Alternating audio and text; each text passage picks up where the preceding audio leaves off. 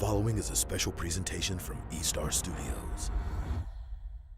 Carry harder.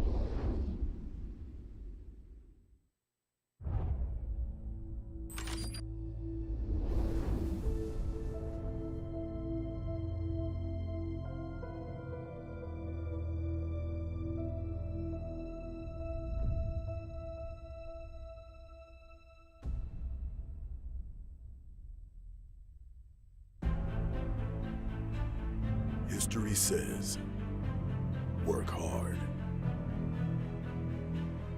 play harder, embrace the grind. The journey is an arduous lane, yet creates a lifetime bond.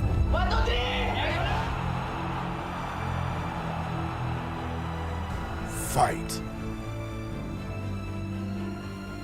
Learn. Reach beyond. History can't say what happens next.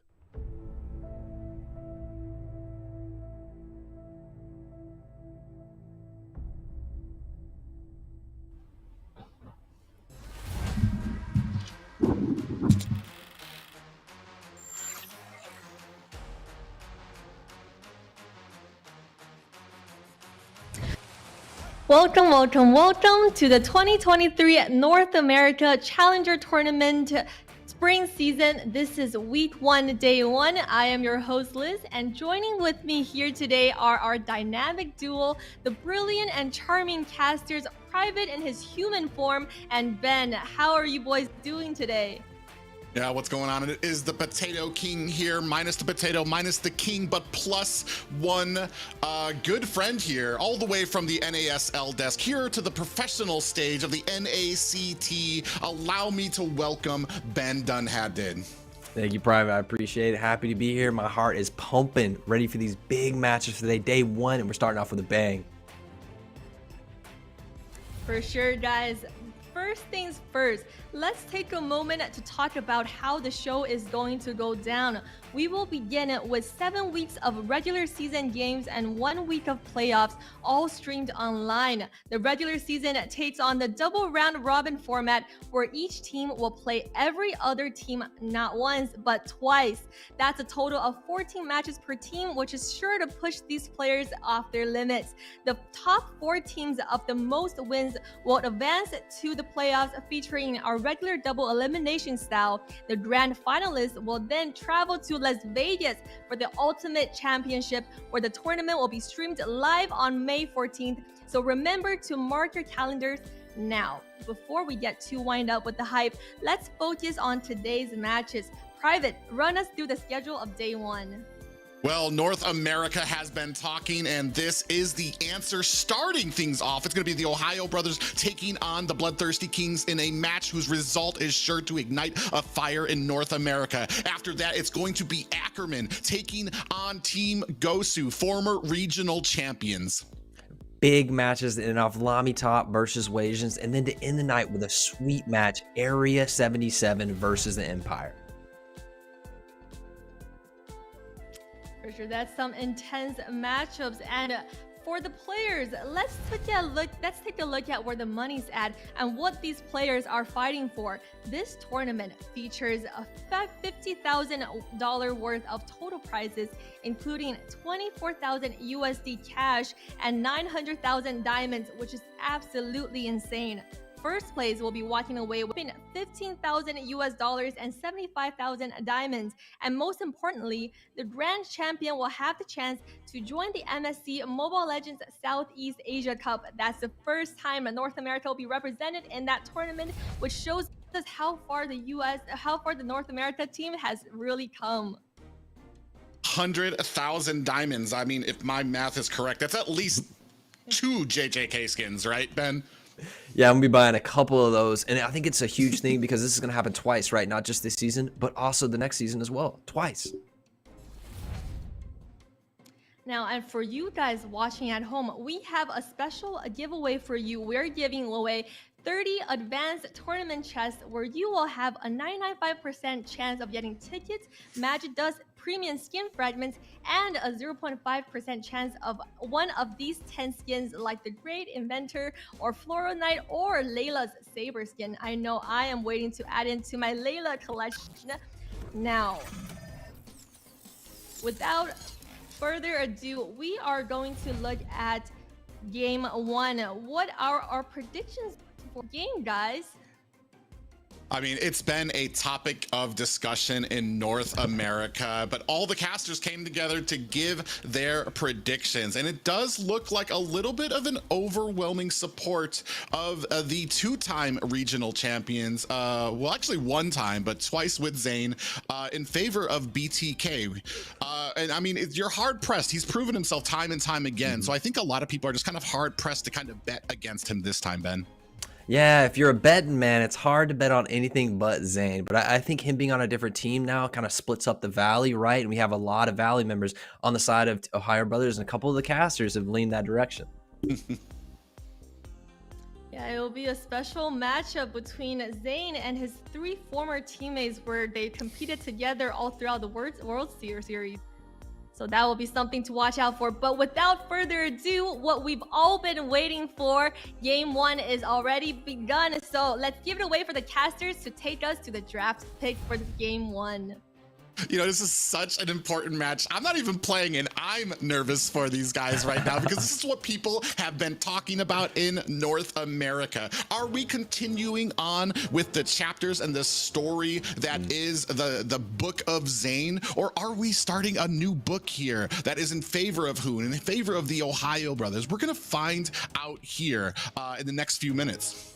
What a way to start the day, start the season. BTK versus Ohio Brothers, maybe the two of the top teams, right? And I think this is going to be a big day, but these teams have a lot of time to grow throughout the season, right? This is only day one, so yes, it's important, but man, we got a lot of games coming for these guys. Yeah, we're gonna go ahead and start off. Looks like we have a Fanny ban and a Kaja ban coming up. But let's talk a little bit about some of these lane matchups too. You've got Zane taking on best player Yato, taking on Hoon, Theo against Shark, Lord T against Yureshi, and Yuna against Basic. I mean, it could go either way. I don't think a lot of people are taking away from Zane over best player, but definitely a lot of eyes on Shark and Basic and their matchups as well. Definitely. I mean, these guys have world's experience, right? They're bringing a lot coming home from that experience. And I think as far as pressure goes, these guys are going to be good to go. But in these lane matchups, we'll see where it breaks down. And like we said, this is only the first time they've met, but what a hype way to meet, you know? Yeah, and very interesting too, like I've talked about it before, this is the eternal struggle. Hoon and Zane have been facing off since before Mobile Legends. This is the Batman versus Joker, the King Kong taking on Godzilla, the Powerpuff Girls taking on Mojo Jojo. This is the matchup that all of North America is vying for and trying to build towards, and might set the pace for the rest of this of these series that are going to be coming up, and not just one, but after that we're going to see if these teams have learned anything when they face each other again. Yeah, I think we have the two teams at the top of the bracket facing off, and they may well here in this game define a little bit of the first steps of the meta for our season as we go into this. So we're really looking at these picks to see what develops out of this, what will be banned out, what will have a huge success rate, a huge win rate, and things like that to carry on in the tournament. A lot of that will be set right here. Yeah, and especially because we've seen a pretty big focus when it comes to some of those thicker, tankier jungle roles, and then possibly going into the actual roaming picks as well. So it's going to be very interesting to see if those kind of play a part and where these bannings are going to start focusing. Yeah, well, let's take a look at what we got on the screen here. Fanny, Faramus, and Joy banned over the side of BTK, and they really run those bans a lot throughout the qualifiers, and they first lock in Valentina, which is a very good start. Oh, just kidding. Maybe not a start, Valentina. Well, I mean, I do like the Valentina pickup because it kind of, I don't want to say it counters, but it does leave open a lot of counter ability towards what the side of the Ohio Brothers can pick up. whether you're going to get like a Colt Alter, whether you're going to have something else from a Roam there that you're going to be able to copy on there. So great pickups by them. And then, of course, newly added to the roster, Joybaj picking up that name brand Cho. Yeah, Joybaj takes place for Theo right here in this matchup, and I know Joybaj has a nasty Cho. Some people call him the Yowie of North America. He is an incredible Cho player, and so we're looking to see him make those picks, but I have to praise the TheOhioBrothers' first pick here. Taking that Fredrin is such a huge takeaway from Zayn. I'm so glad they didn't let him have that. Yeah, he's actually been just a huge menace in the qualifiers. It's basically been to the point that if they're going to allow him have it, you've basically kind of signed your own death warrant there. So They take it away. The only problem here is where it's going to be played. I haven't seen too much of Shark playing that, and I'm not a huge fan of the Fredrin in other positions other than a jungle. We're going to see where it lines up here. I just feel like he's more useful in other things there. We do see that Shark going ahead and securing that Lolita, one of his, his brand picks that he was actually able to enforce into M3. So a very good and comfortable pick for him. Yeah, I love him on Lolita. He feels very comfortable in it, and the team plays different around him when he has that. And I think it's so good that Hoon got Farsa here, and it allows them early game rotation. This should provide them with Lolita and the Fredrin passage through the river very early so that they can get to these ganks in the side lanes quicker than the BTK will be able to match up, at least in the early and mid game. Yeah, there's been some murmurings about how these side lane matchups are going to be. I technically kind of have it in favor of BTK with some of those side lane matchups, but with a Farja, with Shark on that comfortable Lolita pick, you're going to have the fast rotations, the support to those side lanes to maybe cover up some of those weaknesses in the side and get you that early start that you need to kind of enforce your will against BTK, who is known to see a little bit of trouble if it comes from an early aggression. They sometimes can kind of stutter trying to pick the game up from there. Yeah, I wanted to actually look at Mobazane's pick here, and if Fetchin's gone, he usually goes to the Akai. I wonder what would happen if the Akai wasn't available and what's his third pick, but he does get that neutral objective control for the team, and BTK as a whole plays, Mobazane teams in general play so well around early game jungle control, and he really controls the river, controls farm for at least the first 10 minutes of the game, and I'm really looking for a team to pin him into that and play against his farm-focused gameplay and maybe go for kills, do something a little bit different.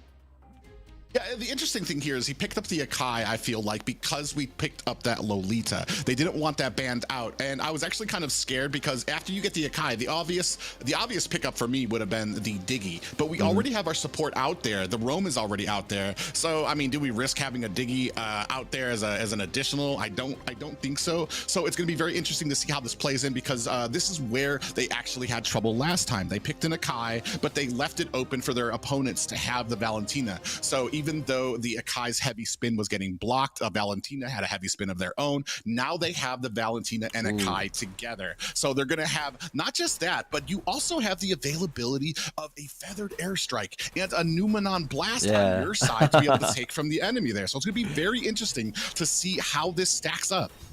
Yeah, big, I think, draft out of BTK in the first 3 picks. I love it. I think Hoon has a rotation advantage in the mid, but throughout the rest of the draft, I really like the first 3 picks of BTK. They've banned out some marksmen here, while on the other side, the TheOhioBrothers have actually targeted the XP lane. So T's going to have a little bit of pinned optimization here. The Glue's gone, the Wisey's gone, the Lop is gone, and he's been a very strong contender on all 3 of those picks. Looking to see what he goes to as his 4th pick in this draft. Yeah, I think a big amount of contention has been the Yureshi taking on Lord T in that XP lane. Who is really going to be coming out on top? Which is very interesting for me, because I feel like the XP lane is something that gets overlooked a lot. It can be a boring lane where not a lot happens, and you don't really get the highlights that you want if you're doing your job like perfectly and correctly. You're just pushing your tower, making sure your team has that pressure in that lane. But this has been a big spot of contention, as North America's been wondering, Lord T, Yureshi, who are we going to go with here? And it does look like we're already taking the steps forward from the TheOhioBrothers to kind of ban out some of those characters that T is known for. Ooh, a Ling. I never thought we would see the assassin into, but that gives a lot of split push availability. And of course, basic goes to that carry. Once again, we've seen very comfortable on carry, played a lot of M-series games on the carry, but I do believe that Unicutie will have advantages in the lanes at certain power spikes and that sniper advantage for range. I think the Ling plays into Kai very well. You don't have to go head to head and you can ult over him if you need. It also gives the OhioBrothers split push pressure, right? They have the ability, and this means Frederick's in the XP lane. The Farsa and the Ling can move around the map so quickly. BTK can't keep up with that pace. Yeah, and that is something to be talking about as we get into the late game there, that you can have this split pushing from Ling and still have the presence at the Lord for him to get back there so quickly. And it's going to come down to see how fast that BTK can kind of get the advantage and kind of close it out. We do have a little bit of late game pressure there from Yuna on this. Are we going to stick with that? Is that the chosen one? Is that's that spicy. That's a great early game pick, especially if you're going to be invading or trying to put the pressure on to best player on that Ling early game, because as most assassins go, you need that early game advantage. If you start lacking it, you're gonna have a little bit of trouble kind of carrying yourself into the mid and late game. And I think Masha and Cho do that so well. So mobile, so quick, can run into the jungle and cause, honestly, havoc for OhioBrothers. In the draft right now, I really favor BTK's draft. What do you think, Private? Honestly, we're going to have to see how this Ling is played. It's going to be very interesting, especially with these early rotations. I'll go over and lean over to the side of OhioBrothers here. I do like having that Fredrin taken away from Zhang, and then, as you were saying, the Ling pressure there. Especially now we have Hoon and Shark, who are going to have these massive rotations. If that isn't cut out soon, I feel like this could slip into Ohio's favor. Yeah, when's the last time we've seen a Masha game, though? This is truly a treat to start off the season here. Masha in game 1, day 1 of the NACT Spring Series. What are we looking at, Private? Yeah, and this is just going to be an amazing game. We're already talking about it. You see Shark already pressuring onto this purple buff, trying to make sure that they have the vision, have that pressure onto Zane, who sometimes does have a little bit of issues when it comes to this early invades and early pressure that comes onto his teams. We're going ahead, starting some damage on there. Shark's going to be able to get out with about half health there, so no worse for wear. Yeah, both mid lanes clear out the mid lane and roam and rotate immediately. And I think Farsa will have the advantage moving through, but they need to keep that pressure and make sure Farsa can get out of that mid lane and rotate. Yeah, we also see Yureshi already coming here into Yato's going to extend that flicker to get away, but great rotations already from the OhioBrothers, who come in here to meet them and make sure that it is not a fair fight. And we're already starting to steal jungle from Zane. Best player trying to come in here is going to go ahead and secure that buff away. Great moves out of OhioBrothers to set the tempo in this game. Fredrin moves down and overpowers the mid lane, but Zane may be in a little trouble. Yeah, he is. He doesn't have his level 4 yet, too. He might not be able to get out of this. You see Hoon coming in here with the stun. That is going to be the first death going down for Zane. T powerless to do anything about it. And that is a 4-man rotation. This is what we were talking about earlier. You have Lolita, Shark on that Lolita. You have Hoon on that Farja, and they're just able to out-rotate and come in strong. Zane walks into 4 people when the jungle camp was already stolen and kind of like drifts into the enemy team there and gets punished. Now Zane, the leader of his team, is first blood. How will this affect his rotation in the rest of the game for him, as he's a little bit slower in the jungle? He still doesn't have level 4. Yeah, well, the good thing about it is he's not playing an assassin. So as a tankier jungle, he can allow some of these, a little bit of a looser play when it comes to these deaths that he can take. Great job by the OhioBrothers to go ahead and cut that lane in preparations for this turtle. It's gonna be the first one here. You see Joybaj and Yato coming up from the side, trying to create some pressure. Turtles getting dragged over to the side of OhioBrothers. Moba Zane coming in as well. It is going to be a 3v3. You see Lord T coming in from the end. A little bit of a dance here, a bit of a tango. Not sure if both of these guys are singing the same song here, as Joybaj is going to go ahead and have to Jeet Kundo out of there. Lord T just investigating Hoon. Going to fly in with that wings by wing. Here comes the feathered airstrike. Takes both Joybaj and Yato down to about half health, and this is going to mean that this first turtle might be going over to the OhioBrothers. Yeah, Shark goes ahead, clears out the jungle, makes sure that Zane has some pressure on him. So great first engagements by the OhioBrothers so far. Yeah, almost 700 gold, almost 1,000 gold ahead now in this game as the OhioBrothers taking an early lead, and Zane decides very early to leave that turtle alone and keep farming his jungle. He goes to get blue, he goes to get red while that's going on. He didn't even contest for a turtle, and it's a really good switch, but something we don't see often is that BTK is pushed off the first turtle. Yeah, just an amazing ability right now as we're starting to kind of wait for that mid game. I mean, right now, the early game definitely in favor of OhioBrothers. They've got the rotation, they've got the damage out. And I mean, like I said, it's as it comes to these turtle fights and as it comes to the presence in the map right now, it's pretty much all OhioBrothers. And we're waiting for that sync, that damage output to just start shining from the side of BTK.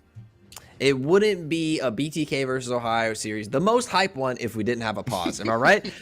So I think this is going to be a little bit of a rotational advantage showing in the gold thus far, right? This early game is completely dominated by how there's Farsa gets out of the lane so quick. Ling can be wherever he wants, whenever he wants. And I think just BTK wasn't ready for that in the beginning. I also think Yureshi on the Fredrum being able to walk down from the XP lane without being punished, that Masha early isn't putting it out like what it needs to. We'll see as this presses into the mid game. I think Akai still has neutral objective control, but a good start from the OhioBrothers, almost 1,000 gold up.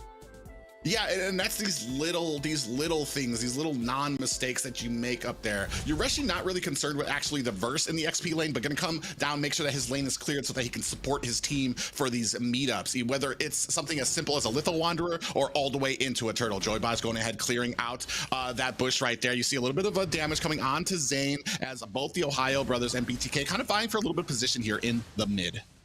Yeah, now the BTK has their ultimates. Akai is still level behind, but they have the heavy spin. They have the Cho ultimate as well to make picks, and everything's going to start to become online. The problem is OhioBrothers has a very strong advantage. Ling has a level up on Zane, and so that means his retro will always do more damage. He just has, even though Akai has neutral objective control, it feels like Ling kind of is the exception to that. Yeah, but what I haven't seen just yet is I've been seeing a lot of people caught out of position for the side of BTK. Once we get to these team fights, is it going to be a different story? When we have Yato stealing the ultimates, that might actually change the formation or the platform of these matchups. We're going to see how well that comes under. Yato in a little bit of trouble, does get caught with a stun, and down comes the damn Yato. Almost able to get out of there, but still taken down by Hoon, and that's just a collective effort of this team right now. They are just in Synergy City right now. And that's going to press more jungle pressure in, and Zane's going to have at least a little bit of people walking into his jungle, seeing where he's out, getting vision on him. And just as Private says, getting caught out of position, Yato gets caught by Lolita and the Farsa and burns the flicker. So that's almost a minute and a half now with no flicker on Yato, and he takes the death. It feels so bad to flicker and still die. Yeah, and we are going to Lord T gonna get some vision here as we have the turtle on the side of the OhioBrothers, and we have zoned out basically the rest of BTK. Joyboy's gonna try to come in, catches a stun for his efforts. Here comes the boom. No, here comes the Hoon laying down that damage with that feathered airstrike to make sure that BTK stays away from the turtle, and another secured objective for the side of the OhioBrothers. Great zoning ultimates from Hoon here. Not only does he get the zone of that artillery, but he's putting damage into the correct members of every time it's either Joyboy or Yato and pushing them out of the fight. And if they do come to contest, they're a level behind in retreat, and one of their guys is like half health. It's just a great usage from Hoon to set up these team fights using the ultimate early. Yeah, you do see that BTK trying to lock on the Shark, who safely flickers out of the way. That's 4 members right now trying to rotate out and still not able to find the setups that they need. Right now, Joyboy is trying to come down to the bottom lane. Shark doing a great job of collecting this vision here right now, but we do see in the background Hoon coming in with that Farja, trying to make sure that they have some position. It is a 4v3, 4v4 right now. I'm not sure if this is the fight that they want. Joyboy is going to have to go ahead and dance his way out. Hoon coming in with that wings by wings. Not able to catch Yato. So a great job by both teams. Nobody got caught yet, but definitely not an advantage for BTK yet. Yeah, Hoon has 2 kills. He's got the Clock of Destiny completed. He's on to his second item. Boots already completed. Huge damage on Unicutie. Yeah, Unicutie actually gonna have to reverse and hit those brakes and head back to base there. All that damage coming down, and no towers taken yet, but this is the force that you're getting from the Farsa and the rotations right now. And this is what I was talking about before when it came in those qualifier matches. You saw Hoon on this Farsa. They were just a menace, able to rotate so quickly. Big plays coming out of Hoon. He's really the leader of this team right now, and honestly making the calls from the mid lane, rotating out. 2-0 on a Farsa is just what he wanted to be. This is what the OhioBrothers drafted for. This early game rotational advantage, and they're pressing it to BTK. BTK has to hang on. They have to find picks with Joyboy, who hasn't really been active in the game yet. 0-0-0. Hasn't found a pick on that Cho to make that Yaoi level play. Yeah, and right now they're kind of on their back legs here. 2 towers already pushed in, none for the side of BTK. Still kind of waiting for that power spike, but I mean, still getting manhandled. Joybaj does come in, catches a stun for his effort. Shark doing a great job of making sure he is there to peel for Hoon every single time he lays down that damage. Rest of BTK here, Mobazane and Joybaj going to go ahead and find an escape here, but still no pressure on the map right now for the side of BTK. 4,000 gold league at the 7.5-minute mark. Huge lead for OhioBrothers in this first game. And I think a lot of it has to do with whom, but maybe a flicker in. They're zoning out this turret, trying to get even more. Oh, we do see that heavy spin comes out, but a beautiful petrify. Oh! Catch him, and we're gonna see if we have a Hoon that might be taken out there very quickly. Here comes the Tempest of Blades down, landing onto Joybot's gonna take him out there. It's a 1-for-1 trade, but this is the first signs of life that we have seen from BTK, letting the Ohio brothers know that they are not down and out of this match yet.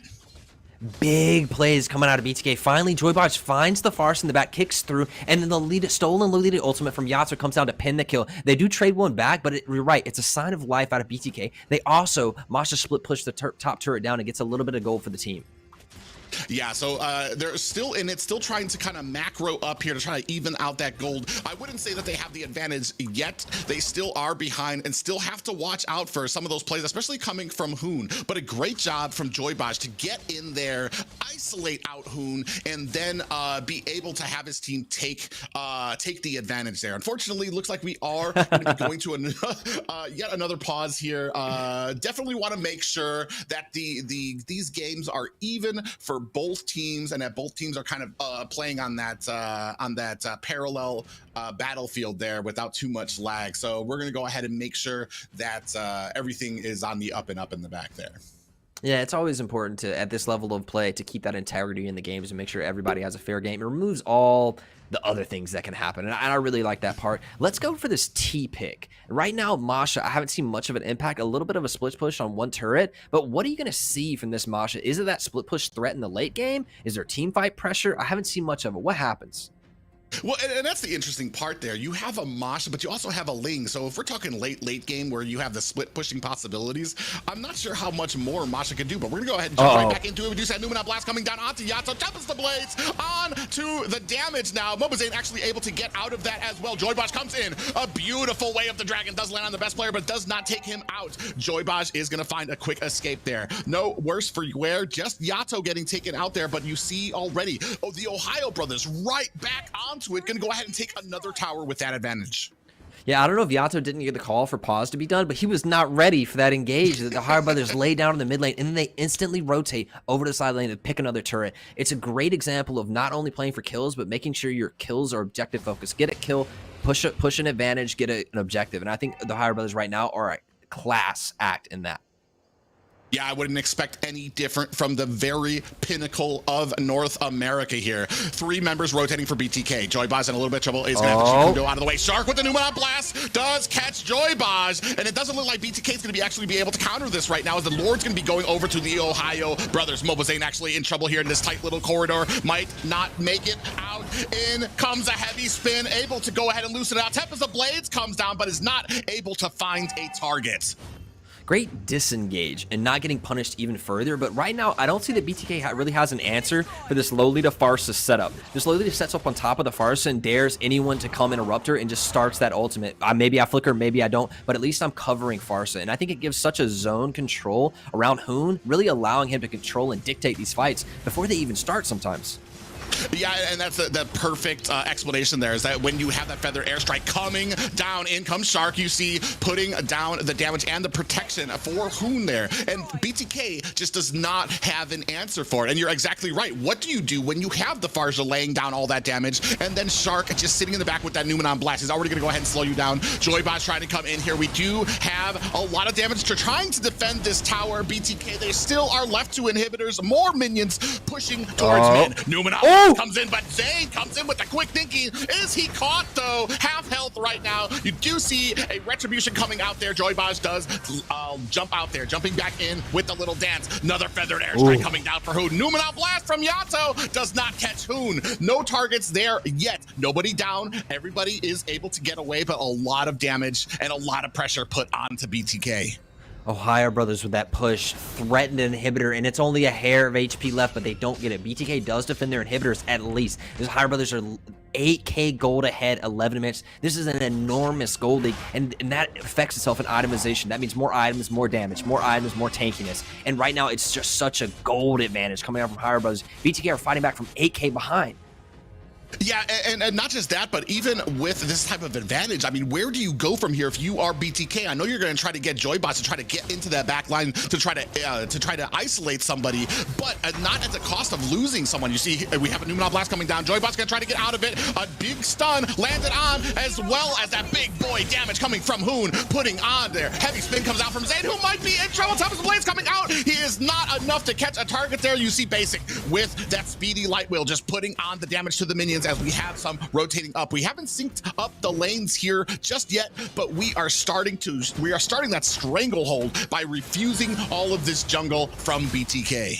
You're right. The jungle's been taken away. Zayn's been choked out, and he has to share lanes with XP now. They're not even using a Lord to push in. The next Lord's in 20 minutes, Private. Yeah, and we do see that again, coming in with that bulwark from Shark. Hoon in the backline, putting on the damage with that feathered airstrike, and this is one inhibitor that has gone down. There's only one left for BTK. Joybots goes down. Here comes a flicker with that Numenal Blast. Does not catch a target just yet, but the story has been written right now. One inhibitor left from BTK.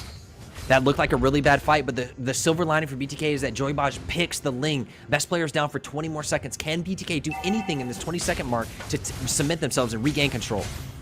Yeah, well, you see Lord T taking a whole heap of damage from Basic here right now. He's going to have to back up to his team there. You're actually doing a great job of zoning out the rest of the players there. Hoon takes a whole lot of damage there, almost half health chunked there from Yuna, and we have started on this Lord. Zayn trying to get himself into a great position. A great read by Ohio to zone him out. He can't even get around without me. Look at them already pushing him away from this Lord, allowing Basic to go ahead and put on the damage. Hoon is going to have to back up there. Yureshi trying to play the wall here to back up the rest of BTK, but that allows the rest of the Ohio Brothers to take down this next Lord. It's going to be near on impossible to defend from this next Lord push. It will be a Luminous Lord, and this will be pushing in with only one inhibitor left. What can BTK do to set the map and make sure these waves aren't synced up? Well, and that's the problem here right now. You're at such a loss. You're at such a gold deficit. You're waiting for the side of Ohio Brothers to make a mistake. You can see right here, even the lanes kind of synced up, kind of coming down at the same time. Luminous Lord barreling down through the middle lane. You don't really have it on the far end lanes, which is where you would like it to try to take this top tower, which is the only, I want to say, saving grace for BTK right now. So they can focus their efforts here up at the top and mid lane. Lord is coming in here right now. You do see the focus coming in. Here we go. The Ohio Brothers come in, conceal play. That is short work for that. Hoon laying down the arsenal for the rest of the Ohio Brothers. And Lord T gets us crunched down as a heavy spin might be it. This might be the first game going over the Ohio Brothers. Chapter 1 of this mega engagement goes to Hoon and his brand new team, the Ohio Brothers, over BTK. Huge game for Ohio Brothers, 10,000 gold ahead, a little bit more. Honestly, making this not look like a close game, Private. That was a stomp out. Honestly, from the very first rotation, Ohio Brothers were in control, and Hoon uses that Farsa to expert ability, rotating on these lanes. Honestly, creating a landscape in which BTK can't walk in the map anymore.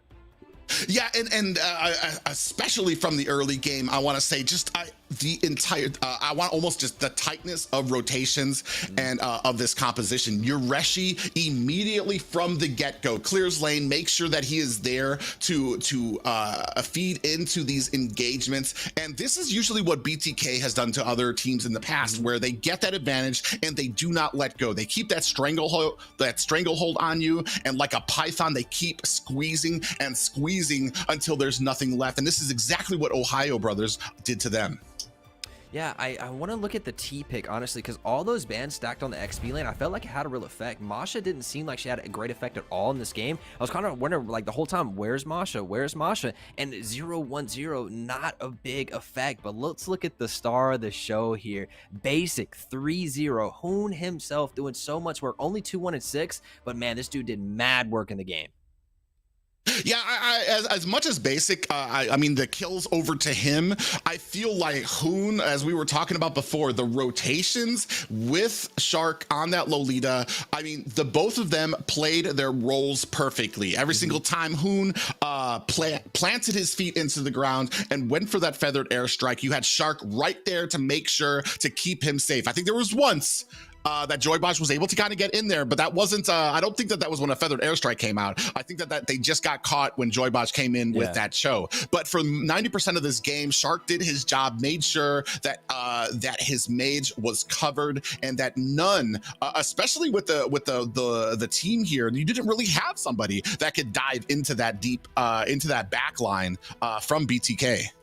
BTK has to go back to the shop and figure this out, because this was 1,000 gold league per minute increase for OhioBrothers. At every minute of the game, they were rolling through them. 9 turrets to 1, 2 lords to none, 3 turtles to none. It is a shutout for the side of OhioBrothers. This was honestly a disaster for the first step of BTK. Let's see what their mental is like when they can come back in the series and say, okay, we went down 1 bad.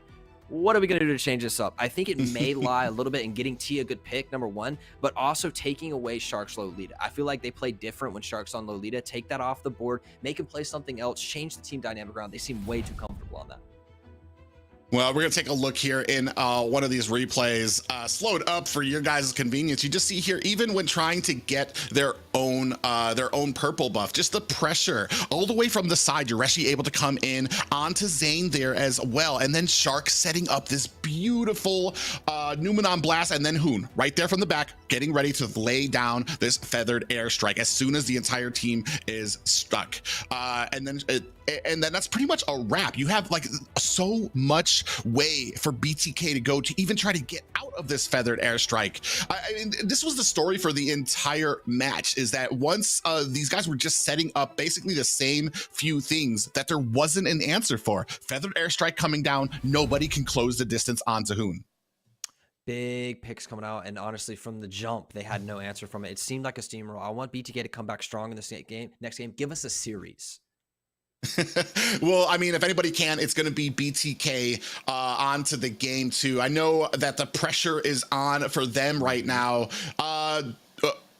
OhioBrothers, I mean, this is their game to lose. They don't need to win this game. It's on BTK, or we're going to be closing out this series a little early. An amazing first game by them. We're going to see if there is an answer for that as we move into the second. I think OhioBrothers want to win the next game. Not only do they, I think a 2-0 sends a message to not only the rest of the tournament, but the community as a whole. We're the new top dogs, right? And man, with this first game, it feels like the Zane dream has been shattered a little bit. Oh no, you know? And we'll see how the rest of the series go. It's only 1 game. It's the first series of a very long tournament. But wow, the OhioBrothers come out with a very strong performance. I kind of fanboying on the Lolita and the Farsa together. Wow, that was strong.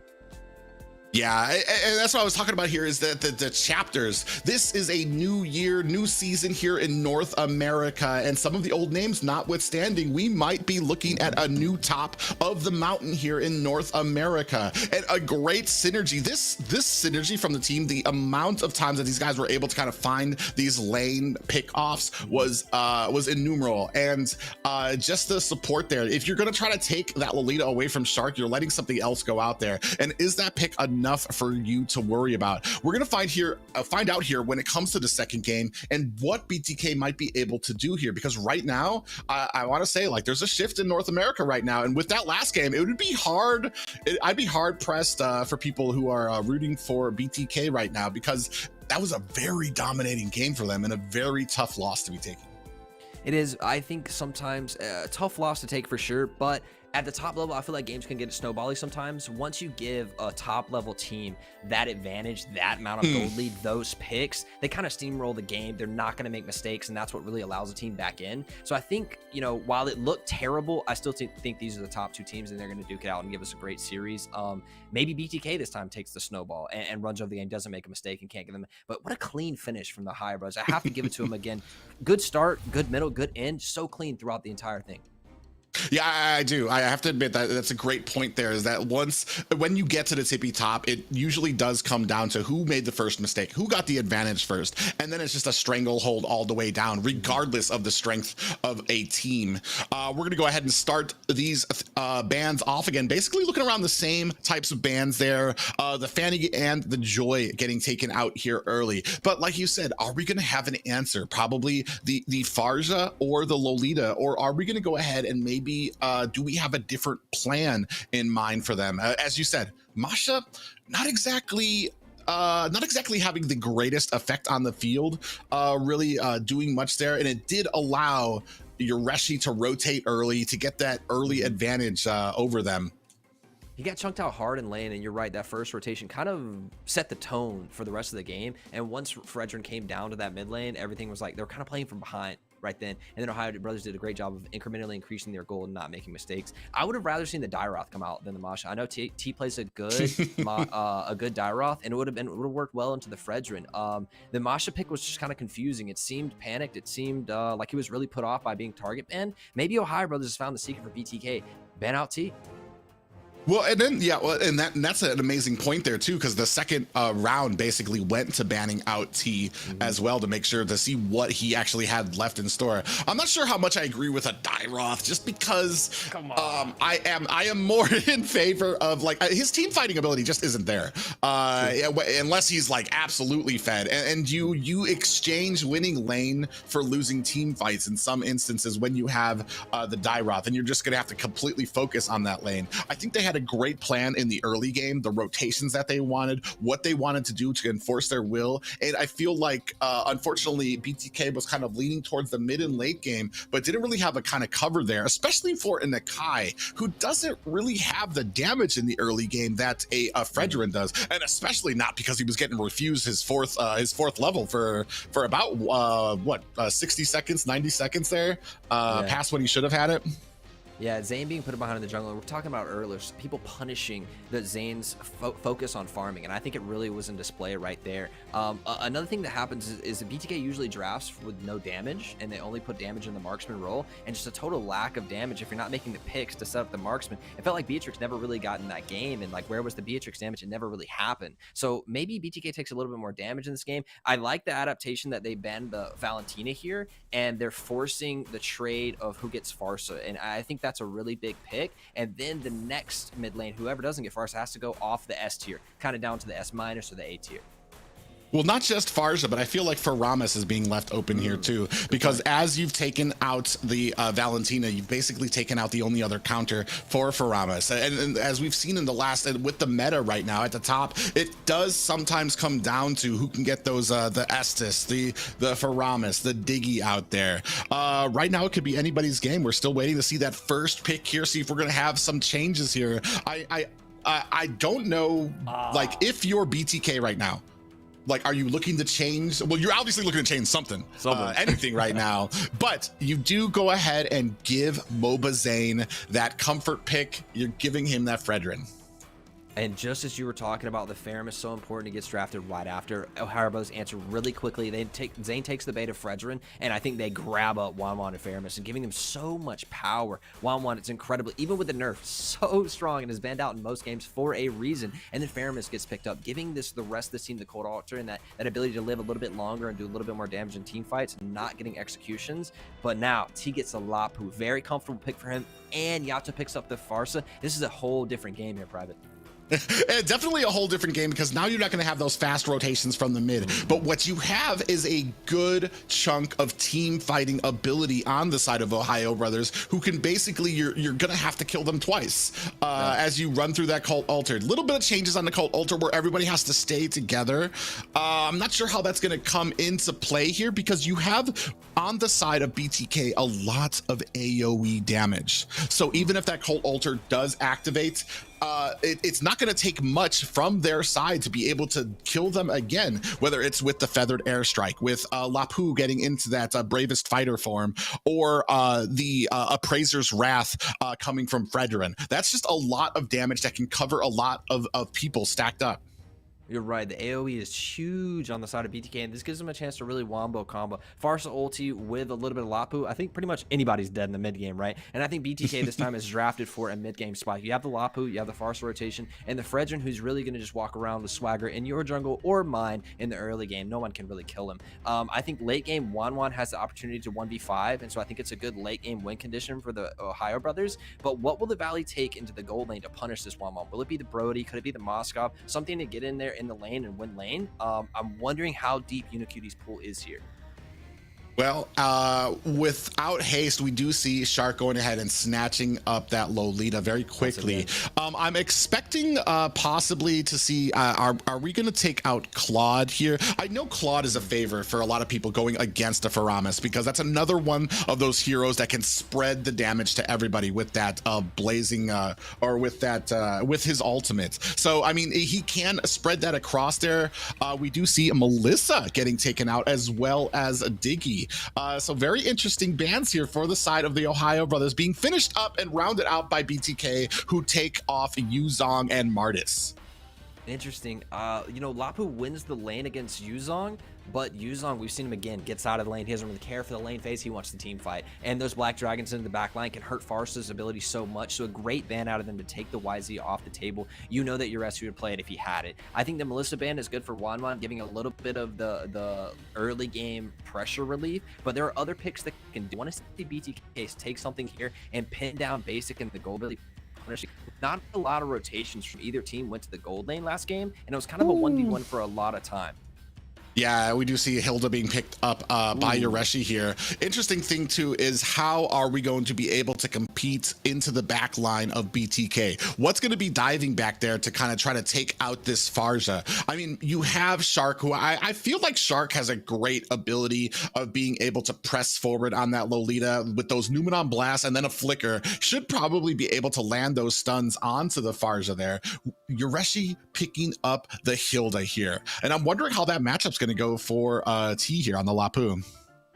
Now Hilda will win the lane really hard, so Lapu's going to look to get out of the lane just like a YZ would into the Lapu. Now Lapu's going to be the one running out and trying to get to these team fights, because Hilda can just stand in that bush, and the lane's so boring, but man, Hilda smashes it really hard. So I'm looking for T to get out, and honestly, there's the Brody. Yes, I wanted to see the Brody played into the 1-1, punish this lane phase, and get into the 1v1, sometimes with Basic, when they're left alone on that island, pushing back and forth. I thought when this Hilda was originally picked that it would be into a support, but it didn't really make sense into the Fredrin jungle. Yeah, interesting note here. Theo back on the board here with the Kufra picked up here. Side note there too, the Tyrant's Revenge from Kufra will be able to hopefully kind of either be used as its own setups, but even also to kind of counter that Numenon blast coming from Shark, if he can get it out there in time. Woo-wee. But we see on the side of the Ohio brothers picking up the assassin jungler Hayabusa. We were talking about who can get into the back line to try to catch the Farja, and best player picking up the Hayabusa. And the name of his game is basically diving into those back lines. Yeah, and Haya's like a higher dry pick, right? You either get going from the early game, or you kind of get relegated to be a split pusher. And into the fighter of Fredrin, we've seen that Hayas have trouble sometimes, but if they can get ahead, they have so much dominance in the game and mobility to go around the map and do what they want. Really interesting draft out of both. I think I would give late game to the side of Ohio brothers, and I think in the mid game, BTK has an advantage. Early game, I think a little bit of advantage out of the Farsa, but man, if that Wanwan gets going in the late game, it's going to be trouble. That's interesting, because I actually have the opposite feeling there, is because I feel like the early game is Ohio's to lose. They need that early game to go well. Hilda from behind has problems, because she can't really do, if you're not afraid of Hilda, you're not going to be checking these bushes for her, and she's just going to be a lightning rod for all of the damage as she comes running in. So at the early game, if Ohio can kind of get the advantage, I feel like this is going to go over to it's gonna stay with them. If BTK can somehow kind of run around here and kind of take that away from Ohio, then I feel like it's going to be BTK's game. But it's all going to be coming down here to the beginning, to the early parts of this match. It's going to be match 2 here. BTK looking to prove they still have what it takes to sit atop the mountain of North America. That's right, and they've gotten a lot of the picks that they wanted in this matchup, but it's Ohio brothers are no slouch in this. Theo maybe getting a little bit of damage here in this river. Yeah, it takes a bit of damage. Is expending that flicker already, only in the 57 seconds right now. They do not get this Litho Wanderer. Mobazane doing his best to take down the purple buff. A little bit of a rotation going up to the top lane now. And that's mid lane a priority out of them. OhioBrothers push out the mid lane and they get their first rotation. They get Letho for free. Zane didn't even walk towards it. He's still on blue buff. He didn't have the same help. And I think that BTK needs to focus on getting that Farsa out of lane as soon as she has the skills and availability to rotate with the damage. Get her out of lane. Take to the next level. Yeah, you see Shark trying to put some pressure onto Zane, and this has been a big thing for Zane. He'll actually get a little bit of trouble. Down comes the Apprentice Wrath. Down goes a Shark, but Mobazane gets picked up by the jungler, and I feel like for that 1-for-1 trade, it does favor OhioBrothers just a little bit more. Right, it does. You're right. Support for jungler. Your jungler's off the map. He can't farm, and he's not getting gold per minute, but still, 3v1 from Zane? Oh my goodness. How does he do it? Yeah, I'm still able to bring down that Appraiser's Wrath. That's just the great value you get out of Fredrin for all the damage that he can take. First turtle is up, and we are starting to vie for position. You see that Zane is kind of coming there. Yanareshi comes in there. Hoon with a little bit of damage as well. Yato, oh, might be. No, he gets out. He's going to tell that story to his kids there. Shark coming in with a Numenon Blast. Now, beautiful Tyrant's Revenge comes up there. Is this going to be enough? Cole Alter down right now. Lord T in the fray of things as Theo's trying to get himself back to safety. Pulled back is Theo, but stunned right now is T, who uses that flicker to try to get away. He is not long for this world, and the feathered airstrike not able to do much, but zones out the rest of OhioBrothers. 1 for 2 right now in favor of OhioBrothers. BTK takes another turtle when Yato's pushed out. They know they're outnumbered and they still take the fight anyway. Yato comes back a little late, throws the ulti out, but the damage is already done. The turtle's been taken and they're rotating out. And then T alone, and then T finds himself alone with 4 members of the OhioBrothers. He knows he's dead, tries to flicker out, but burns the flicker and still dies.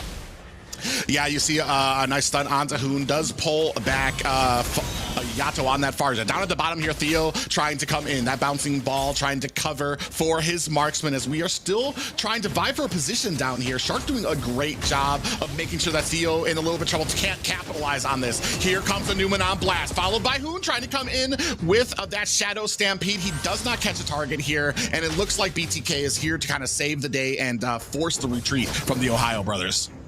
An early kind of like stop to the pressure, and BTK follows the roam down and answers, right? But best player is off to a really good start, 1-0 on this assassin. Yeah, 2v3 here right now. Yato gets taken down quite quickly. That shadow kill comes out, and Mobazane powerless to protect his teammate. It is 1 for 3 right now in favor of Ohio's. They set their sights at the bottom lane. Farsa should be having a rotational advantage, but finds herself being pinned in the mid by this immense pressure coming out of OhioBrothers, always pushing in mid, always getting for rotation on a Farsa. Farsa should be the first one there, and best player locks in the Hunter Strike at before the 4-minute mark. This assassin's off to a run. Yeah, and we've been talking about it before. A lot of people have been saying that there might be a little problem with the assassins. Theo in trouble. Numenon Blast coming down. Do we have the flicker? We do. Catches Theo, but we are not able to clean it up. Is the OhioBrothers. Yoreshi going to be finding himself back up to the top lane. Turtle is up right now. Mobazane desperately needs to kind of get the momentum in his favor. 3v2 right now. Lord T comes in with that bravest fighter. Here comes the feathered airstrike now as well. A little bit of trouble. Shark gets taken down too. Cole Alter is just a hair too late. And Hoon trying to make his way to safety is going to use that Shadow Stampede to get away. What a play. They 2v4 into the Lord Pit and still take away the turtle. Best player gets a pick on the other side of the map, may get chased down here, but it looks like great pressure coming out from BTK, answering this back. Honestly, I'm still amazed that Fredrin and Lapo just 2v4'd on the Lord, the turtle, take it, and then take a couple of kills. Big plays from BTK. Yeah, you do see Mobazane starting to go ahead and press his advantage into the OhioBrothers jungle. Yoreshi powerless to stop him. Down comes the Appraiser's Wrath. Not much damage really coming out of there as Lord T goes ahead, throws a little pokes there to the Yoreshi as well. We're going to go ahead, zone out Yoreshi here while Mobazane takes on to this top tower. Great job by BTK, and a little bit more formulated here than we saw from last game. Absolutely more formulated. BTK seems to be a lot more comfortable. They have a lot more damage in their lineup as well. With the Lapo and the Fredrin, completely changes the mid-game skirmish, and they bring so much damage to these fights, and they're starting to outplay a bit. Yeah, Unit in trouble, does use that Torn Apart Memories, but it's not going to be enough as basically able to get the kill on there. Numenal Blast coming down. Theo might not be long for this world. Down comes the shadow kill from Best Player. That is 3-6 right now, just narrowly over, not even a 1k gold lead right there. Zane comes in. Best Player taking down some damage from Yato. Mobazane desperately trying to cling on to this orange buff right now. Doesn't want it to get taken away, so they're still vying for a position. Basically picks up a tower off screen as we are focused on the mid lane. Ooh, Shark actually in a little bit of trouble down. Appraiser's Wrath comes down, but it's not going to be enough. Does use that conceal, and Zane in a little bit of trouble. Might see a crossbow attack come out. There it is, but Zane is super tanky. That's not going to do much more than tickle him, but in comes Hoon with Best Player. They don't find the target just yet with that shadow, so they are going to go ahead and disengage. What a pound for pound, blow for blow. We have 9 kills in 6 minutes. We're starting up the third turtle here. It's going to be a big fight to secure pressure. Yeah, it's only a 3v4 right now. We're still waiting for the rest of BTK to kind of get into position here right now. We are dancing around it. This is kind of what we do when we're trying to look for a fight. I feel like the Ohio Brothers feel like they have the fight in their hands. They want the fight here. They want BTK to kind of come in for this. At the top, you see that Wan going to go ahead and start the split push. Do we have enough pressure here to start onto this turtle? Looks like TOB is kind of standing back. Mobazane is a clean pickup for that turtle as a zone out from Theo backs up the rest of the Ohio Brothers. Very conscious decision and call throughout the comms of the Ohio Brothers. Send Wamwan to the top and give up this turtle. For what reason, we don't know, but they really gave that turtle away. They had the 5v5 fight if they wanted it. They neglect to go and split push the lane, get Wamwan a little bit more gold. Basic is 2-0 on Wamwan. That's going to be so much damage in late game. Theo goes in there, might have been baited out there. Numenal Blast comes out. Mobazane is zoned out a little bit as well. No worse for wear is BTK. Great thinking by them. They do let down a Numenal Blast, so they're not going to have that for at least the next 40 seconds.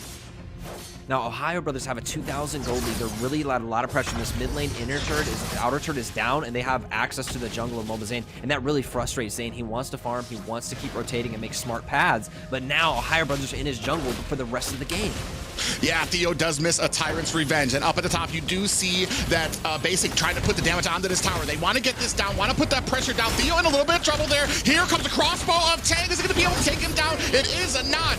Down comes the feathered airstrike, but followed closely up by that cold altar. Shark comes in with a bit of a stun of his own there, but we are at a 1-for-1 trade. Basic down. Re-engage. Numenal Blast of their own with a flicker catches BTK. Zoe is taken down. Shark actually might not be long for this world. Has that bulwark up. Is he going to be able to get away? Hoon doing a great job of pulling Mobazane, and he is in the wrong way in between 4 members of the Ohio Brothers, desperately trying to get back down to the turtle. Yuna comes in for the damage. Appraiser's Wrath takes down a Shark, and a great game there. Mobazane is still alive.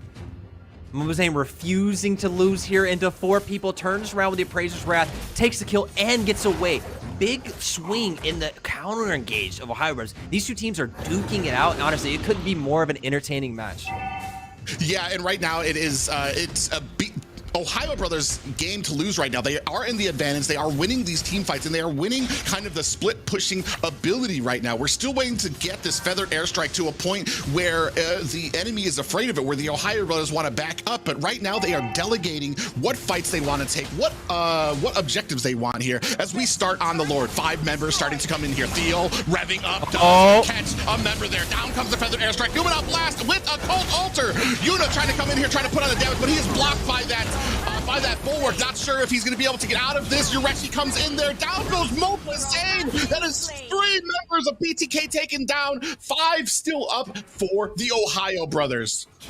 And T finds himself once again in the middle of a whole lot of Ohio Brothers waiting for another kill. What a clean Colt altar coming out from the Faramis to save their best player, secure the Lord, secure the team fight. What a swing. This is a huge moment for Ohio Brothers. Only 4k gold up, but look at the map state. They have a Lord barreling down. They're going to clean the outer ring of turrets with this play. Yeah, not just that, but during that play, a great job by Shark to read out where Yuna was and threw up that shield, that bulwark, to block all the damage from Yuna. So during that team fight, he was not a factor. Lord coming down from the bottom. 4 members hiding out here. Zane actually might be in trouble. 4 members trying to come at him. He's able to dash away. They aren't able to find the damage, but they are able to find the tower. Zane does get away from that Numenon blast. The Ohio Brothers going to go ahead and distance themselves from here as they move on to another tower. Up at the top, you can see Lord at the bottom, push at the top. They are doing a great job, our Ohio Brothers, of putting the pressure on to BTK. Zane might be getting a little frustrated, is trying to come in, try to put the damage onto Yureshi. He has clung, but we have 5 members onto Zane. He's looking to try to get out of here. Use that Razor's Wrath doesn't connect. Zane in a little bit of trouble, gets taken down. Lord T is the next one. Yato might be in trouble. Basic just coming in. We were talking about the marksman, but Basic doing a great job. 2 down for the side of BTK, 1 down for the Ohio Brothers, and Ohio Brothers think twice about continuing on this push. Just inhibitors left for the side of BTK. Relentless aggression here coming out of Ohio Brothers. Look at the itemization on their side as they have 6k gold advantage. Look at the build onto the Hayabusa. He has BOD, Malefic War, Hunter Strike. He's doing so much damage. And even though this team's grouped up, it feels like best player's still doing so much damage on the Hayabusa. 3-1 and 10. Basic gets taken out in that team fight, but he really has so much damage in these team fights, cleaning out even a Frederick, even a Kufra. I think Theo has to find his legs in this game and make a good set for any hope for BTK. Yeah, and right now the pressure is on BTK, only with inhibitors left. The entire jungle basically open, and we were talking about this before. Once that squeeze starts, Ohio Brothers are not likely the team to kind of make that mistakes. Numenon Blast coming out here does not use the flicker. Best player comes in with a little bit of shadow, not able to find or secure any kind of target that he wanted, so he backs off. And right now we're just into the lanes. That's all we have right now is to kind of get these lane gold. Ohio doing a great job of refusing that jungle, the jungle gold. Yeah, I struggle to see BTK coming back in this game because of what you said earlier. Ohio's not the team to make mistakes. BTK needs to force errors here, and I'm looking at Theo. I want Theo to come in with a big engage, Mobazane taunt, and really lay down and pick somebody before this next team fight starts up. The Ohio Brothers have the lane pressure. They're going to be splitting in. They're going to pick their fight when they want it. It's up to BTK to walk into this river, which is completely owned by Ohio right now. Yeah, we do have a concealed play coming out. They want this fight. They do see that Tyrant's Wrath coming out from Theo. He's not long for this world. Does catch a beautiful stun, but he's going to catch a crossbow of Tang, which opens it up for the rest of the team. 2 down for BTK right now. Yato joins the pack in the afterlife right now. We are going to go ahead and start zoning out as the rest of the team from the Ohio Brothers is going to go ahead and get onto this Lord. Mobazane in a desperate attempt. Lord T into the backline, but here comes a cold altar to keep the Ohio Brothers stacked up. Bane, Zane is in trouble, gets taken out as well. That is 2 people left for the side of BTK as this Lord gets taken up quite quickly by the Ohio Brothers. 4 members now pressing into the core. This might be it. Lord T desperately trying to come into the back line, does not find the damage. We are down to almost about a 10th down from this core, basically taking down Lord T. Theo alone in the front line trying to cover for Yato. They do back up, but they have a Luminous Lord coming. That means it's at the top lane. They're going to have an immense amount of pressure coming down to this next inhibitor at the bottom as well. We continue on pressing our advantage. Yureshi coming in here to zone out the team of Yato and Theo. Are they going to be able to stop this? Here comes the Luminous Lord. We are trying to zone it out. Numenon Blast comes down. Yato gets out of there with the cold altar. Down to about half health. Is it? A new chapter has started in North America as BTK gets taken out by the Ohio Brothers. Big game, big statement coming out of Ohio Brothers to come into this game and not only win the game, but 2-0 in a very decided fashion. These weren't close games. These were blowouts. Now, this game was closer than the first one, but what a statement coming out from Ohio Brothers to do BTK like that. They completely ran over the map both games.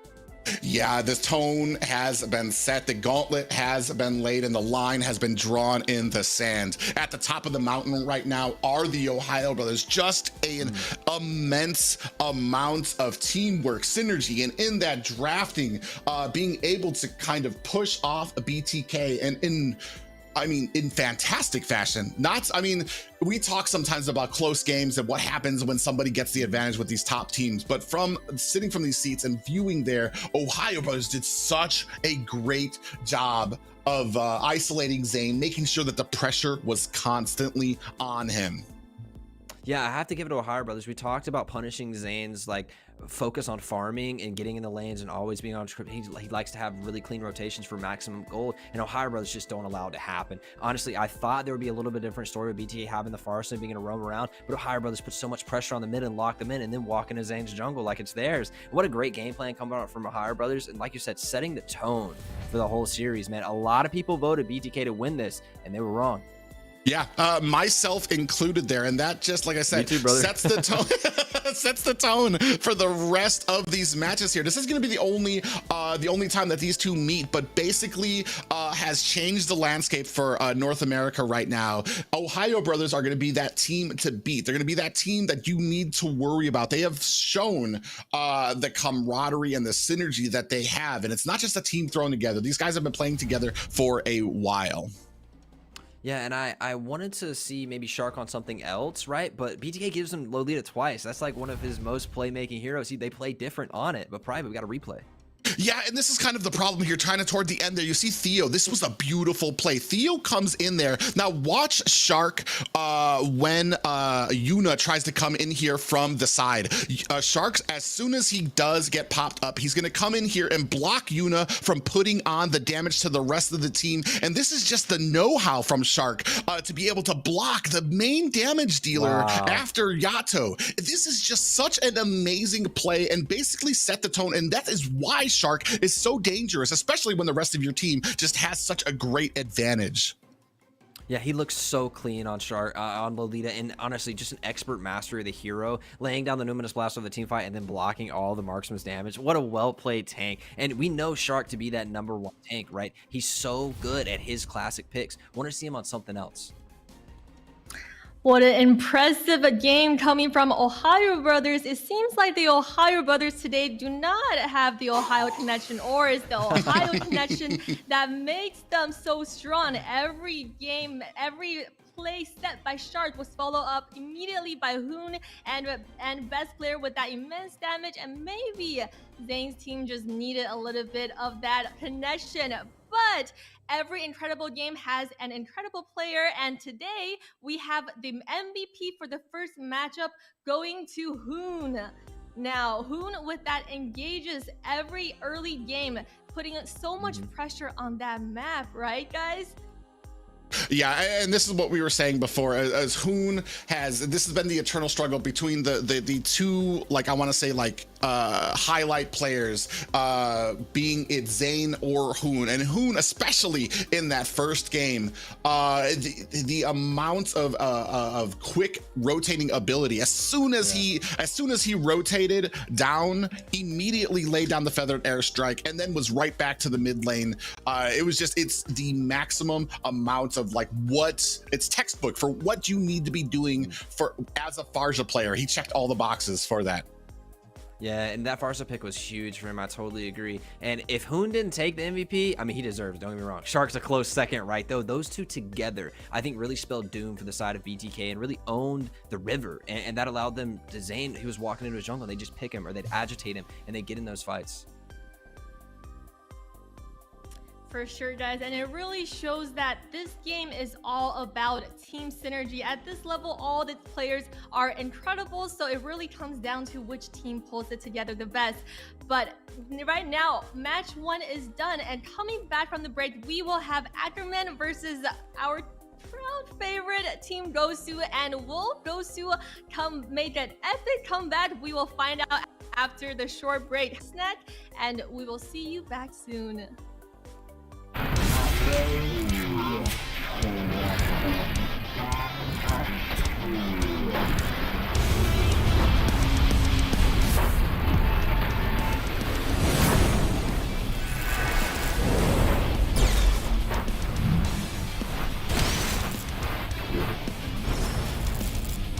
Oss! 決まってこうぜ。少し乱暴しようか。釘崎野原喜べ男子こう一点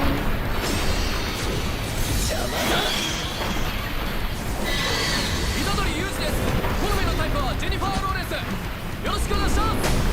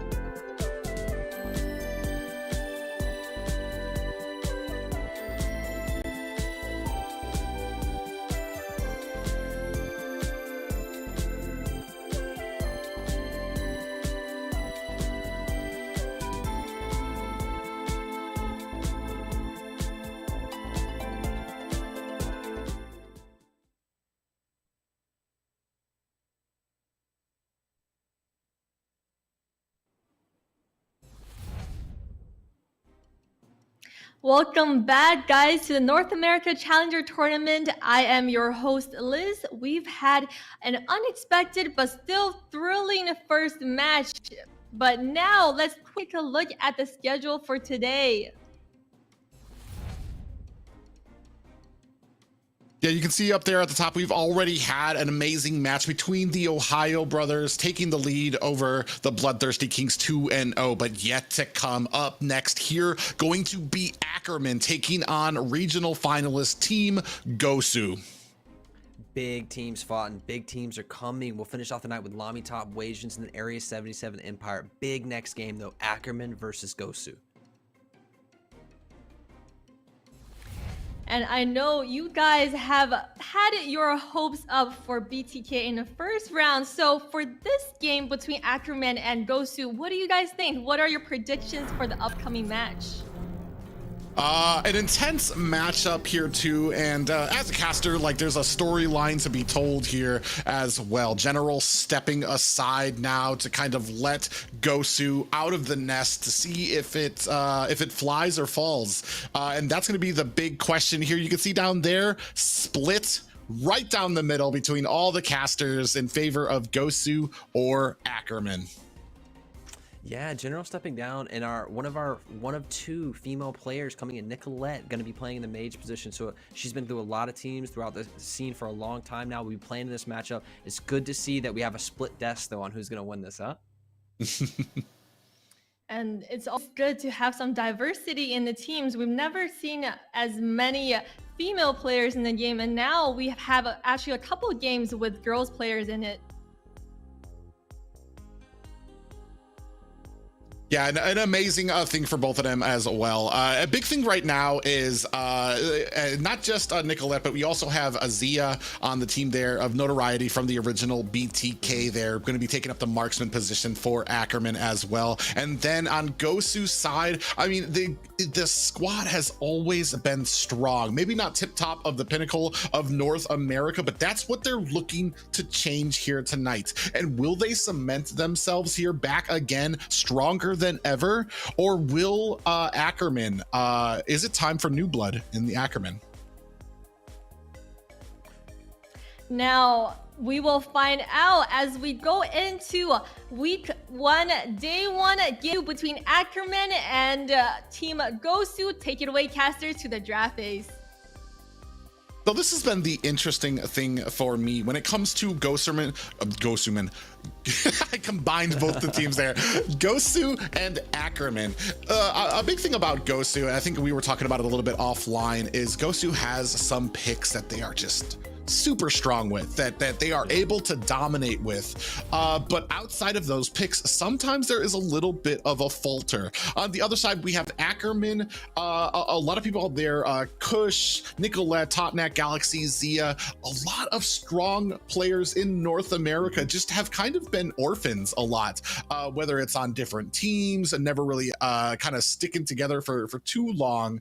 And this is going to be Nicolette's first time away from best player to see if she has the synergy with Ackerman here. All these players have been around the scene for a long time on the side of Ackerman, and it's good to see them all cement themselves and maybe find a home for themselves to play for a long time together and build that synergy up that's needed. We saw the OhioBrothers there, they knew where they were going to be, right? Let's hope that the Ackerman can bring that same level. The same thing from the Gosu squad. Is there a little bit of a new squad general stepping off, a lot of new players on both squads? We'll see what this matchup holds for both and what it'll mean this season best. Yeah, and that's the interesting thing is, for me personally, I feel like if General has taken a step outside of the team to just be there on the sidelines, the more involvement he has there, I think, can only spell great things for Gosu, because you still have that experience pouring into the team. You're just kind of giving way to newer blood and possibly people that have more synergy. And from what we've heard, they are taking it very seriously as well to make sure that all of their players are ready, are willing to give it in for these teams. So it's not just a team for namesake. These guys are definitely holding their practices, taking this seriously, and making sure that everybody is putting in 100%. I mean, we're not talking about BTK Ohio Brothers, but these are still very top teams of the entire tournament here, and they're facing off against, this is like early season. You want, just like the Ohio Brothers, to come out and make a statement. You want to feel strong, you want to feel good, you want to get those picks that mean a lot to you. For Gosu, it's super important that they get their comforts. For Ackerman, though, I feel like they're a little bit more flexible and can go a lot of different ways into the Gosu draft.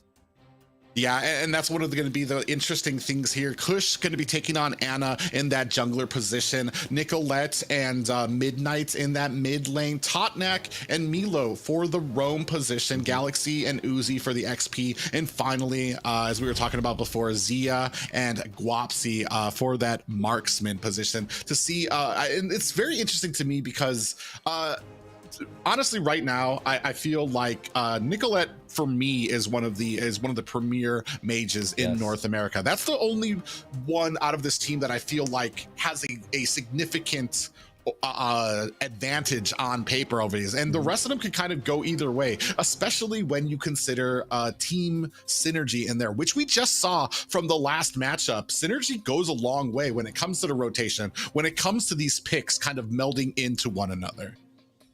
Yeah, it's really big, and Nicolette, I think, will be a little bit of the team lead, a little bit in the comms, directing the team out of the mid is a really good push and a shot call as he's going to rotate over. We know Nicolette. I first met Nicolette and casted a game when she was on Farsa, and wow, she really dominates the game on Farsa, but she has a lot of other picks. The Lilia, there's Lu Yi, there's a couple of pocket picks that she has that can really provide a lot of early game pressure, and that's how she likes to play. Early game pressure to the mid, rotate, and spread your influence throughout the map. I think it's really important for Gosu to pin her down, not let her get on a comfort pick, or Nicolette's going to be exactly where she wants to be. You need to create some uncomfortability for your enemy. Yeah, and that's kind of the name of the game here is kind of creating that advantage, sticking with that advantage and not making the mistakes and giving your opponents any room to breathe on there. As we go ahead, heading into the ban rates, I mean, not too much here as a surprise in the draft. I do see, we have Natalia taken out on the board, as well as a Wan very early. Yeah, and Natalia may be a pocket ban into someone they know has a really strong Natalia. Maybe something out of the scrims coming there. Natalia is not generally something we see in the top bans, but I think it's more of a targeted ban to the side of Gosu. I love them starting off with Lapu Fredrin. Such an early game power spike, mid game team fight, that first turtle, second turtle, domination. Faramis for Nicolette seems to be very comfortable and can provide a lot of access throughout the lane. She can rotate very quickly as well. Not the Farsa level rotation, but still has a quick rotate. Interesting to me because we went with this, and I'm wondering, are we going to be looking at picking up the Valentina here too? Maybe have that Faramis on the roam position, and then the Valentina taking away the counter that you could possibly have in the Cult Altar for the side of Gosu. We do pick up a Brody, so we're not going to, I guess we're going to have to wait for that second pick on the side of Ackerman there. But we do have the Brody, which is kind of throwing down the gauntlet. A lot of damage from Brody, especially in the early to mid game. We've talked about it before. He falls off if you get late game, especially for teams that can burst you down very quickly. So, I mean, while he will have the advantage in the early game, we're going to see what we can kind of stack against him to kind of maybe withstand that from the side of Gosu. I think Brody's a fine pick early. I think it does fall off, like you were talking about, to late game attack speed marksmen like the 1-1, the Melissa, those things that Moscow provides so much damage. But Brody has a really strong lane phase, and he can punish a lot of other heroes in that phase. Interesting to see. It looks like he will be locked in, and we've gone past the 0 mark on pick phase. There hasn't been a lock, so I'm curious to see what's going on there. Boys might have had a little hiccup. Hopefully more than just a tag team exercise here. Still waiting for a lot of them to kind of come through here with the picks. I mean, we have picked up a good thing about the Faramis pick is it is kind of flexible in that you don't know if it's going to be a mage, you don't know if it's going to be a roam position there. However, if it is going to be the mage there, the one thing you do have to watch out for is that the rest of your team has the damage. If you're looking at like kind of like a duo support, we've seen it before where you get like 2 roams on one position or on one team, either the Faramis with an Estus or the Faramis with another tank or something like that, and you kind of lack the damage to be either able to get those ganks in the early game or to kind of finish the job in the late game. It does give you a lot of that healing, a lot of that staying power in fights, but that's not all it takes to win these team engagements.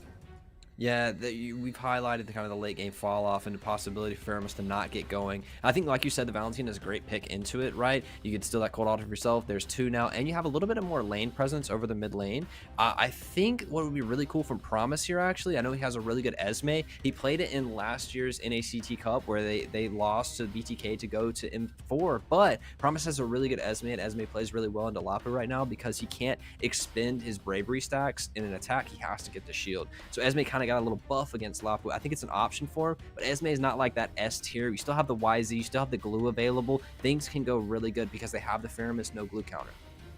Yeah, what we saw from the last time too is maybe are we going to be looking at another thicker jungler role coming from the side of Ackerman, since we're kind of going into a Fredrin. We don't really know. Well, it is on Anna, so I'm going to assume that is going to be going in the jungler role. Are we going to be looking for an assassin on the side of Ackerman? As we do know, Kush does play a decent, a great Fanny's, which has already been taken off the board, I believe. We're coming here at the butt end of the second banning phase, and we're gonna go ahead and pick up the Karina. So it is going to be an assassin with a double kind of wait, actually maybe They're not playing with your private. Yeah. It could be the tank though. It could be the tank. It doesn't have to go the assassin route for the Karina, but we saw a lot of things picked up that we talked about. The Valentina picked up for the Cold Altar Feramus still. The YZ into the Lapu lane. Doesn't really enjoy lane phase, but loves to break apart in the team fight. Estes to kind of glue this all together. And the Feramus and the Estes together, well, they don't provide a lot of damage. They provide such survivability and utility for the team. Interesting fact here too. We do have that we do have Midnights on that Valentina, which is what I was talking about. That's kind of what you want when you're facing a Feramus there as well. So you have 2 cult altars basically kind of canceling each other out. However, the story here is going to come with after that cult altar with that Estes. Are you going to be able, while you're going to be able to have that sustain, are you going to have the damage to take down Gosu on their side? As it gets later and later into the game, I feel like this is going to go over into the side of Gosu. We're just going to see how this early game plays out. Starting in game 1 here for this series, Private, what a matchup. I feel like there's points on both sides with scaling. I think they can both play early game and late game. I mean, Carry's probably going to outscale the Brody, but Brody can punish in lane. Lapu's going to win the YZ matchup, but YZ doesn't want to fight in the lane. So a lot of movement around the map we should be expecting, and whichever team can navigate the map and rotate better should win this game. Yeah, and that's going to be the story of this matchup. Gosu taking on Ackerman here. A lot of these picks, it's interesting too, because especially against the matchups that they have, they succeed in one point and kind of fail in another one. And we're going to see if they can. It's basically, can we succeed harder than the other team? Can we succeed harder than we are failing here? But we're going to start here. Game 1, Ackerman taking on Gosu. Big chance for both of these teams to stamp their name and say, hey, we're up there with the OhioBrothers, with the BTKs. Maybe we can fight for the number 2 spot in this. And I think it's a big time for both of these to start strong, right? You don't have problems early in the season. You have a long season to grow. Start off on a good foot. Yeah, and that's going to be the amazing part here. We already see a decent amount of babysitting happening here from Toin X, I guess what we're gonna call him, down at the bottom, trying to make sure that his marksman is getting fed and has the support he needs to kind of feel comfortable in that lane. Yeah, they're giving Nicolette a lot of pressure in the mid lane, pushing in this Valentina, and Nicolette instantly moves off the map, gets out of vision. Even though she doesn't go anywhere, she's providing scare. Oh, Melo, Milo, yeah, might actually be a little bit of a Wi-Fi issue unless he. Oh no. Yeah, unfortunately, did not call out that pause fast enough. Milo. Unless he had a death wish there. We're looking for that suicide note from that Diggy, unfortunately. Like I said, we're going to go into a pause, make sure that everything is on the up and up for both of these guys. We do want to make sure that everything is fair for everyone, but already a kill for the side of Ackerman.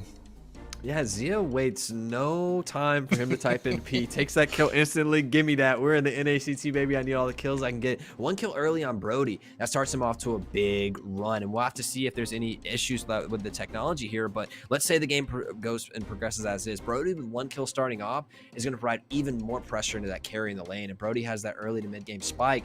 Carry's going to need some help in that lane. And she was getting babysit, but that didn't go too well. Yeah, and doing a great job is their roam, especially on the Ackerman side too, because they're not just babysitting down in the marksman lane, they're also rotating back to mid and doing a great job of kind of staying in between there, continuing the pressure for both lanes and not just one, so that they aren't really failing in one just to cover another lane. It's gonna be interesting to see how this progresses. We've talked about it before. Brody can do very well, especially getting fed. I feel like Gosu, especially on that carry, are looking for the super late game, but we've seen it before. Late game is nothing if you can't make it to that point, if you can't pave a path for your team to get there. And the story starts there. Can Ackerman snowball the game until they can beat and they push out Gosu and they never get out of the game? Or can Gosu hold on long enough to get those positions where that carry can turn and just do all the damage in the world? I really like how Ackerman's playing early, playing to the mid lane, putting pressure there so the Faramis can roam and locking the Valentina in lane. I think Faramis has a quicker rotation and can get out, but I just like the way they're playing, pushing in mid lane, then roaming, pushing in mid lane, then roaming, getting out of those lanes and moving around the map, assisting the team, taking your pressure and pushing it somewhere else, and then going back to the arena and resetting and doing it again. I love that play at Ackerman early. Yeah, it's almost like both of these teams kind of have the same game plan. It's just these game plans take effect at different points in the matchup. Whereas you have the Faramis and the Estes to kind of keep your team topped up. They're going to have these great fights as we move into like that early to mid game level. And then on the other side, you have Valentina, who can get a Cult Altar of their own. Diggy, who has that time journey, can give you a lot of shield and that anti-CC that you need.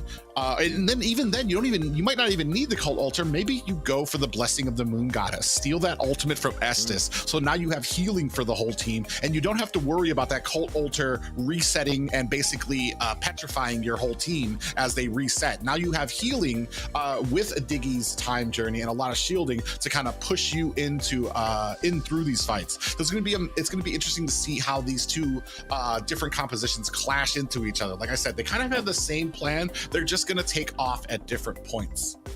You're so right to paint this team fight in so many different strokes, right? And they have so many options of how they want to fight it, utilizing the Valentina ult still to steal anybody's and play the fight a little bit different. But packing back into live, it looks like Mello may be taking another one private. No! Yeah, that's the unfortunate part of it. Diggy, who does use that flicker to get out of the way. Guapsi going to go ahead and cover the escape as in comes Anna to just go a little bit of show of force there down at the bottom lane.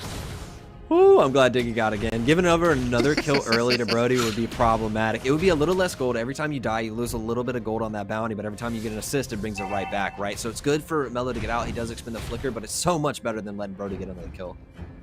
Yeah, we do see starting about 4 seconds left for this turtle coming up on the board. We're going to start seeing if we can set up for this. At the top, you do see Nicolette on that Faramis doing as good a job. It's interesting that we have both mages kind of up there setting up for this. Promise is going to go ahead, drag out this turtle, and reset it. Gosu doing a great job trying to create presence around the map. Going to go ahead and put some damage onto Nicolette. She tries to come in with that Shadow Stampede. Midnight actually getting latched onto. Cult Altar activated a little early. Is this going to be a problem for Gosu? I feel like that might have been a little too early. Uzi comes in with the bravest fighter. Nicolette gets taken down.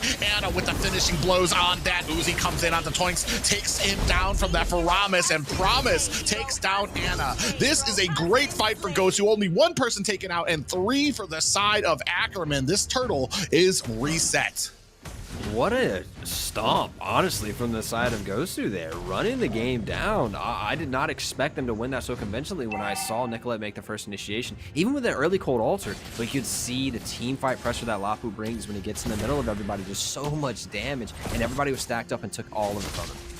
Yeah, we are starting on this turtle. Milo, we do have a 4v3. Kush trying to come in here. Here comes another bravest fighter. Time reverse does catch. Promise able to pick up the turtles. That's going to be a great amount of shielding for Ackerman. Kush coming in with some damage. They are going to be able to disengage from this. Great pickup for the side of Ackerman. Right back in it. Yeah, just the back and forth blows. You'd love to see that. Now, it was about 1,000 goldie. Now it's about 200, 300, right? It's a great move to resubmit themselves back in it. It's going to be a close game coming out of this early game. I think Promise, last time we saw him in the last NACT finals, he really wanted to win it. You could see it on his face, and he's come back with a full squad this time. actually doing a great job of kind of enforcing his will in that lane against Lapu, who I would imagine, Zia with a beautiful torn apart memories does unfortunately catch Milo there, and another death on Diggy there. That is 3-4 and 2 kills for Zia right now. What a gold lane you have there, Zia. 2-0 starting off on the Brody and hasn't even really stepped into a spike. This carry is going to need even more help. And if it's matched by this Estes 2v2, this Brody has such an advantage. Beautiful Fear does cuts onto Nicolette. They're trying to pop it up and do get the kill onto them. Gosu doing a great job with some of these mid rotations, making sure that they don't really have that pressure, which is going to extend to the pressure that Ackerman can actually mount into these side lanes. Anna coming in around the side here, trying to put the damage. Here comes Zia putting on the damage. Some healing coming down onto Anna now. Cold Altar has been extending, but here comes Kush. They want to put enough damage, not enough onto Anna just yet. Cold Altar of their own. Zia able to get the kill. That is 3 for Zia right now as well. Uzi trying to get out of the way here. Midnight's trying to run, does put on that damage, and another pause has been called. Yeah, the way the Fredrin just kind of stood there for a really long time, it felt like a little bit of a disconnect issue. I was like, man, there's no way they have that much CC, right? And so another pause coming out. Fredrin does take another death here, but a little bit of maybe lag issues coming out for the side, but it has to be played through, right? If you're playing on Central Server, it's the only way we can get them into the same amount of ping, the fairest thing possible. So we're going to pause and check out to make sure it's the highest level of integrity we can provide these two teams. Yeah, right now the story's starting to aim into Zia. 3 kills right now on that Brody. As we're starting to kind of cross over into that point where he's going to start being a menace come to these team fights. The only problem is how long is he going to be or how long can he maintain that? Because I feel like a lot of these fights are kind of going over into the side of Gosu, but along the way you start getting a couple of these little pokes, and then Zia gets a kill. Another big fight kind of taken by Gosu, and then a couple more pokes, and Zia gets another kill. So I mean, are we going to have Zia kind of coming in here and cleaning up, or is Gosu going to kind of still maintain that team fight superiority?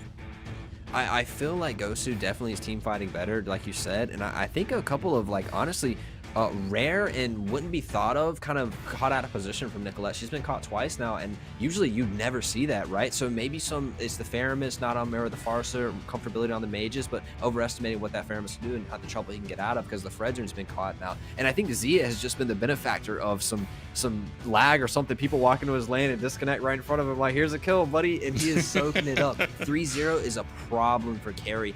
We always talk about it, right? This late game versus a snowball comp. Can the late game team hold out till they get there? When the snowball comp gets 3 kills on the marksman, it really paints a lot of trouble for that gold lane. It's kind of funny because Zia is basically he's honing in. It's like he can smell a Wi-Fi issue from down the map. As soon as somebody pauses it out, Zia's like, yum. I mean, and I don't blame him here, especially at this time. I mean, you gotta take the if there's an opportunity there, take it. Your team. If I'm lagging, I expect my team to be right there. Be like, call out those P's right away. Let them come out there. Make sure that they know. But on the subject of Nicolette here kind of getting caught out, she does kind of favor, we've talked about it before, she favors those artillery type mages where she can kind of get a good position in the background and start just raining down damage, whether it's like a Farja, whether it's a Cecilian or something like that, a Eve. She does like those artillery type mages, and it might not be the best play style for her on this Faramis, somebody who needs to kind of stay in the fight, stay in the mix to make sure that you're ready with that Cult Altar, or even to kind of advance forward with that Shadow Stampede to latch onto heroes and pull them back. I've never really thought Faramis was like an early game killer though, so I'm waiting to see in the draft, purpose of the draft, why they would take the Estes and the Faramis together, because once they get together, team fights are going to get really hard for Gosu, because they'll be talking in the comms like, oh no, Estes still has his ultimate, we can heal him up, you don't need to use the Cold Altar yet, or the Cold Altar can then give the opportunity for Estes to heal everyone back up to full, and now you're fighting a full team again. There's just so many possibilities that both of these really strong utility ultimates get played together, so I think the team fight for them, once Ackerman can get them going, is going to be huge.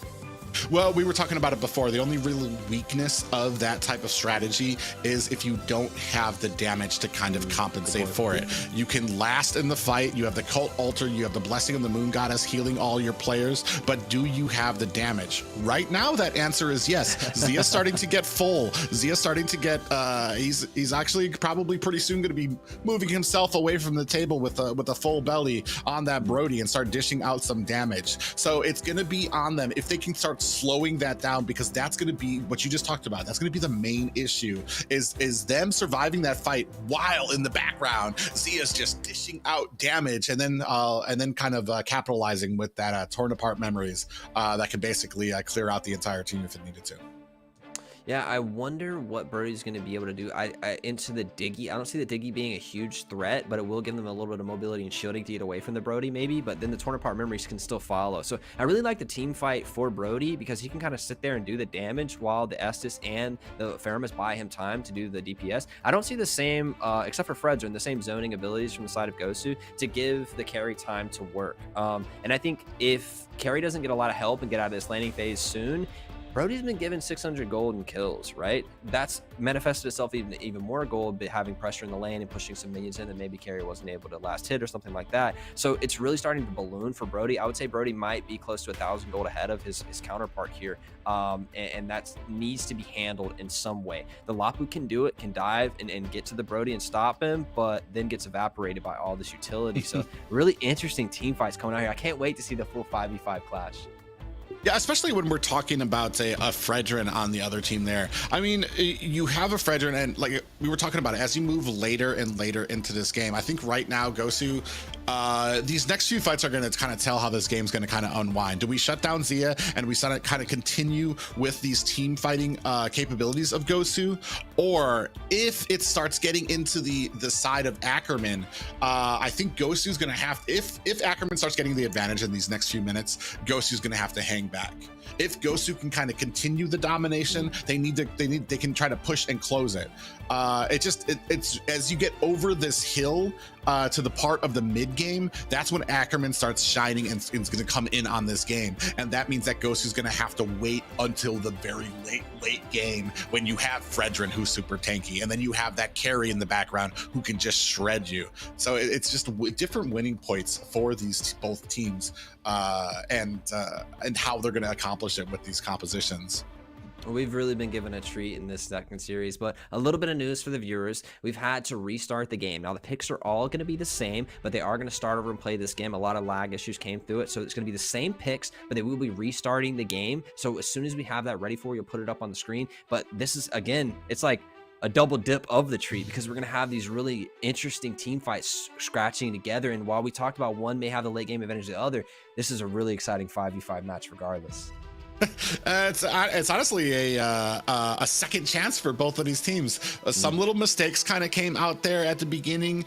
Some people got caught. We were talking about Nicolette getting caught a few times there. We're going to be able to do this over. Do we start differently? Do we maybe play a little bit more passively? Do we maybe exert a little bit more pressure onto Brody to make sure that Zia is not getting fed? We're going to find out when we start this over. But yeah, I mean, like we said, got to keep things fair, got to make sure that everything is on a level playing field. Some people having some lag issues in there, and they're gonna go ahead and just restart the map to make sure that both teams are on an even playing field here. But yeah, it's gonna be it's already looking like it's gonna be a great match. We were talking about it before. Gosu and Ackerman, basically two teams looking to establish themselves. They're not second tier. They want to establish themselves right up there with the Ohio Brothers and BTK. Yeah, and I feel like it's a little bit of a gap between BTK and Ohio Brothers at the top and all the other teams saying, wait, we can beat them, we can take it to them. But as the community knows it, you see those name brands at the top and you assume and associate them at the top of the bracket. And we're going to have some other teams come through here and battle out for that spot. So these teams have so much to gain in here. And I mean, you can go to MSC, you can go to N5. There's a lot of opportunities for the scene as well, as the scene kind of goes from the grassroots movements of the early solo tournaments to like this big thing we have here now. And these two teams are like staples, right? The players on Ackerman have been around the scene for a very long time, but Gosu, a name brand, household name for MLBB in North America, they have a lot of new players building a new squad fresh from the start. So honestly, both these are such a good look for the community as a whole, and it shows you, hey man, if you're grinding a rank and you want to get serious, hey, ask one of the boys.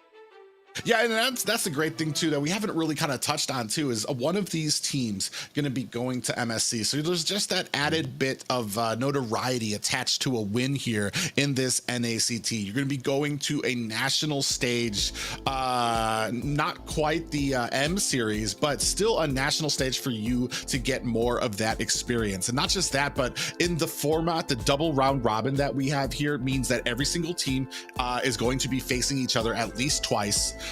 Which is great for them because that means that not only do they face one, whether they take the win or whether they take the loss, but you have the opportunity to learn from that. And you have these 8 weeks of just grinding against some of the top in North America, which means you can only get better from here. And that's been something that I feel like North America has been lacking. And finally, it is here. And all of these teams taking it personally, taking it seriously, wanting to make sure that they're going to be up there. And that's what we said with a lot of these changes, especially some of the bigger changes coming here into Gosu with the loss of General, and then with Ackerman with a lot of these people kind of joining there, with Nicolette and Kush kind of joining the ranks of there with Zia.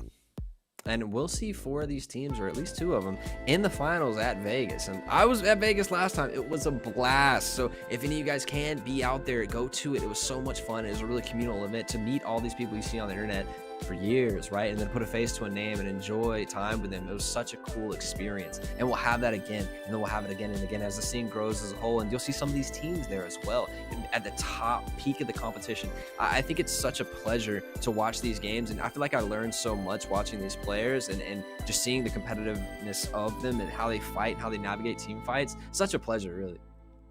Yeah, an absolute blast there. Out there, like we said, it's already been announced. We're going to be heading back to Vegas. Sin City, is it the city that never sleeps? I'm pretty sure. I think that's New York. But is that never? I don't know. One of those cities of gambling and with the esports team there.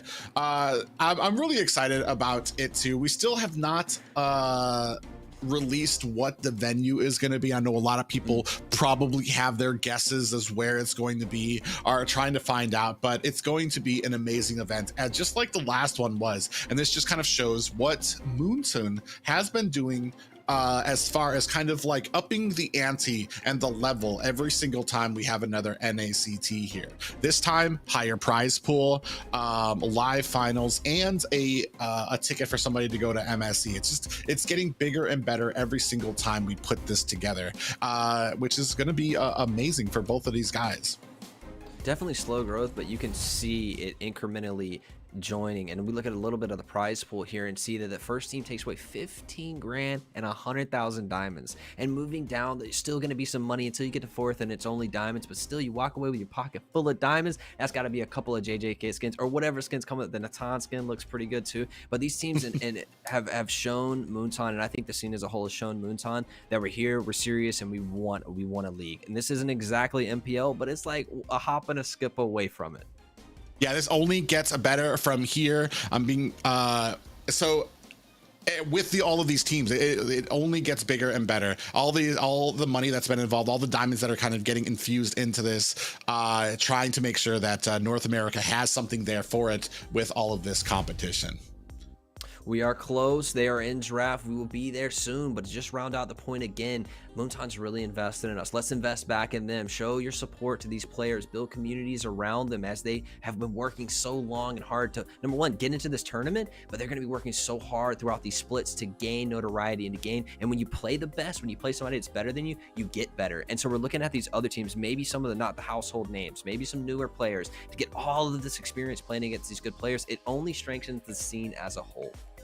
And that's why these next matches and what we're seeing are so important. It's not just about BTK, not just about the Ohio brothers, but the platform as a whole, with all of these teams here, the Gosus, the Ackermans, the Wasians, the Area 77s who just kind of came back here, Empire and LaimiTop as well. All these teams vying to try to improve, to try to get to that point where they are something to be feared in North America, and then to make sure that what we produce, what we bring out to MSC is something noteworthy, something that everybody can have have faith in that is going to do well. And that's one of the biggest things that's going to be happening out here and what we're all waiting for as a North American community member. I mean, right now, if we sent the OhioBrothers, I know it's early, but if we sent the OhioBrothers to MSC, it's not a bad look, man. They look really clean in those games, and I want to see them. I want to see what they like playing from behind. I think sometimes it's really easy for a team of that stature to play from ahead and snowball a lead. But what happens when they get behind? What happens when somebody takes their early game away from them? And can they fight the diversity and show mental fortitude? I'm really curious to see how OhioBrothers plays the rest of the season. What a start for them, though.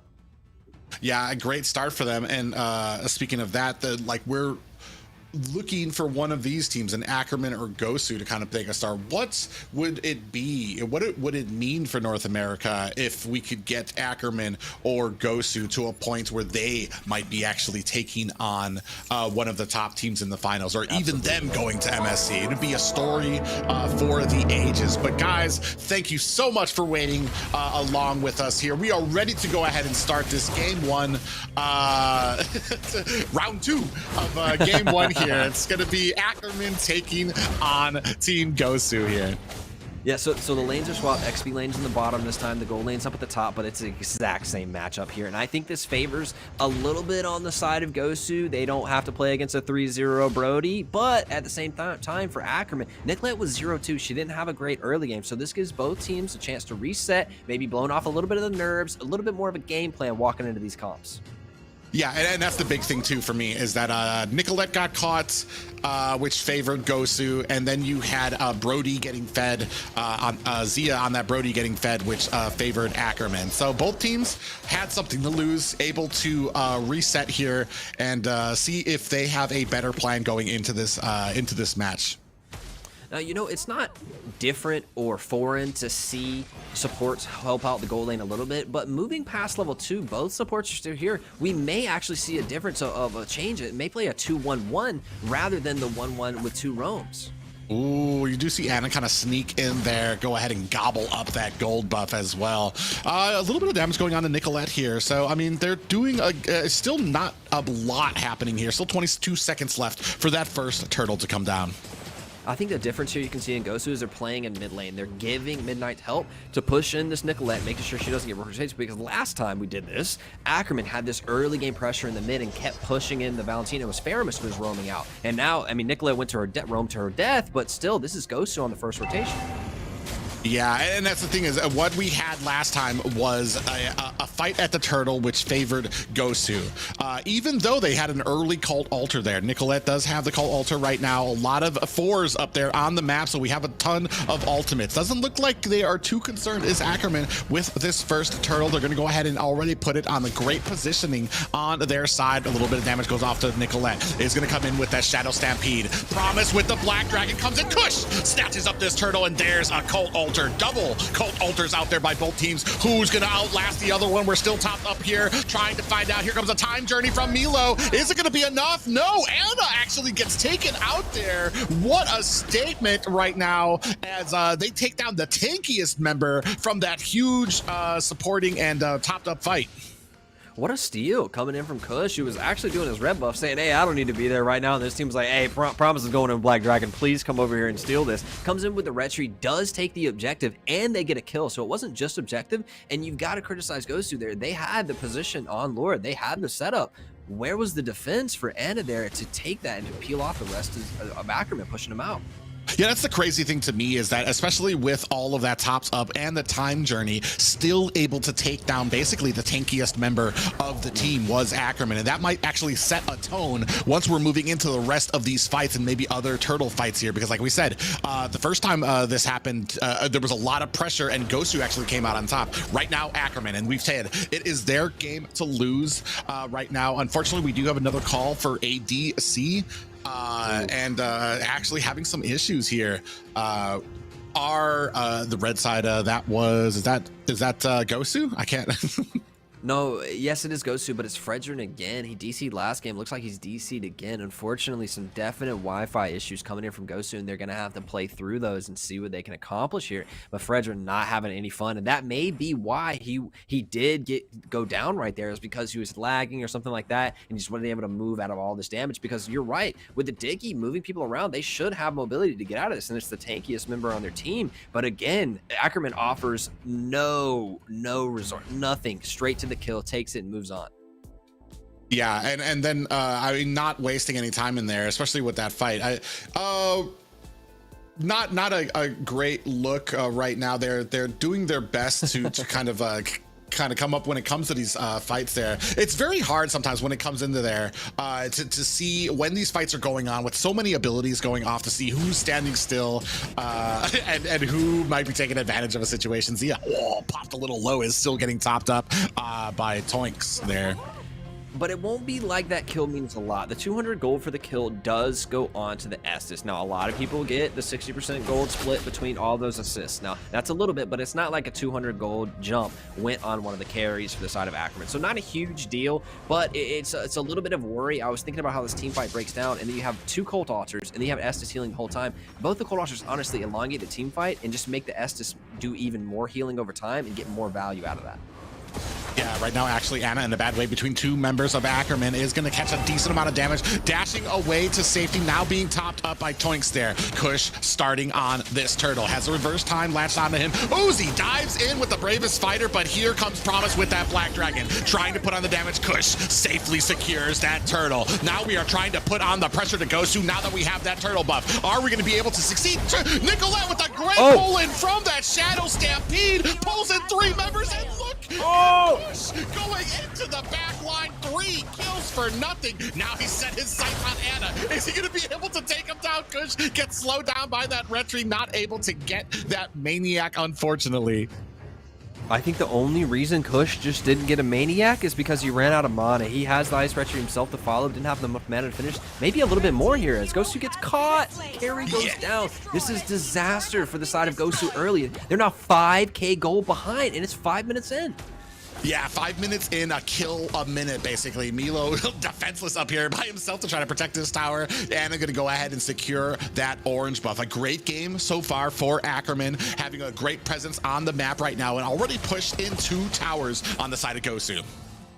Big swing of gold here. Honestly, this is kind of worse than it was last time in round 1 of this before we disconnected and redid the lobby, because now the kills are on Karina and Nicolette, and that gives so much pressure in the mid rotation as Nicolette and Kush hook up and they start moving through this jungle and providing so much pressure to the other lanes. Ooh, torn apart memories is able to take down Milo. Oh, you see Kush coming in there, 3 more kills. Or no, I think it was only 2 more. No, it was 3. Oh my God, take it down. Now there's only 4 members taken off the map, and Guapsi is alone here to try to fend this off, and that's a carry. And this is only the 6-minute mark, so you know she doesn't really have the damage to fend off this attack. Oh no, this is a disaster for Gosu. This right now is starting to be a snowball that can't be stopped. They're up almost 8k gold right now, and it's 6 minutes in, and both the mid lane turrets are down, and that means that the entire line of Ackerman is going to be in the jungle of Gosu. Now no longer can Fredrin farm. Now they have to take the long way around in rotations, and Ackerman has so much access to this map. And this is what we have been talking about when that Python-like stranglehold gets onto them. There's not much that can be done unless you're taking a mistake there. You see Nicolette with a beautiful Shadow Stampede allows Zia the momentum he needs to put on the damage and clean up 2 members of Gosu additionally. This is an 11-0 game right now in a 10k gold lead for Ackerman. They are all gas, no brakes. They're not going to stop this at all. They're going to continue to dive, and I expect them to try to end the game before like the 12-minute mark. They're at that type of pressure here. And here again, Zia is back at that 3-0 like it's last game all over again, but this time it's a whole lot worse. Yeah, Uzi tries to come in there with the bravest fighter, is going to go ahead and have to find his way, or he didn't come in with the bravest fighter, but does dash himself out to safety. Nicolette coming in, does look for a Shadow Stampede, is not able to latch onto any Gosu members here. Now we're rushing towards mid. Are we going to go ahead and put on something? Look at Midnight taking so much damage, gets taken out by Zia there. That is 4-0-4 for Zia right now. A little bit of a hellos going on there from Guapsi. And unfortunately, just not a great game for Gosu right now, pushing towards the top here. And it comes in, bravest fighter by Uzi. Cold Altar has been activated. Time Journey on the side of Gosu. Now we're diving in deep. Kush smells blood in the water, goes in, able to pick up a kill, followed by Zia picking up his own kill as well. 4 members of Ackerman here stuck in a bad way on this tower. They're going to go ahead and clean it up. They haven't even cleaned up the bottom row yet. They're going to push right through the mid. Look at that damage that just went on the Milo there. Take it out with that torn apart memories there. They're going to make quick work of this core. That is game 1 going over to Ackerman over Gosu. I wonder if we can get some statisticians in anywhere to tell us, is that the fastest game we've seen in North America pro scene? Because that was fast. That was so quick. Ackerman, all gas, no brakes, straight down the middle. They don't take a Lord. We don't need any jungle. We're going to end the game right here in a sub 9-minute game. What a performance. Yeah, an amazing game by Ackerman there. Unfortunately, I mean, there's only so much that can be done with if there's any lag issues going on, and especially when you need to call those out to everybody. Ackerman, I mean, just played such a solid game, and especially the changes from the beginning, from that first, from the first time, and then Nicolette definitely learning from her first time and not getting caught as much, and then starting to kind of feed up into the Brody, feed up into that Karina as well. Karina looked really smooth on that and just had the gold lead to dive 6-0-4 and Zia 6-0-6. I don't know who to give the MVP to because this whole team was in the base of Gosu at 6 minutes. 4 members in, diving, looking like they're German cutting into lanes. Yeah, and it was amazing. I do love the angles that Kush was able to come from, especially that second time he came in there for a triple kill, basically coming in for the flank once the team kind of got super low. And just an amazing gameplay there by Karina, because not just picking up one, really utilizing that shadow assault from her where it resets if you get the kill. So he found the group of them super low, able to get that shadow kill, and then shadow assault, and then shadow assault, and then shadow assault to kind of take down the members quickly and efficiently.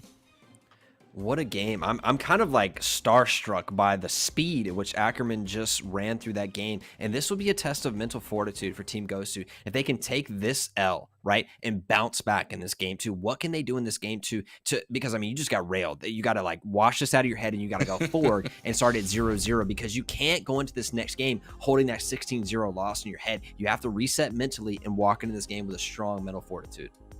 Well, and yeah, and if a team like Gosu, I have no doubts can actually bounce back from it. They've been around for a while. This is their first rodeo. This isn't their first loss, so bouncing back is not going to be a problem for them. I think that the biggest thing is that mental fortitude when it came to kind of some of the Wi-Fi issues. Can we get that out of our head and just be like, bruh, all right, bad luck in the first one. Let's go ahead, make up for it in the second one, because they were actually doing well in the first game. And then a lot of this, maybe that is kind of like one of those things that kind of got iced out once a lot of the pauses came out. They lost the momentum with it. But I mean, that's the story of the game. And that's honestly, I mean, that's North America for you. One of our states is pretty much about the size of whole regions in C server. And there's just a lot of distance to cover, a lot of lag issues can sometimes come from it, and it's just something that you have to learn to kind of to adjust to in North America. Right, the geographic distance does play an issue, and we're actually going to go to a short break and review some of these things to see if we can up the level of integrity for this game and give them a little bit of a fighting chance. Before we go to game 2, we'll take a short break and we'll be right back.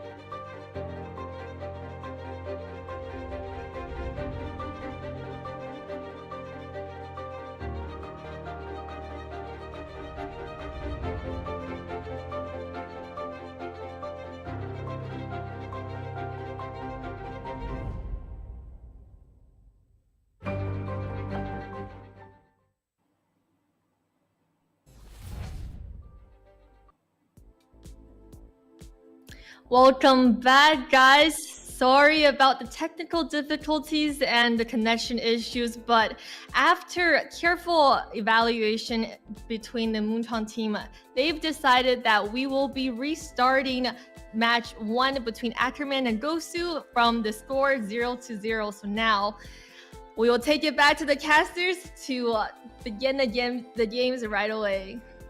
That's right, ladies and gentlemen. Welcome back to the never-ending series here. It's not deja vu. Do not adjust your YouTube screen. We are back trying to do our best to make sure that this is an even playing field for both teams. So yeah, wiping the slate clean. Just in case you guys didn't have enough of that Gosu match, we're here to provide you with a little more. Now, this is Gosu's like 3rd time's the charm, right? Hopefully we don't have any lag issues, we don't have any disconnects, things like that, and these two get a real fair match between each other.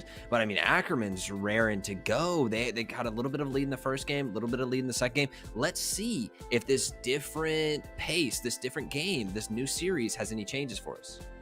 Yeah, and that's the big thing right now is it does provide, and it's an even playing field, at providing both teams with an even amount to kind of get what they had before and adjust to it and make the necessary preparations into this next match. And I mean, this is the only way to go. It's been cleared with both teams to kind of get back into this, make sure that these most sought over matches are even for both of them. And it's gonna be a interesting match. Yeah, it's really important for Gosu to batten down the hatches right now, right? And really show that mental fortitude. I know I've said that word like 8 times, but it's so important for Gosu walking into this again. Fresh series, wipe it all off, never happened. Let's go win some games. Gosu needs this right now, and to show that they have that resilience. They can go down at first and come back and still win. Yeah, and it's basically something, I mean, especially with the community. I mean, we're doing it to make sure that I guess to kind of quell the flame that would happen after this match of whether or not these teams had good Wi-Fi, had not on that McDonald's Wi-Fi, or something a little better there. But Moonton doing their best. They're going to make sure that everything is even here for both teams. But I mean, where do we go from here if you're Gosu? I feel like you don't really know. Are we going to go with the same compositions? Do we want to go with the same battle plan to go in, or maybe kind of change it up? Because right now, it's kind of a question as to whether that the failure of that plan was onto Gosu, or if it was the actual composition itself.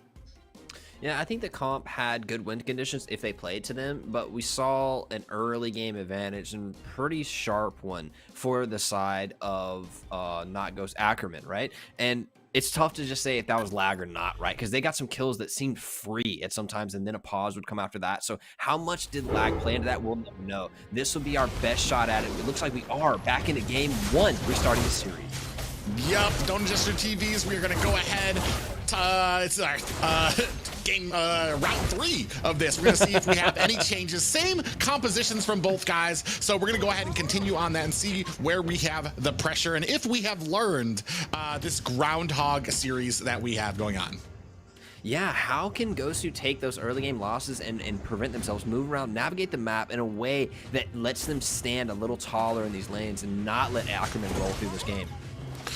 Beautiful call out there by Guapsi, able to go ahead and throw the slowdown for Nicolette before they rotate out. And you see right here, Pop Prem is going to be sitting in here for the mid lane right now. So we do have a little bit of a change out, maybe some lag issues on the player side there. Ackerman and Tonks and Kush going to go ahead and rotate up here, setting up for a gank. I think the best thing for Gosu right now to do is to play safe and just put as many eggs in this basket as you can with the carry. It doesn't need to all be there. You have the Lapa, you have the Valentina, the Fredra. They can make room, they can make space and time for this carry to get where she needs to be, but you've got, and Melo's done it. He's up here babysitting hard. This carry can't take any more losses. Yeah, 26 seconds still left on a turtle, so we do still have great map pressure there. Promise does get a little bit of a feedback there, ripping in with that passive to go ahead and make sure he gets topped up, and not able to find the gank is Gosu just yet. They've gotten to play this early game now for the 3rd time, so it should be very clean for both teams. But once we pass this first turtle and we start to get in the mid game, we'll see the difference that Lag actually played in those first 2 starts of this series and how much it affected the Gosu team. Can they come back and win this? Yeah, Turtle is in a great position for Gosu here on their side. Nicolette coming in with that Shadow Stampede. Does not pull out. Anna does find the Turtle there, but in comes Promise with that red Black Dragon. We do see that the Cold Ultra comes out there, followed by the Time Journey. Is it going to be enough? Toinks in a little bit of trouble. Promise goes down for the side of Ackerman. Great pickup for Gosu. A Turtle and a kill. Double Cold Ultra just makes the team fight last so long, and Lapu thrives in that. If he can get a second round of his skills, that second ulti, it's just such an increase of damage. Lapu wants to get out, use his skills, get out, reverse cooldowns, and then go back in on that short cooldown hero. Yeah, I mean, and a great pickup there by the side of by Uzi to go in there with that Bravest Fighter. And you saw Nicolette try to get that Shadow Stampede to pull Lapu back, but then the anti-CC coming out from him, finishing up that ult, able to kind of knock him out of it and still have a presence in that fight. Now, 1-0 Gosu, right? And that's great. They've even taken Turtle for themselves. So this is quite a switch from the previous 2 times we've seen this. This is a 1K gold lead for Gosu, and previously, Ackerman took both leads. So now it's going to affect itself in a little bit in monetization. We see Lapu going towards a little bit of defensive itemization. Yeah, and now we're starting to put pressure onto this mid here right now. Not sure if we're going to be able to get too much here. A little army of minions started to march down here. Nicolette not able to land that Shadow Stampede on any members, but now we have 4 members coming up to this top lane. Zia might be in a little bit of trouble. Not sure if you want to show himself. He does. And a little bit of a slow kind of coming out here as well. You see Frederick kind of leading the charge here. Nicolette and Toinks are going to go ahead and find the safety behind these towers. Oh, on the other side of the map, Karina's in the dive private. Yeah, Uzi in a little bit of trouble, does get picked up by Promise. Great initiation by Kush there to come in, put on the damage, and then get out of dodge to allow Promise to get in there with that after the aggro had already been taken on the Kush. Good trade back, and honestly, dying as Lapu once is not that big of a deal, but if he dies a couple more times, it really hurts his effectiveness in these team fights because he's just not at the itemization. He's too far behind in this mid-game spike. You need to get ahead. You need to win lane. You need to do these things. I think it's a great start for both teams here. Gosu, a little bit of lead, but it's been drawn back straight even now. Ackerman's got to kill. Yeah, Nicolette does get poked out from that bush, waiting for these Cold Altars to go ahead and come off. Here comes the Bravest Fighter from Uzi. Cold Altar is out along with Promise on that dragon. Swooping around, Anna picks up the turtle again. So they're going to have that buff into it. Kush able to pick up the kill on to a member there, followed by Zia. So that is 2 down for the side of Gosu. Anna in trouble, gets taken out as well. Oh, or not. Uzi taken out in the background, but Anna finally goes down. That is 4 members down for the side of Gosu. A wide difference from the first turtle fight. Huge break, 4 kills, but the gold didn't increase that much. How can Ackerman push this advantage? Now they have it, and they're going to go for the mid lane and try to get into this jungle access. And that's what you get from the tip top of the tower of these teams. Here, you get the kill, then you're going to go ahead and continue that pressure on to the towers. And that's what you get as a value from these teams when you get these kills. You can't just get the kills alone. They're not as valuable here. You need to get those objectives. We do have 1 tower, though, on the side of Ackerman, who able to push that down. I feel like you definitely see a difference in the ability of Ana in this game with these retries. You can't do that if you're lagging, if you're having disconnect issues. Ana seems to have a great connection this game, really putting work in on the Fredrin. Yes, they lost in kills there, but they're getting the objectives down. Yeah, they are going to go ahead and rotate. Are they going to get caught here? Diggy and Mello might be in a little bit of trouble. Does get caught.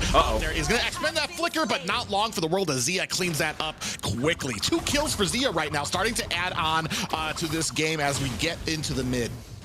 This is problematic. You can't have Zia fed in this mid spike. It's a problem.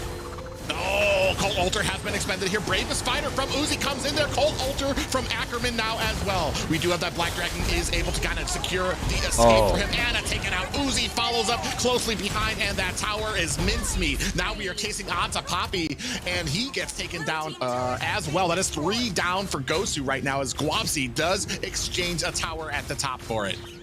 That looked eerily similar to the last game we played, where Ackerman dives into the tier 2 mid turret and cleans the team fight again. Another set of kills going over for them and increasing the gold lead into another 1,000. Now they're about 2,500 gold ahead, and they're going to start to press this gold advantage, taking river control and making Gosu push check into them. Yeah, and all these kills, we got 3 kills on Zia right now. We were talking about having 2 supports on your team and what that means for your team and the damage you have. On the side for Valentina, you do have that Colt Ultra coming out, but then another time journey from Diggy. So where is the damage kind of coming from? Uzi trying to come back in there, but Guapsi has not really taken off on this carry yet to be dishing out the damage that his team needs. And I expect Ackerman all gas, no brakes. We don't ever want to see this carry in the late game. We never want to see this Fredrin and this Lapu creating a front line for the carry to do work behind. They're going to keep pushing this as fast as they can, and that may be the win condition for Gosu. Catch them. Oh, Nicolette tried to get in there with a shadow stampede, but we have the time journey coming out from the Diggy, so they're not going to actually have that up just yet. Not that they're going to need it for anything too close. There's still 80 seconds left on this Lord, starting to put pressure onto this bottom lane here. Poppy, Guapsi, and Mello trying to defend it off. They do have the advantage. Look at the damage going on here. Colt Ultra has been activated along with that healing from the Estes as we dive deep into it. The rest of the team can't follow. Kush in trouble here into the back line. Is he going to be able to finds a kill onto Poppy, and then Kush gets taken out, followed by Nicolette finding 2 kills of her own. Kush was all alone in that team fight, and it seemed like he was going to get caught out. The rest of Gosu members take the bait, push into Kush, and the rest of Ackerman says, yum, yum, nice lunch. Takes the rest of the kills, now pushing in. It's not the same pace as the last game we just watched, but Ackerman doing the same plays again and again with his comp, diving in, taking all these kills away from Gosu. Yeah, and they're doing it in a spectacular fashion right now. 4-0-5 is Zia. Nice gold lane you have there indeed. He is mounting a comeback here right now and just becoming the damage he needs to be. Anna and Milo in a little bit of trouble here. We do have to expend a flicker there as the rest of Gosu are going ahead and staving off this attack right now, but that does mean this purple buff goes over to the side of Ackerman. Starving out Gosu's jungle once again. All of Ackerman is in there taking every buff, every camp that means away from him. That means not only does Fredrin have to share farm and experience with the rest of his lanes, but those lanes get grouped up in their sharing experience. Easy Lord, no contest. Ackerman's going to push in this Lord and hope to break an inhibitor with this push. And we're talking about Zia on this marksman doing a great job, but Nicolette also as well, even especially on a Faramis that does have that squishiness to him, and it does have to kind of stay into the fray of the fight. Nicolette doing a great job of being that presence for her team, making sure that her Cult Altars are ready and not getting caught out. Big itemization coming across from the side of Ackerman. They have so much gold, now 7k gold ahead. Lord pushing down the mid lane. Will they break it? Yeah, we're gonna see if they can withstand this wall. Black Dragon comes out. We do see Zia takes down Anna. Milo follows closely behind. Colt Altars are out and activated. Is gonna be able to keep them up. Uzi goes down next. This is all Ackerman all the time right now. Is Gosu gonna be able to fend this off? Poppy goes down as well, but that is gonna be all she wrote for Zia. A little greedy there, but we are 6-1-7. I don't blame him. Pushing in, trying to close this game. 10 minutes, can carry defend. It looks like they're going to push into the game, Private. Yeah, we do. I don't think there's going to be much like Wapsi can do here. Half health left onto that. We do have the time journey coming down. Milo able to fend off this assault, and now we have 2 more members left are going to come in here, try to fend off Kush. Uzi comes in with that bravest fighter. Tonk's actually in a little bit of trouble here. It does activate a flicker with the ultimate. Beautiful play by Toinkster. Anna goes down here. Uzi caught in the back wave deep into enemy territory right now. Guapsi and Milo fending off into the back line. Uzi goes down, killed by Nicolette. Guapsi finishes off Kush, and this might be all she wrote as we are pressing more damage onto this bottom tower. They're not leaving, Private. They're not walking out of the base. They're staying here against Defender's advantage from Gosu. Zia is now picking up a red buff, and he's going to push in and try to end this. Will they get greedy and try to go for this, or will they wait for the next Lord?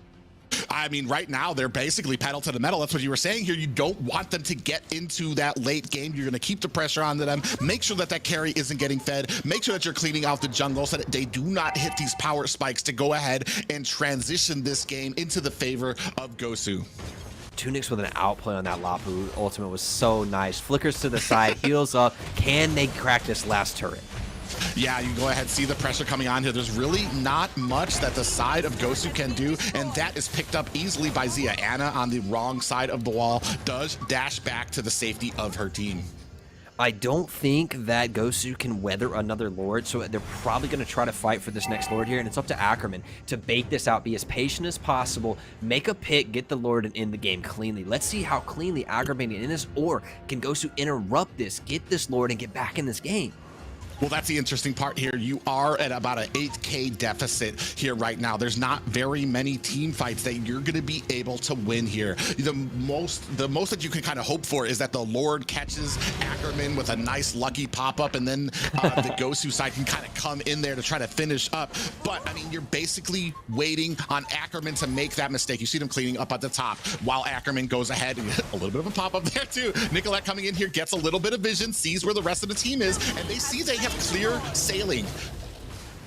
They've elected to give up the Lord and try to weather the push. Wapsi being pushed away, but will escape. It was a really interesting call for Gosu to not go for that and say, look, we can defend better than we can attack. If we go for this, Ackerman's going to use it as a bait. They're not going to take the Lord. They're just going to turn on us a team fight. So it's a really cool call from Gosu to just back off of this and try to withstand this push in their base. How cleanly can Ackerman sink these lanes and end this game?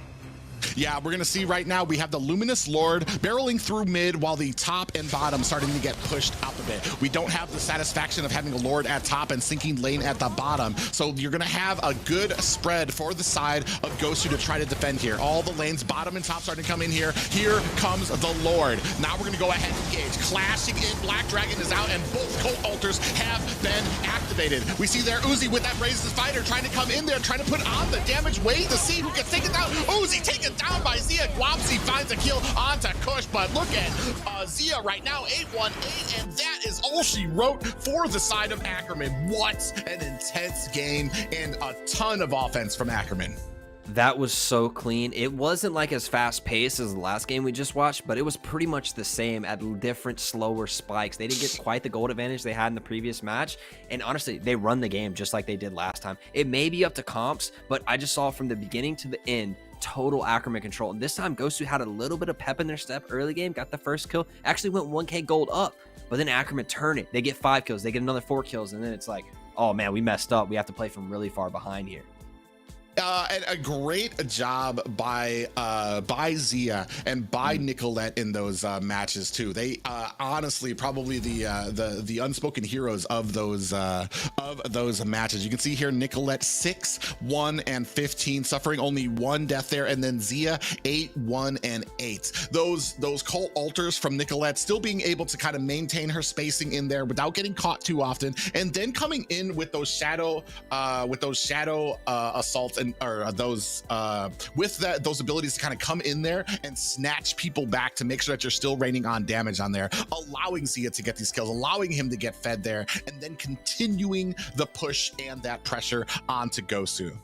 And while you're looking at Nicolette and Zia, I'm looking at nothing else but Estes himself. 1-0-20, perfect game coming out of Estes. And that healing after that Cult Altar came out just made it like the health advantage was so impossible in those team fights. It felt like they forever had health. And one time he flickered away from the Lapu damage and then it was like full health a couple seconds later. Thinking about the Lapu into this YZ matchup, it seems like YZ keeps getting the better end of it. And we know traditionally Lapu has a better lane phase, but it's seeming to not matter in these matchups. Yeah, you can see right here, Cult Altar, as we dove deep into it. This was the name of the game. They kept diving into these turrets, and there was powerless for Gosu to actually withstand here. They would react with a Cult Altar of their own, but that time journey wasn't enough to kind of withstand all the damage still coming out as Azia kind of coming around the back. You see him coming around here from the bottom. He's going to come in and just start dishing out a ton of damage to all of these guys. And that's the beautiful part about a lot of these engagements. Is Zia wasn't even in a great position for a lot of them, but able to kind of withstand while these fights were going on, while those Cult Altars were coming out, able to find the kills and find the zoning that he needed. What a pull from Nicolette right there to end that play really cleanly. Private goes in, 2 members got a little baited, Nicolette pulls him back in, and Zia finishes. Such a clean game out of them, and this is like the 3rd time in a row it's been a clean game from Ackerman, right? And so I really want to see Gosu members go a little bit maybe early game focused here and do battle with them early, because they've shown us that they can't really stop the snowball of Ackerman. Well, yeah, especially, and that's another thing too, is that they had the game, they knew where their power spikes were. They knew what they needed to do. They knew they didn't want this to go to late game. So once you started getting those kills onto Zia, you just continue the pressure, keep on pushing into the lanes of Gosu and make sure that they don't have any breathing room. And it was fantastically played by the side of Ackerman. Yeah, like I said, let's pick some more early game from Gosu and not let Ackerman get rolling, because they closed the game out quickly. The carry felt like it never really got space or time to work. Felt like carry was always running from a team fight that she didn't really want to be involved in. And so maybe we pick something a little bit that can get you there. You need a bridge to get to that late game. If you pick things that are early game and then late game, and you have no bridge between the mid game, it feels like that is right when Ackerman took over, right, and just ran the game, and you're unable to stop them.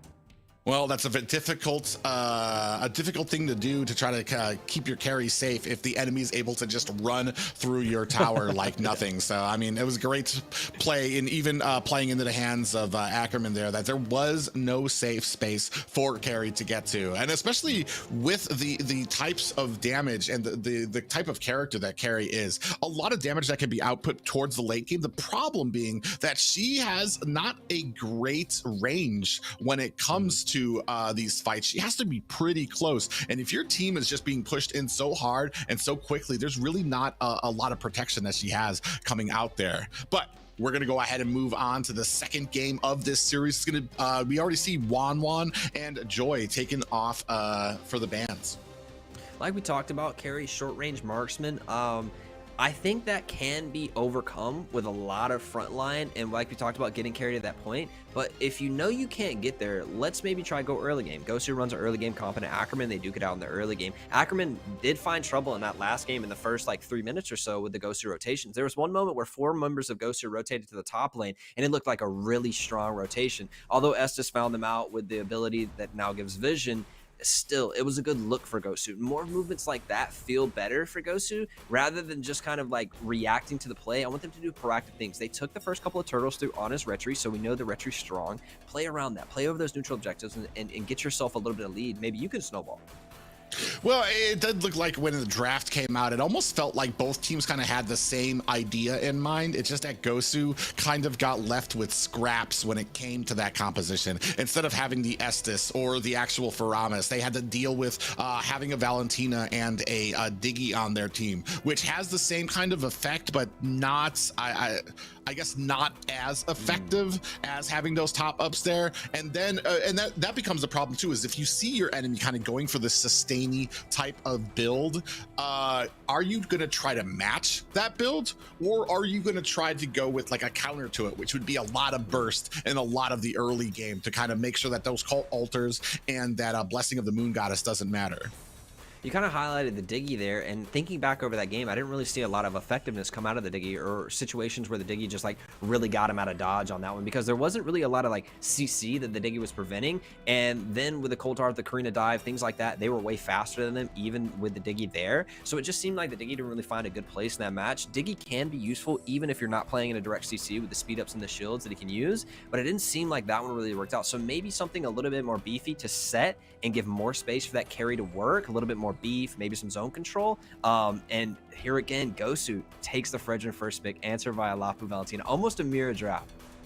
Yeah, almost a mirror draft, except now you see Ackerman does place a little bit of priority onto that Faramis. They go ahead and ban it out. They do give up the Fredrin again, but it wasn't too big of a problem last game for them to deal with, so I doubt they were too worried about it, but do pick up the Lapu and the Valentina this time, which does give them a lot of wiggle room when it comes to what they can do as a comp, because they can match what they see from the Gosu with that IMU ultimate from Nicolette on that Valentina. Promise has a mean Lapu. I've watched it many times myself to try to learn a little bit. He's a mean Lapu. He really is. I wonder if YZ will be banned out in the second phase of bans, because even though Lapu has a stronger lane phase than YZ, it seemed in like a lot of matches that we've watched lately, it doesn't really matter. Somehow the YZ finds enough gold to overpower the Lapu in lane, and then provides better team fight. So a Claude pickup, I know it's not your favorite pick though, Prizes. Definitely not a favorite pick. I think it's especially in world stages there, it's about like 30% win. It takes a very special hand to be able to do that. But on the subject of the Yuzong and his we do have a Ling being picked up by Kush there. So we're gonna have a nice little assassin, which does mean that you're gonna have a big target painted onto the Farja.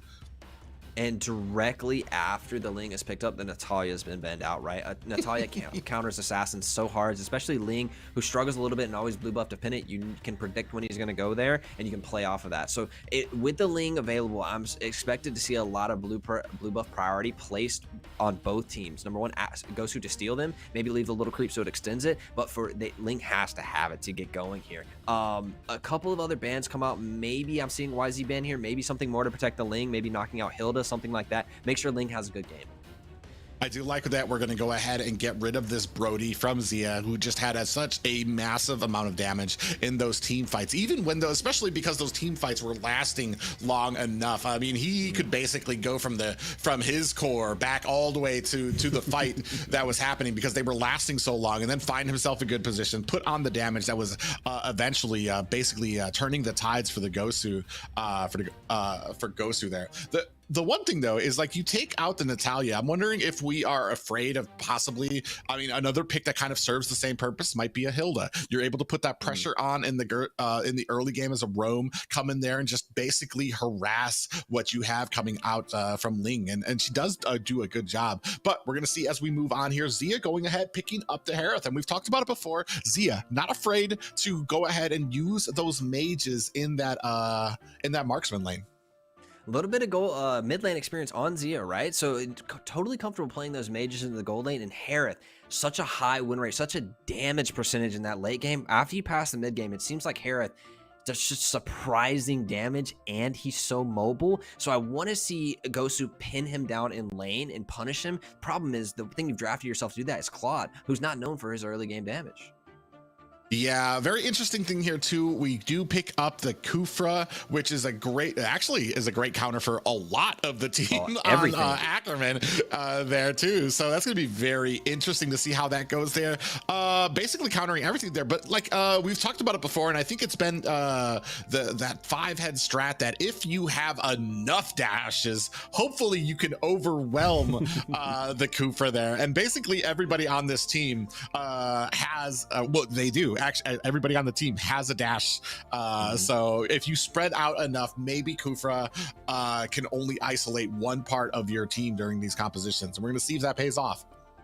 And we haven't often seen Fredrin flexed into the XP lane, but it's happened twice today, and I think that's really noteworthy that we're moving a little bit away from the fighter meta for some of these junglers, and now we have an assassin v assassin matchup, which I am super excited for, but it's so long that we haven't seen that, and Fredrin is now being relegated to the XP twice today in favor for assassin to the jungles. This could be a very explosive, very flashy mashup in the jungle. Yeah, the one thing that I do have to give the advantage to is for Ackerman right now is they have a mage that does not need to remain still to keep to do their ultimate, to do the damage that they need. That means that Farja kind of coming down with that feathered airstrike is going to be a huge target for Ackerman. Yeah, Farsa having you stand still is going to make perfect target, not only for Ling, but also Promise. Promise is really good with his Flicker Stun in the Lapu ultimate form, and you know he's going to find Farsa on that at least once in the game. She doesn't have to Purify, and there is a Kufra to kind of block a little bit, but not with the Flicker from Lapu. Yeah, very interesting too here. We do go ahead and pick up the Flicker, which means we are going to be able to adjust that feathered airstrike, maybe kind of bait it out there. Oh, beautiful pop-up there onto Toinks, who does go ahead and disengage, but does the job of making sure that the team knows that they are present and they're not able to put on pressure on to Kush on that Ling. Toonks playing a completely different support hero here, and actually Ruby gets popped up right here. Yeah, and they're going to go ahead and put on some pressure, but like not enough here too. Like, they're doing a great job of making sure that there is always vision of Ling. They always know what he's doing and where he's going. Promise down at the bottom might be in a little bit of trouble here. Nope, just kind of letting them know he's over there. Milo coming down to join the fight. And speaking of Promise, Lapu will have a great advantage in this lane. I expect him to win lane very hard and put a lot of pressure on the Fredrin. The Fredrin just can't trade him out because once Appraiser's Wrath comes down, Lapu has so much mobility and dashes to be able to, number one, interrupt it, but also move through it, right, and get on the other side of it. I think that Kufra is going to play really well in this game and block a lot, but to go back to my point on Tunix, he's playing a much different support here. Ruby is very different from the Estus and provides a lot different things, so it's cool to see the flexibility on him. Will it be the same for Ackerman? Yeah, and that's going to be the question here. We are going ahead. Kush doing a great job so far.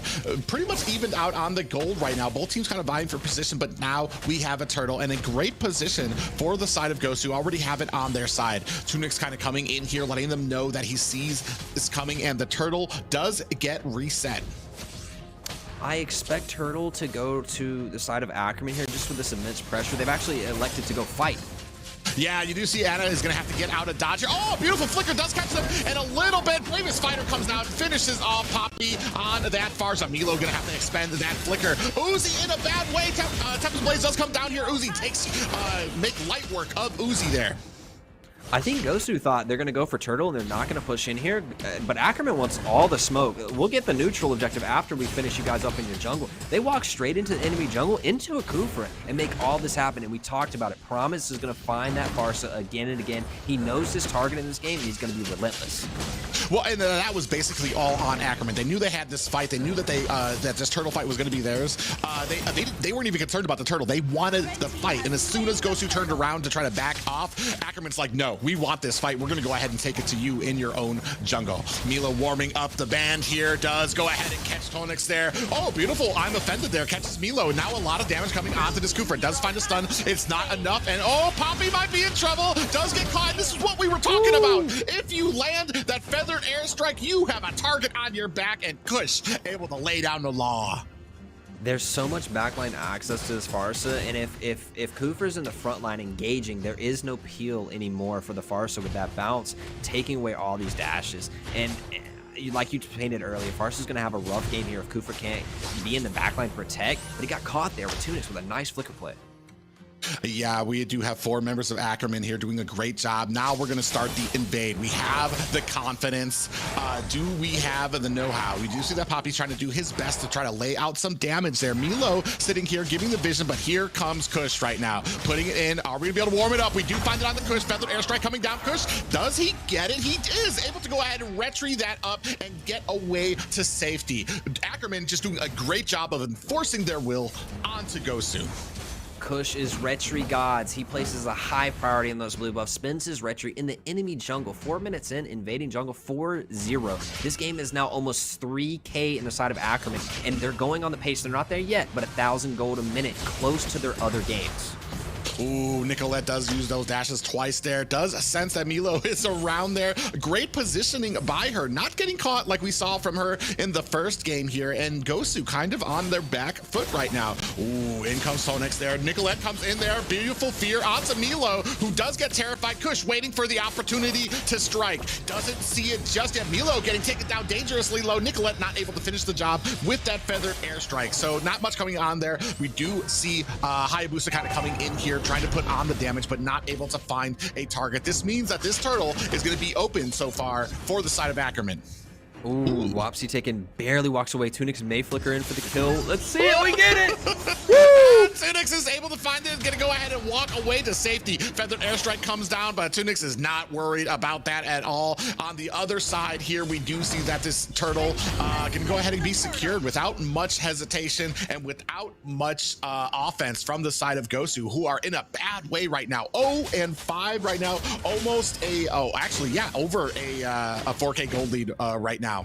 And looks like they're going to lose another blue buff on top of that. Stealing away camps is double value for your side, because not only do you get the gold, but you take it away from your opponent. That's why those stealing and invading the jungle is so strong. You get double value out of this. This Ling is off to the races. Harith has 2 kills, and honestly, I am so impressed with this Ruby gameplay.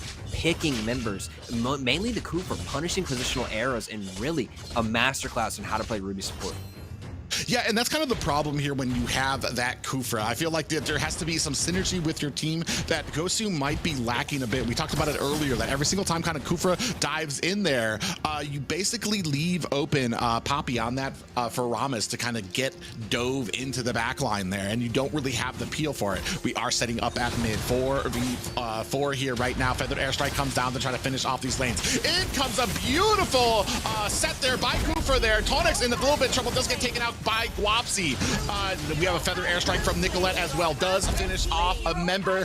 2 members there, but now we are at a 2-2. Tied up for both teams here. Kush trying to get himself out and back to safety. Nicolette going to go ahead and cover that escape. Oh, you do see Anna waiting.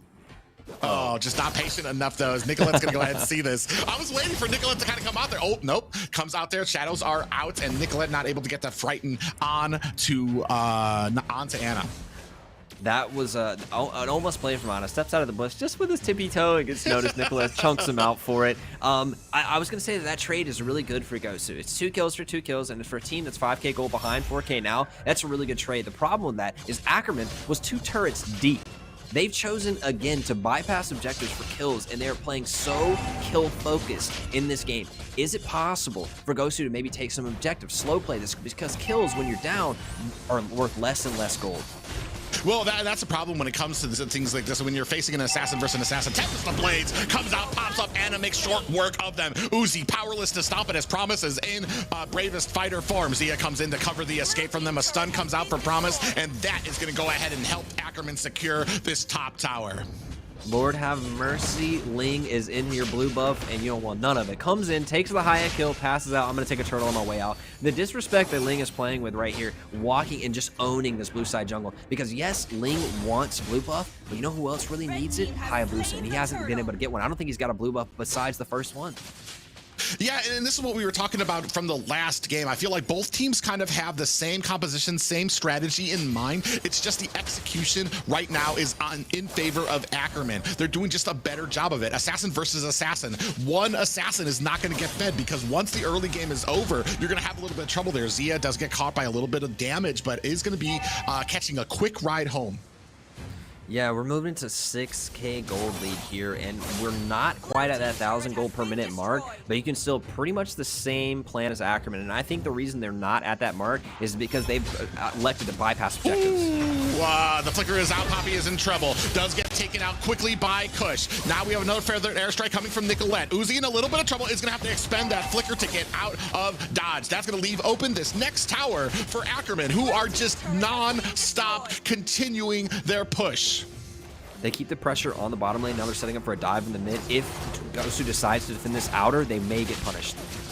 Yeah, unfortunately, it's Tunix. Oh, able to get out with the flicker. Beautiful job by Tunix there. Ackerman just putting on a show for us right now. They just have such a commanding lead. Guapsi comes in, does put on the damage to clean up that lane. Milo gonna have to fend off. Zia in trouble, does get picked off by Anna. So now starting to mount a little bit of comeback there by Kush. You see him perched up above everybody, looking to see if he could find a target. Does not find one. The speed at which Ling can rotate, and once he gets ahead, the amount of pressure he can bring to a game is honestly overwhelming. I think that was a really good play to get a kill. I think the problem right now is Tunix. He seems so clean on this Ruby. He was really good on the Estus, but he's making this Ruby such a menace. And you would think Kufra counters all of these heroes, all these dashes, but Ruby seems to find a way to provide the zoning effect that makes Kufra not matter anymore. It seems to negate the Kufra completely. Well, that's the problem too, is that you do see that Milo kind of latching onto Tunix. That is not the target that you want, and you're basically going to force your team to expend all of their abilities to try to take down this Ruby, who's going to be able to tank all of that damage. That's not the target you want, and that's not how you're going to be able to win these team fights. Kush going to go ahead and pick up the first Lord. Momentum on their side. What does Gosu need to do to come back from this? I thought they were just doing it right there, Private, with the split push, playing away from the objective. They elect to give the Lord over. We can't fight for this. We can't contest. Let's go get another objective. Unfortunately, the only thing they're able to get is for Claude to get another wave. And Claude's not going to be ready in time. Maybe a pick. Yeah, you saw that again on Tunix. They're not able to take down that Ruby, and that's going to allow a lot of the team to kind of come into the back line there. Kush does get stunned and taken out by Uzi there. Nicolette coming in though as well, picking up 2 kills there. Right now, Uzi in trouble, trying to find a safe distance, but picked up by Nicolette as well. That should be a triple for her right now. Momentum on their side. Lord up at the top. What a great value for a non-luminous Lord. Starting to zone out Milo here. Wapsi trying to come in for the flank, is not going to be able to find a target. Does get a couple of stacks here, and now they're going to go ahead, disengage our Ackerman, but the job and the damage has been done. I thought that they were going to end the game on that Lord. There's a lot of health left on that Lord. Ackerman plays it a little bit safer. We'll take the outer turrets and play a little bit slower, looking for another dive here.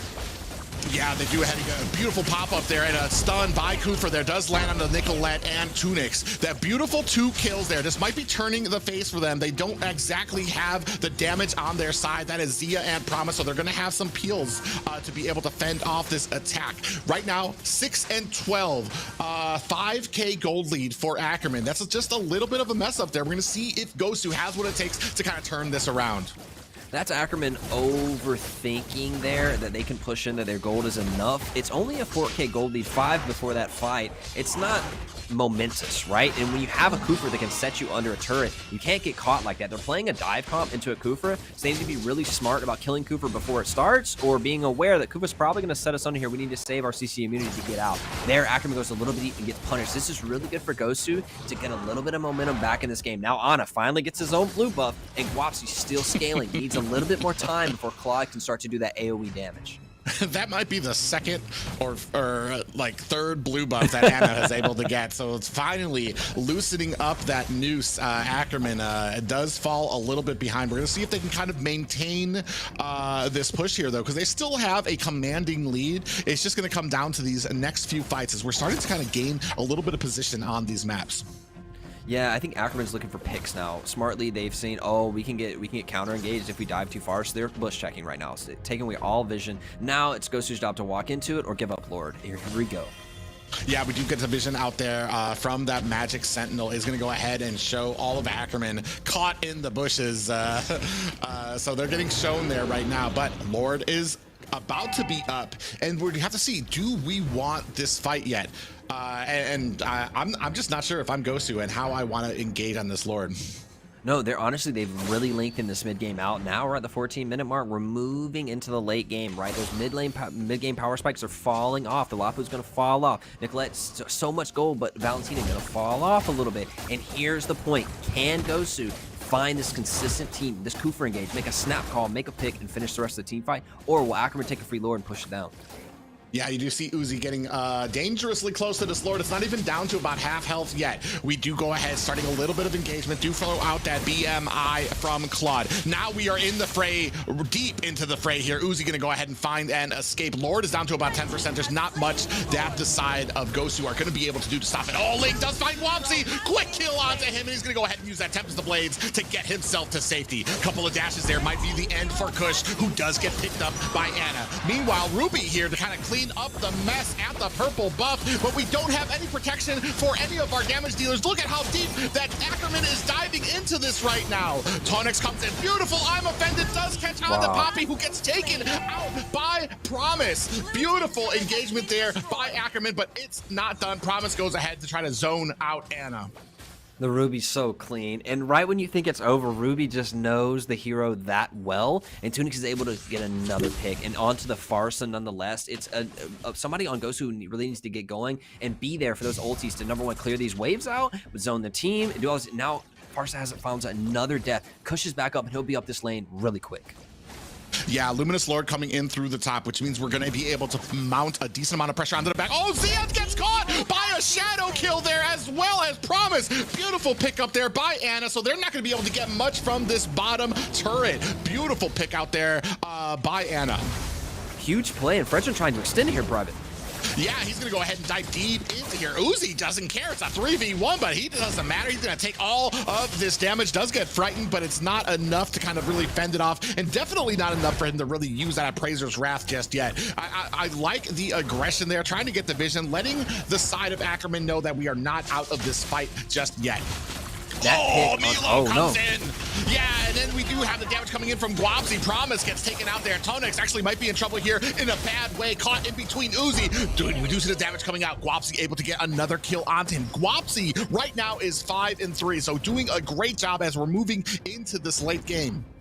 Now finally Claude is in the game. Claude can carry us now. They need to keep playing. That pick onto Zia was so crucial from Ana there on the Haya. Picking Zia there, open the map, and Ackerman still playing aggressive. Then they get punished the second time. Now they have a little momentum in this late game. Fredrin and the Kufra can provide so much space and time for the Hayabusa, the Farsa, and the Claw to do all this damage. If Gosu can find a clean fight, cohesive, engage, they can end this game and they can upset Ackerman. Well, and that's the value that you're going to get out of Ana right now on that Hayabusa as we're into this late game. You cannot be out there by yourself. He's going to be able to come in with those shadows. Oh, you see him come in there. We do have a shadow kill coming down here. It does get spread out to the rest of Ackerman team. Great play there by Kush as he got snacked on, but went to his teammates to make sure that that damage kind of spread out through all of them. Yeah, flies over the Lapu and drops the Haya ult onto the Lapu. Thanks, buddy. I appreciate that. But Lapu can sustain it. He's not worried about that. But I love to see Gosu in the middle of the map here. They really are feeling themselves right now. The gold is almost even at this point in the game. 2K gold is not that much. They're starting to step up in this blue buff, step up in this river. It's still an Ackerman favored game, but not by much.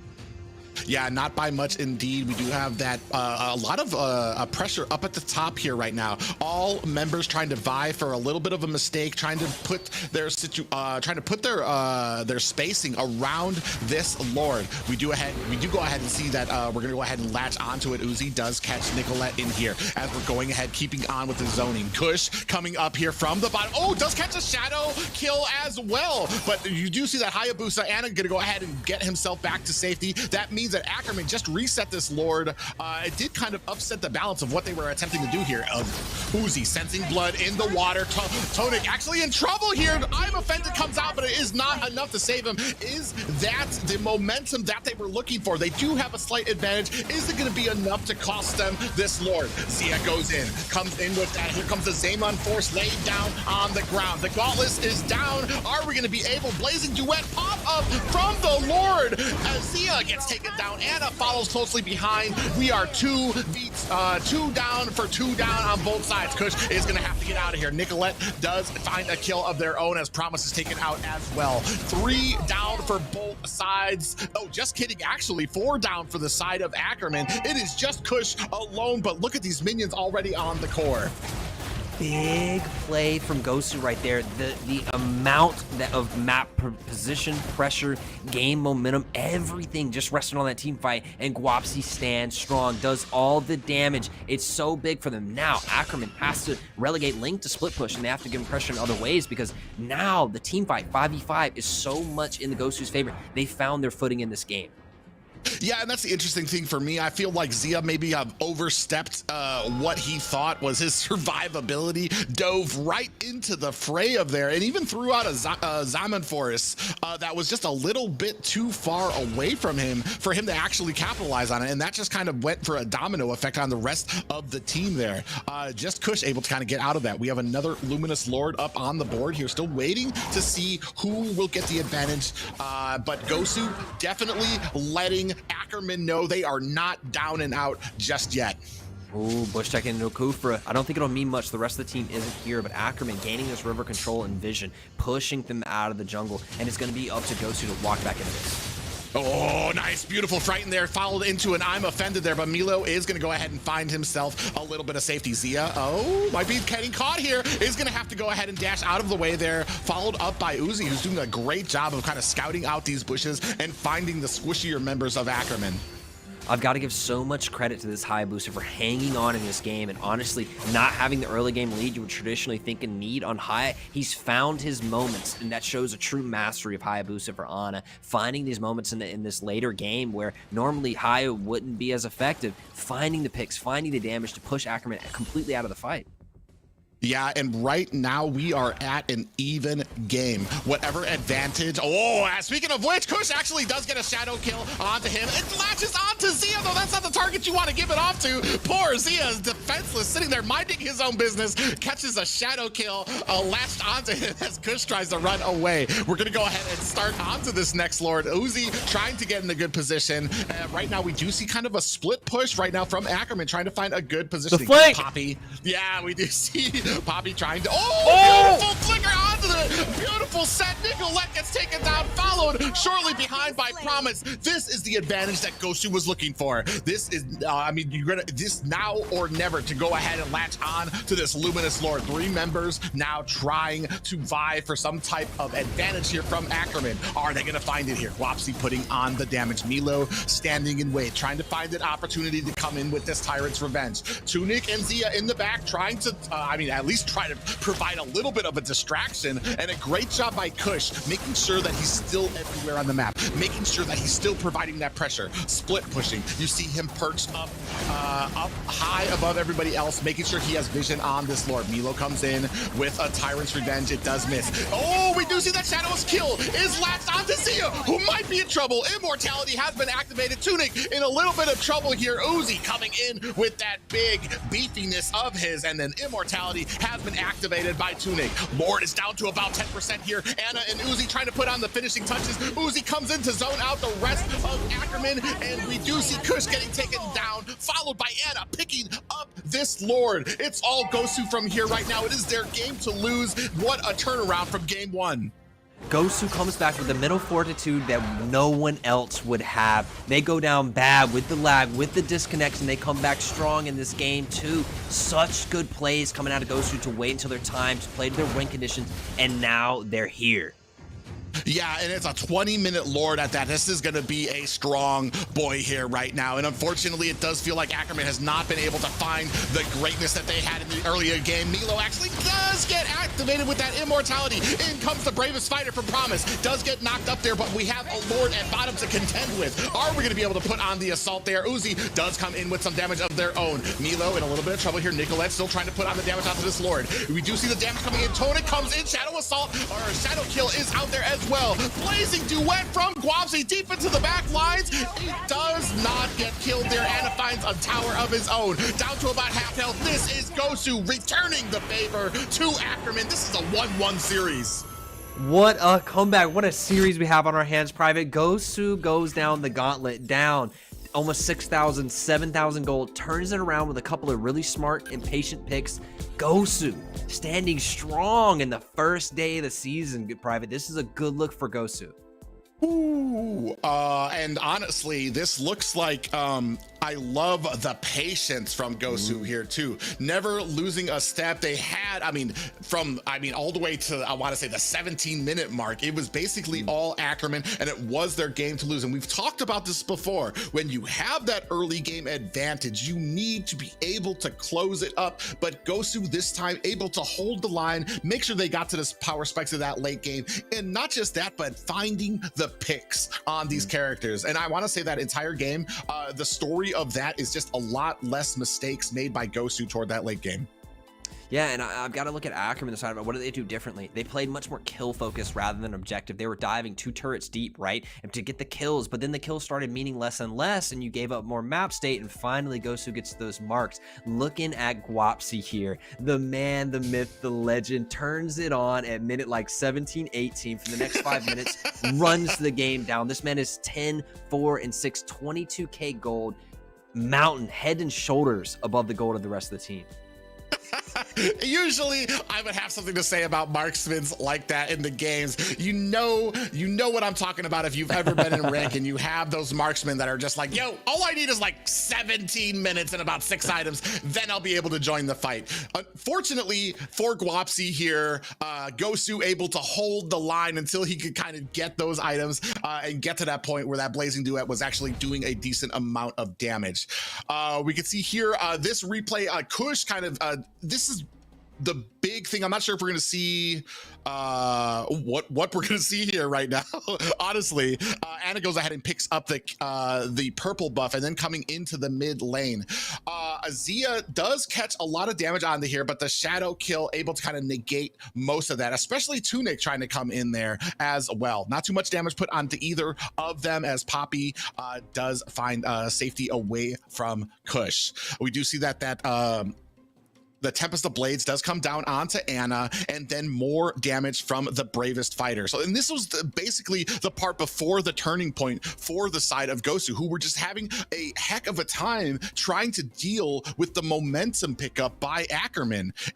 And that's the thing here, is that the story is not about the early game. It's about, as you move into the late game, how Ackerman kind of lost focus, whether it was Zia diving in a little too deep on some of these fights, whether it was actually, I think it was Zia actually got caught, I want to say 3 times there. Once by Anna on that Hayabusa, which is what basically started the domino effect. Gets caught, shadow kill comes onto him, and he gets taken out. I do know one of them. It was on Kush, who did what he was supposed to and tried to get away from the shadow kill that was latched onto him. Unfortunately, he flew over Zia, and then Zia got hit by the shadow kill, and that was all she wrote for Zia, unfortunately.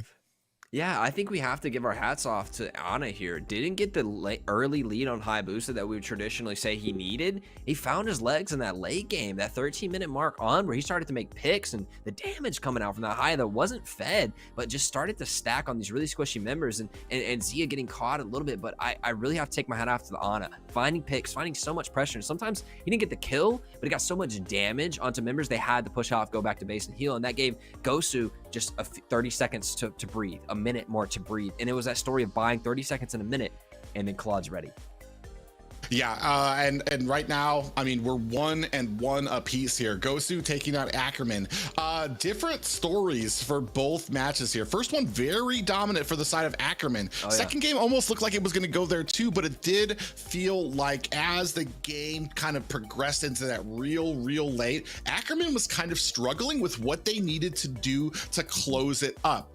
Not just there, but the players, I felt like they started getting complacent with a little bit of their their movement and their where they were placed on the map. It had some rotations by Zia, a little questionable, kind of in a way that Anna was able to capitalize on. Even if you're in the late game, you're still facing a Hayabusa, and you're still talking about characters that are very squishy. Yeah, I felt like Ruby bought so many kills and pressure in the early game, but then something clicked with Gosu, and it was Claude coming online. It was Ana making picks, but really the Kufra changed something around, stopped getting caught out of position, and started to counter engage when Ackerman relentlessly kept diving. And because they didn't take those objectives, those turrets in the mid game, Gosu still had some turrets to play under, and that catch right there where Ackerman stays a little long, dives under the mid lane tier 2 and gets caught by Kufra with the counter engage, really kind of breaks the momentum Ackerman has, and they start to step back out of the river, letting Gosu walk into the river. And that's when you can really tell the momentum and the pace of a game and where teams are at by that river control. Who's standing in the bushes and who's walking around in the river with their shoulders up.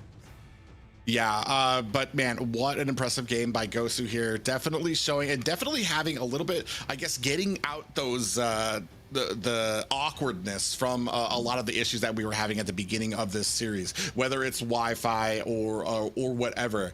They do seem like they have shaken it out, and this next game is it's basically going to be, it's the decider here, the best of 3 here to see who is going to come out here on top. Ooh. Spicy picks to start this off. YZ and Farsa on the side of Gosu, which is a very strong team fight, and taking the YZ away from the side of Ackerman gives Farsa a little bit more space to work. But then answered Eve, Glue, Fanny. This is like huge first 5 heroes picked in. This is a lot of power for both teams. Yeah, they gave up, and this were a lot of bans in the early game for Gosu. So I'm assuming that they have a plan in mind. I mean, you're giving Kush Fanny. Kush, I believe, has, I think, 2 games from the qualifiers of the 4 games that they played were on a Fanny. His success on Fanny is just immense right now. So you definitely need to have a plan. I do like the Moskov though. I've seen it before, especially against the Fanny. You get latched onto Moskov. He uses that spear to push you away. It's gonna come down to a micro and the technical ability of these guys to be able to play these heroes. I think that Moskov hits those like random lucky spears onto Fanny, and some way you get pinned into a hero or some terrain or something like that, and then Moskov dumps the Inspire and all the damage on you. So this is going to have to be really careful from Kush to not get picked up in this. Now, they have a lot of other options, right? You have the YZ pushing into the Eve, but the glue into the YZ lane, it's kind of an even lane. It's a skill matchup on both sides, so I don't see a lane advantage for that, but I do see YZ, Black Dragon's always going to be an advantage in the team fight. One thing though is as we get into like the mid and late game, YZ has a little bit of an advantage over that split as he's going to be able to get his passive onto all of those little minions that glue splits up into. A lot of these lane matchups, it usually comes down to it depends, because I see a lot of teams kind of ignore the lane matchup for what that entity provides for the team fight. You can have a Yuzong and he might lose to Lapu, but what Yuzong provides to the team fight is so huge. Kind of matched by what Lapu brings to it. We're moving into though the second banning phase. Ackerman going ahead, taking out Natalia as well. Definitely want to make sure that the assassin, the Fanny, Kush actually has some room to breathe while he's trying to farm, because that's one of the biggest problems with the Fanny is if you're able to kind of upset them in the early game, you're gonna have problems. And Fanny is like super blue buff reliant. We saw it in Worlds to where a stronger team, and like if they have a chance to go into that blue buff and they lose, they keep the little minion there. It hurts Fanny so bad if she doesn't have blue. And the Claude is banned this time by Gosu. They don't want the Moskov to have a late game threat. I think Moskov actually plays really well into Claude, but they don't want to allow it over. Brody being banned out so that Moskov can get to that point of the game. I think it's answered here by maybe a Melissa. You have the Beatrix. You could even go something. The Wan's banned, so maybe Beatrix, Melissa. That's what I would think Zia would go, but he could pop out the Harith once again.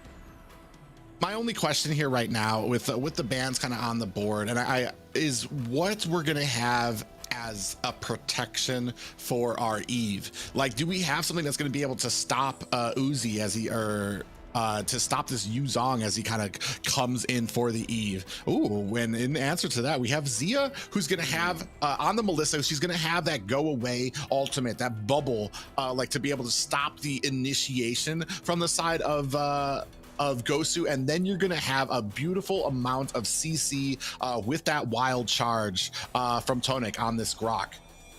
I think Melissa will actually poke out this Moskov in the lane, but the Grok pickup, I haven't seen Tunix do a thing wrong yet. He's played fantastic, so I can't wait to see his Grok initiations, right? Like, show me something, baby. Into the Lolita, can stop the Lolita. Into the Farsa, can stop the Farsa. So I think Grok really makes sense for punching through this team fight and creating like a lane for that, the Fanny, and then maybe even the glue, depending on Melissa where she's at in the game, can follow through. But this Grok is going to be able to punch straight through. They go back with the Ling into the Fanny. Assassin versus Assassin matchup again, Private.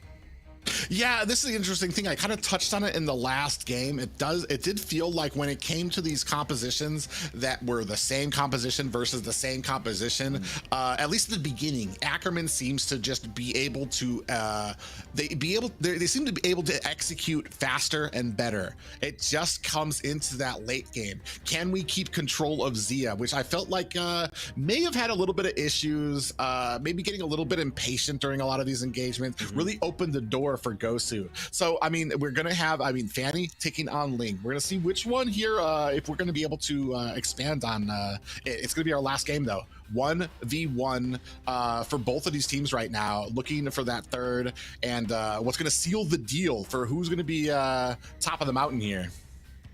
Yeah, and we've gone to a little bit of the same matchups. I think Assassin v Assassin is so fun and explosive to watch, and we've gone back to the Artillery Mages facing off. Valentina was banned, so we're going to even Farsa. But Private, let's go into Game 3, the deciding game between Gosu and Ackerman. Who will take this home? Yeah, what I do like is that like the collective breath of fresh air for the, oh, look at the pressure already on Kush here. Definitely not trying to let this Fanny get off easy is the side of Gosu. He's going to go ahead and try to pull that into the bush, make sure that they don't have vision on it, does Milo. Wanted to force Retri out there, but the Grok just provides so much damage. Lolita can't stick around for long, because if Fanny does get that and you're chunked out to half, Fanny can then chase the Lolita down. So I think really smart for Milo to move out of that position once the blue buff is taken away. You couldn't force Retri, but you do have vision. The Grok just provides that tool to keep the Lolita out. Great play from both supports, keeping the Fanny safe. Yeah, and right now, just kind of vying for position here. Still too early for anybody to be really making too many plays. We do just start. Anna has started on the purple buff, and like I said, still kind of vying for position. Still nothing with this little one. Or Kush is going to kind of come up here, meet Anna. We're going to see it's a little bit of a retry game here. 3 members, so we are outnumbered here. Kush, not able to pick it up. It does go over to the side of Anna. They're able to cut out the retry game won by Anna, at least when it comes to the little wanderer. And a retro dodge. Grok's taking a lot of damage. Yeah, Tonic does actually take a ton right there, as Milo and Poppy gonna go ahead and get themselves to safety. Ooh, I may have jumped the trigger on that one, Private. I was like, woo, he done got chunked out. I thought it was going down. Retrigod's Ana steals again, and finding his place in this game again and again, early game, late game. Ana has showed that he has the mental fortitude behind, ahead to make the plays. I would love to see the XP lane and how that breaks on the glue, but it looks like we're focusing in on this gold lane. And Melissa's able to poke out a little bit of the Moskov, because Moskov's pretty short range, and she can push the puppet up and give a lot of space to work with. But Moskov's frozen the lane, making sure that Melissa has to step up into this lane, and Ling is looking for lunch. Yeah, he is looking for a little bit of a meal there. In comes Promise, trying to put on some damage here. One thing that I have noticed about this composition is it's kind of shades of what BTK faced up in our first series. You have the Farja, you have the Lolita combo there. So that means that when Farja comes down with that feathered airstrike, you're going to have Milo there to be able to try to provide support with that Numenon blast, to able to slow people from trying to come in and also stun them if they can get close enough. Right now, we are starting onto the turtle here right now. A decent amount of damage comes in. Black Dragon is out. Not many targets on the board for them right now, as you have the 2 tankiest individuals from Ackerman sitting here waiting for a good position. Kush not in a great position here to be able to do much. Turtle gets picked up by Anna. Great for Gosu right now, as Uzi deep into enemy lines. I'm not sure if he's gonna be able to find his way out of here, Promise, with that split. You do find some damage, and down goes Uzi. So we do have a kill. 2 kills on the board for Ackerman, but they lose a turtle. Anna looking for lunch, comes in deep into the back line. Tempest of Blades onto Nicolette, but does not find a kill. Great job by Ackerman backing up. Nice play from Ana, though, putting a lot of pressure on there. And you know, if Farsa had the feathered airstrike right there, multiple people would have died. But Promise being so annoying on glue, abducting the YZ, pushing him back into the Eve where he has no chance. But now YZ is 0-2. So a lot of times when we've seen YZs and today in qualifiers, they've been ahead. A YZ from behind is a much different dragon. Yeah, you can see here right now, Promise doing a great job of kind of like issuing out a lot of the damage here. Guapsi is putting on some damage there. Tonic in a little bit of trouble there. Zia gets taken out from the back line there. That's 4 members of Gosu who are in trouble. Zia taken down, and that's big for the side of Moscow, giving a lot of space in the lane, and Mello takes the kill. That's not exactly where you want it, but it is a kill nonetheless. That kill would be much more optimized than someone else. On the side of Ackerman, it's kind of the same deal. They don't have any kills on Nicolette, Kush, or Zia. It's all kind of starts Promise and Tunic. They need to find a way to get those kills, that gold, that 200 gold injection, onto the right heroes for the best optimization of the gold. Yeah, Milo in some trouble here. Fanny Kush trying to do his best to put on the damage. Milo gets taken out quickly. It is 3-1 in favor of Ackerman. Gosu in a little bit of trouble here, but as we start moving into the mid game, I think this pressure exerted by Kush is going to start to diminish. Uzi coming out of this bush here. I think he does know that Kush is in there. Are we going to be able to put on some damage? He's not really afraid of it. Kush misses his cable there, just throwing it out there, I guess. A little bit of a peekaboo for the Yuzong there. Tonic is going to go ahead and disengage from this fight. Turtle is up though. The whole map is moving towards this turtle. It's both teams want this. Glue and the YZ have moved away from the XP lane. We don't need the XP. We don't need the gold. Let's team fight. Yeah, we do have 3 members here trying to vie for position here. Fanny on the other side of the map. Black Dragon is out looking for the kill onto Nicolette. In comes Kush. Is he gonna be able to find a kill? Nicolette picks up the turtle here, and down comes the real world manipulation. And we do have a Tempest of Blades coming down. Does get out of that split. Oh man, Uzi in a little bit of trouble. Down comes the feathered airstrike, trying to put on the damage, and beautiful ability there by Nicolette to put the damage on to Poppy before he can kind of really get settled in with that feathered airstrike. 3-1 in favor of Ackerman right now. Eve, being the highest DPS mage in the game, has so much damage over time and can lay those skills down. And if you miss Retry by like 1 HP, the next thing to tick on that objective, that turtle, that lord, whatever it is gonna be Eve's skills. And she collects. Nicolette covers up the Retry and gets the objective. I was about to say and praise Kush for his position and his plays, but ran out of energy in that last fight and couldn't quite finish it up. Yeah, and that's kind of the value you get out of a Fanny. Oh, beautiful concealed play, but Flicker into a wings by Poppy is going to make sure that he finds himself some clearance from the rest of his team. 4-2 right now, so we are starting to add up the kills on the side of Gosu. Yeah, it looks like off screen that Uzi and Promise, somebody dove somebody and somebody died in a turret, it looks like. It is maybe a solo kill, I'm not sure what happened off screen, but both XP laners take a death. And I think that really favors Promise because he's already ahead, and that means YZ can't farm the gold back. Just depends on the position of the wave. Oh, and this is something that we were just talking about. You saw that Kush tried to dive in onto Guapsi, but with being, especially with that marksman, they're able to push him away. So now Guapsi in a good position here as the feathered airstrike comes down to try to zone them out. Zia might be in a bad way here. You do see the hungry eyes of Anna, but a black dragon comes out. Uzi in a little bit of trouble deep into enemy territory. This isn't what you want. Tempest the blade down onto the ground, finishes off Zia. A little bit slow there. Is he going to be able to get a kill? Down goes Anna, and Milo trying to fend off this assault. Beautiful cleanup there by Nicolette. Kush on the back line here, puts on that beautiful ultimate and is going to be able to pick up the kill onto Milo. Nicolette on her strength, that artillery mage Eve, she's doing so much DPS, 3-0, and they may get Guapsi. Yeah, and this is what I was talking about, the value you get from Nicolette on these type of artillery mages. Eve just dropping down, has great positioning, great damage, and able to find the kills, even clean up for her team here. 7-4 right now, in advantage for Ackerman. Ackerman has such an annoying lineup. You've got the glue being a booger hopping around. You've got then Nicolette raining down hell from above. Fanny zooming in and out. You've got Puppet. You've got Go Away. Such an annoying comp coming out of Ackerman. And right now they've got a 3K gold lead. Yeah, and they're going to go ahead and pick up this turtle without any type of interference from the side of Gosu. Right now, we're only at about the 8-minute mark, about 3K gold lead for the side of Ackerman. And I mean, what are we looking for to kind of fall back here on the side of Gosu? Gosu, I think, just wants a little bit more time so this Moskov can really hop in and start carrying the game. I think they got to play around Moskov a little bit more. Unfortunately, YZ's gone down a little bit. Has a couple of kills now, but went down a little bit, didn't get fed early, so can't do big Black Dragon things. He's kind of like little Black Dragon right now. He's got to like edge down what he wants to do. Yeah, tiny Black Dragon right now. Just a baby Black Dragon still learning his way. Has aspirations of being a grown Black Dragon here as we transition into the 8.5 minute mark here. Zia going to do a great job here of trying to put the pressure on. A beautiful zone out there from Nicolette as they go ahead, pick up this gold lane tower without much contention from the side of Gosu.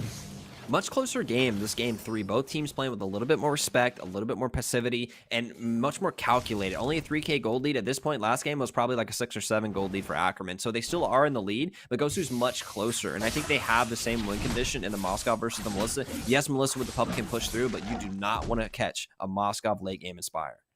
My only problem here is as we move and transition more and more into the late game, Kush is going to fall off without much value. You're going to need to start clearing, I guess, lane clearing with him. But on the side of Gosu, you still have Anna, you still have a Tempest of Blades, you still have a lot of mobility on the map. I fret as this gets later and later into the game. I feel like this kind of goes into the favor of Gosu.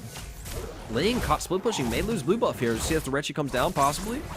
Yeah, Black Dragon is out. Uzi not able to come in time to save that purple buff, and you're gonna have to kind of chalk that up to a situation, unfortunately. Anna perched up above, looking for an opening, looking for somebody to get low enough for him to swoop in and steal that kill. Not an opportunity just yet. Promise coming in with that split, looking for a target. Does not find Uzi. Oh, kind of lands on him a bit there, but not too much, not too worse for wear are either team. Yeah, it seems like Ackerman is starting to invade the jungle a bit and push Ling out on a lot of places. There were 2 camps that went over to Ackerman. It's not a huge thing, but we talked about it earlier. Now, this Lord pressure has gone completely. Ling's not even going to contest.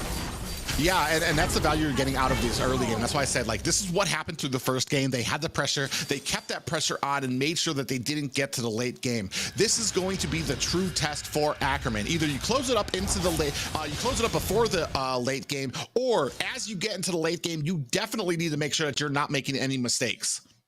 I feel like it may be the same story, Private. You're right. Like, yes, it's a 5K Gold League, but Gosu looks really comfortable here, rotating very well, not getting picked off. This is a really low kill game in comparison to the other ones. It looks like Gosu might have found out the Ackerman playstyle, the dive, the rotation, something here. They're playing much more smooth and avoiding a lot of these more pitfalls. Yeah, and unfortunately, especially with the composition of Ackerman, there's not much you're going to be able to do into the game. 7-4 isn't so bad for the 11-minute mark here right now, but the towers are definitely in the favor of Ackerman. It's their game to lose right now until we start getting into maybe like that 15-minute mark. Lord here is at the bottom. We're going to try to create some pressure at the top. Unfortunately, it's just Nicolette up there, so she's not going to be able to do much. Lord has started crashing. Black Dragon is out, followed by a feathered airstrike. Zia is in the back line trying to put on some damage. Not enough just yet. Lord gets taken down. Promise is deep into the lane, gets pushed off by Moskov with that split, and that means that Kush is in enemy territory by himself and cleaned up as such. Promise trying to come in here onto Anna. Does not find that split on him. Does find a little bit of a root, but not enough for the stun. A great defense out of Gosu there, and against a lot of tools that make diving very easy. You've got the Grok wall that can elongate pushes, push people out. You've got the real world manipulation, which can zone people off turret. Then you've got the Fanny to dive. The puppet placement was really good for the go away ultimate. Everything really worked there, and Gosu still holds on to their turret. Now, that wasn't a Luminous Lord. Lords will get stronger, but look at the itemization coming in. It's so much more even in this game. As you see the items stacked on both sides quite evenly. We don't have anybody with a huge advantage in one position anymore. They are 5K gold down. So, yes, Ackerman is in the driver's seat, but Gosu seems to be holding on kind of comfortably. I'm going to go ahead and say it right now is that the pressure is starting to slow down from the side of Ackerman. We're moving into about the 12-minute mark. We're still not able to kind of push onto these towers yet. We still have a decent amount from mid left. No towers yet for the side of Gosu. So it's still on them to kind of make a stand here yet. Oh, beautiful stun onto Anna. Catches them. Tonic with a beautiful beautiful ult there to catch Ling as he was floating over onto the walls there. So this is going to open it up for them. You go ahead and see that feather airstrike come down, followed by the real world manipulation from Nicolette to go ahead and zone out the rest of the team. Milo in trouble, finds Cutthroat from Kush on that Fanny. Uzi going to try to get away, get stunned for his effort. Black Dragon is out. He is just going to use it to escape. Look at the damage from Zia onto that tower. It is all Ackerman. It is their game to lose. They are not letting it up, not making the mistakes that they made from that second game. Uzi doing his best to fend off this assault, but this is going to possibly leave open this Lord for the side of Ackerman. I think that Gosu look for a steal here, but not contest straight up. Maybe not even contest at all because Ling doesn't want to go down. What a play coming out from Tunix. Delivers again. Multiple games in a row. This support has made pick after pick and enabling the side of Ackerman. Not only picks into the side lane, then catches the Farsa in the mid, barreling his team, providing these situations, these opportunities for Ackerman to win this game. Yeah, that's just something you don't expect as a Ling, as you're like floating over everybody's head with that Finch pose, a wild charge to catch you mid wall float there. That's just amazing. And like you said, it's been basically the entire story of this team. Tunic has been that just base, that structure for the side of Ackerman.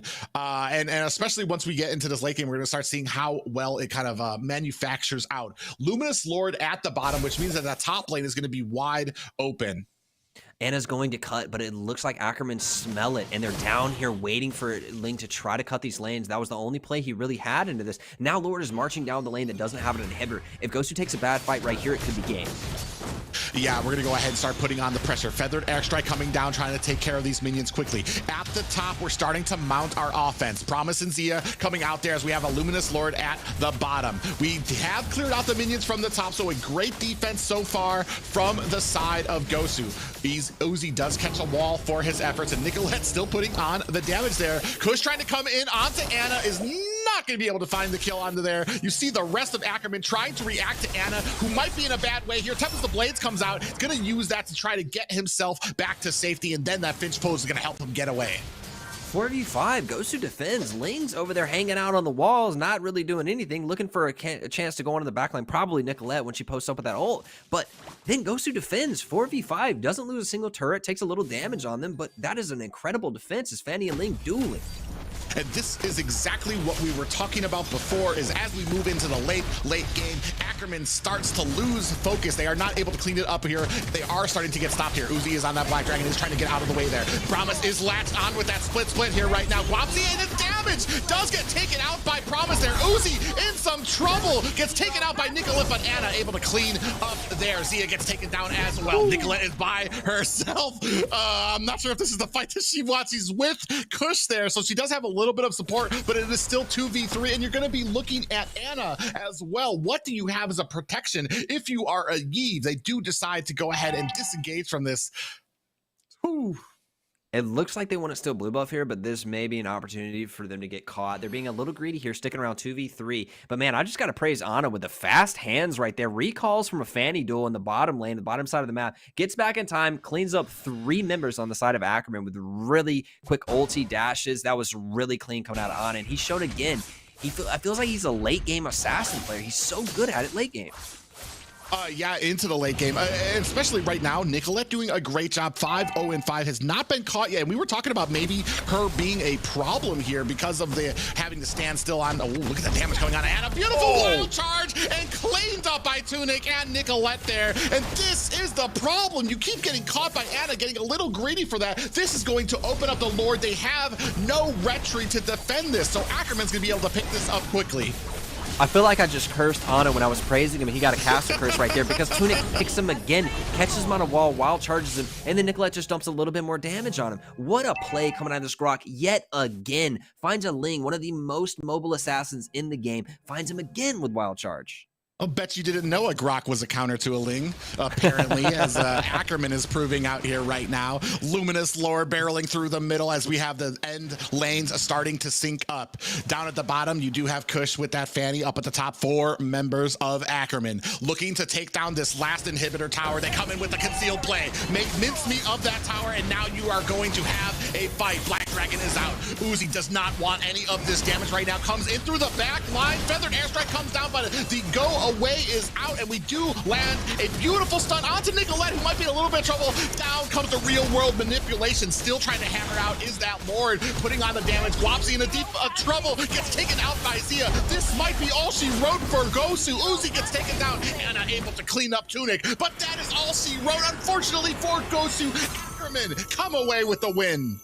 What a win from Ackerman there. I gotta give it to Tunix again and again. This man on every support. He played Estes, he played Grok, he played Ruby, wins again, finds the picks. This guy is a star. I will keep my eye on him for the rest of the season.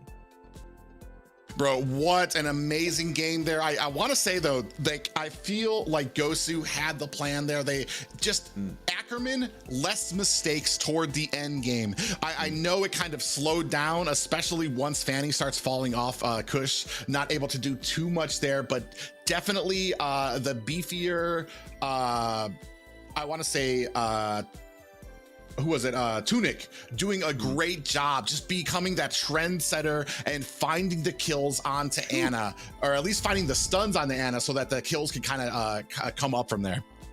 Yeah, I think Nicolette grabs MVP, but if we had an award for like playmaker, big boss getting the picks, it's got to go to Grok on Tunic, right? But let's look at Nicolette. 507, the DPS. I wish we had a damage graph here. I bet she's off the roof with damage.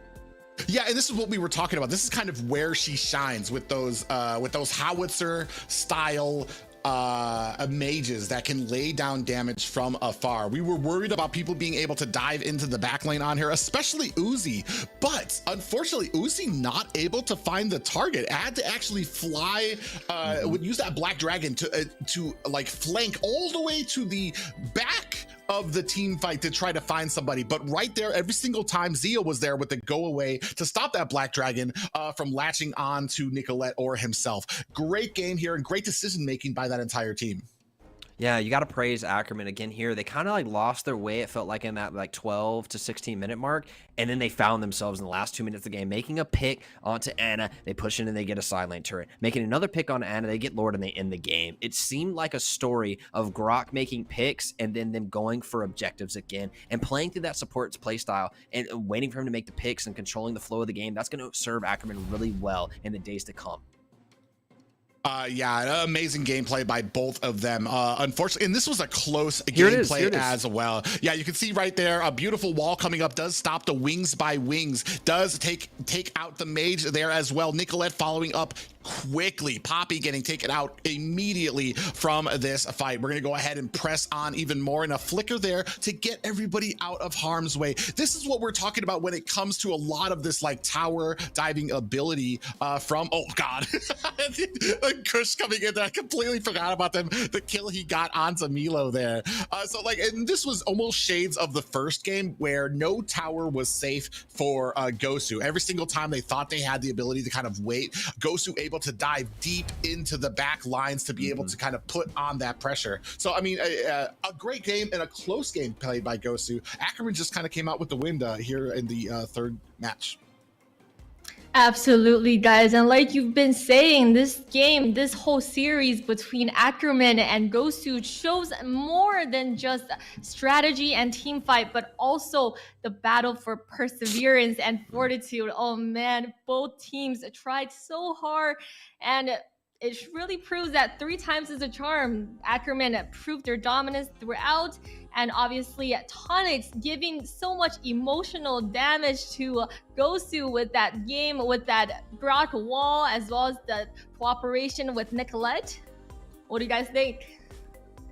I mean, a great game played by both of them. Like I said, it was close and it could have gone either way. I feel like Ackerman did a great job of closing up those gaps, maybe kind of sitting down Zia a little bit to the point where he wasn't just making these kind of blind dives into the enemy hands there. It felt really in control for about like 4 minutes in that mid-game to late-game transition where Gosu looked comfortable. The slow down from Ackerman, but I have to praise Ackerman cleaning up their mistakes from game 2, playing objective focus, making a pick, getting a turret, making a pick, getting Lord, and they played really through those pick, then something comp. For sure, they are here to secure that win, to secure that trophy now. Everyone, thank you all for being so patient with us through all the technical difficulties. Thank you to our casters who've made it out through so many rounds of just talking. And now, guys, we are looking at match 3 coming up very soon. But before that, let's take a short 5-minute break. Get your snacks, get your stretch out, because we will be back very soon. NLBB players, the 2023 North American Challenger Tournament spring season officially begins. Captains, time to register your team.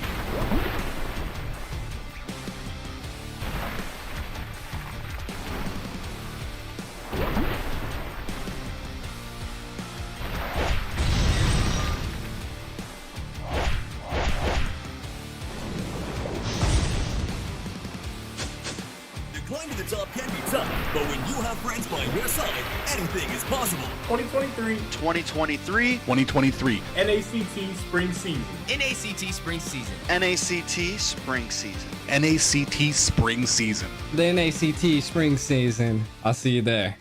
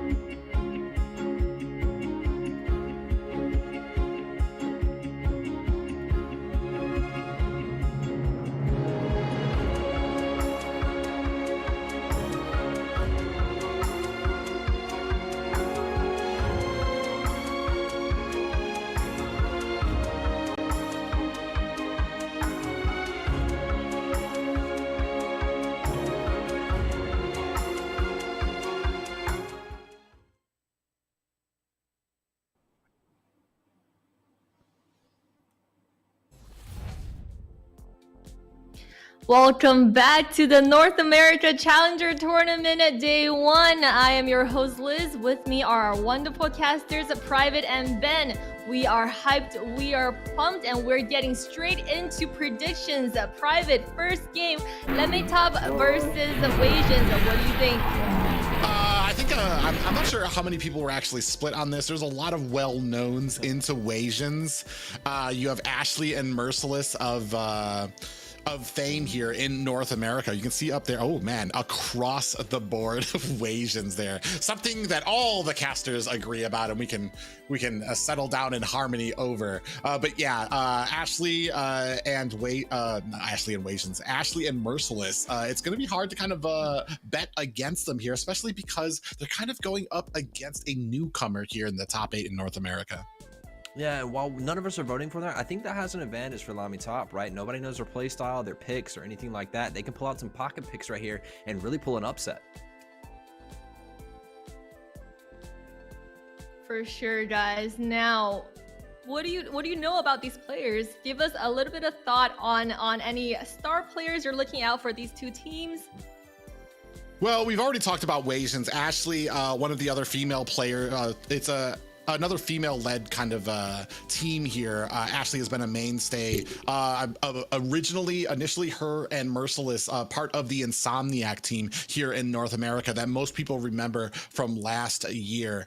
Does play mage as well. It's just that they have not really kind of had that synergy with the teams that they've been on, but we're going to be getting right into it. Yeah, and speaking of synergy, let's get it right in with the first game between LaimiTop and Wasians with the match with their draft picks. I'm really kind of curious to see what we go off here. Wasians, actually, I mean, it's been said before, especially when the Ohio brothers faced them. I know Hoon commented and said that Wasians were probably one of the hardest matchups that they went up against in the qualifiers. And that's a pretty tall order to hear from Hoon, and especially the Ohio brothers there. So we're going to see what we come out with. The priorities here, a little different than we've been seeing. A Lapu setting the precedence here for Wasians. Now, that may be something out of scrims. Usually you don't see the Lapu band out unless you've already taken a Wasian. You usually see him in the second phase, right? So have a Lapu band this early may spell for a little bit something funky from Wasians in the XP lane. That early with the glue band, they're really setting up XP lane pretty hard in bans. Yeah, and that's the interesting thing here too, is setting up that XP lane. And I'm not sure if they're afraid of something or they just have something very specific in mind, or they're trying to open up something else on the map here. We do see that the Valentina getting taken off the board on the side of a LaimiTop as well with the Joy. So it's going to be interesting what we move on to. And Eve going to be the last ban of this first phase for the side of Wasians. So if they don't ban Farsa, ooh, and there it is. I was about to say an artillery mage would be able to take, and it couldn't be answered, not by the Valentina and not by the Eve. So they remove all artillery mages and then take the Faramis for themselves. That takes off all S tier mages right there and really paints a strong advantage for the side of Wasians in the mid lane. Like I was talking about earlier, I want to see LaimiTop pull out some pocket picks. Nobody knows you, and you use that to your advantage. Use those picks. Like for me, it would be Edith. I would pull Edith out and I'd try to stomp lane and maybe have a little bit of team fight. Right? Find that pick that you're so good at that they're not going to expect and punish them here.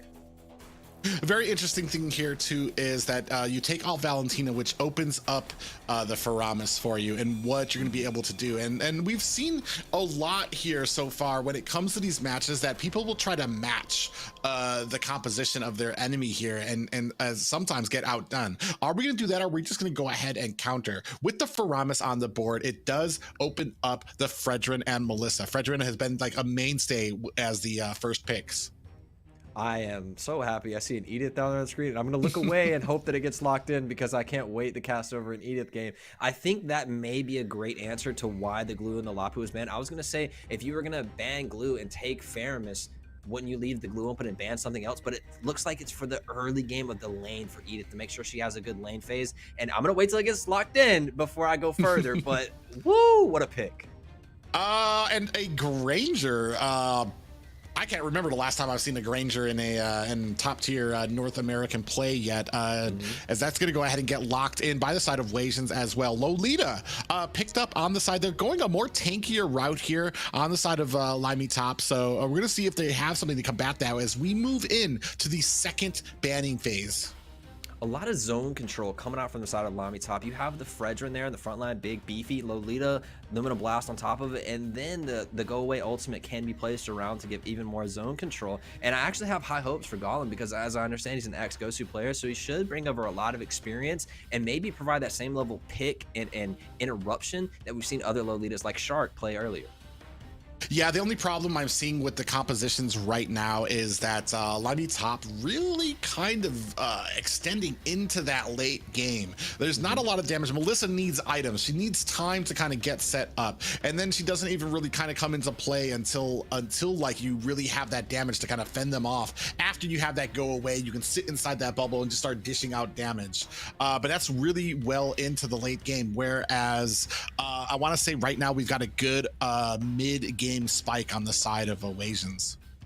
Yeah, Wasians are going to have trouble in this XP lane and what to run into Edith. A little bit of an unknown hero. Only a few things are actually really good into it. So I'm really curious to see what they draft themselves as, again, Wasians pin down the XP lane, creating a huge gap as far as the tiers of heroes. They've been out Lapu, Glue, NYZ, and then taking the Edith himself. There's only a few picks left that can go into the XP lane that can actually be considered in that S or A tier.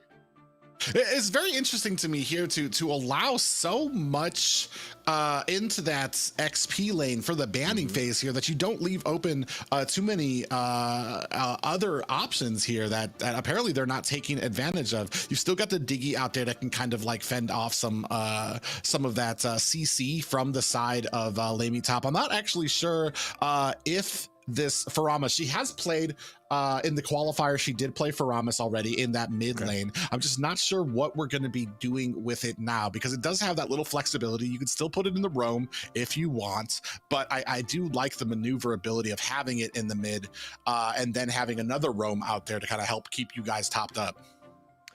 Their draft from Wasians is so flexible right now. Faramis can be played in the roam or the mid lane, and Edith can be played into the gold lane, the roam, or the XP lane, right? Edith can do some crazy things. So really flexible draft. I mean, even Granger, you don't want to see him in your gold lane, but I guess he could, right? You expect him to be the jungler. And so super flexible draft coming out of Wasians. I can't imagine being LaimiTop here and saying, oh, we're going to draft to pin this. We see this, we can counter this because it's so flexible right now. Very interesting draft right now. We do get the Benedetta out there. So you do have a decent amount of damage and maneuverability around the map. So, I mean, here's the thing I do like about this, especially if this is going into the XP lane. Going against Merciless here, a lot of CC, or going against the Edith here, Edith has a lot of CC. Benedetta has a lot of like engagement tools that can negate that CC. Not just that, but she clears the lane so quickly that she's going to be able to rotate and help her team there. So this is a great answer to the Edith. Yeah, I think Edith still will take this lane unless One Punch just really outplays with the dashes and the repose and stops that CC. Then you've only stopped the CC from Edith, right? Then you have to deal with all the ultimate damage that you just built into her passive pumping out into you, right? And with the Benedetta, she's not really a tanky hero. 4 or 5 autos and she's gone. But is this the first Xavier we've seen today? This could be huge.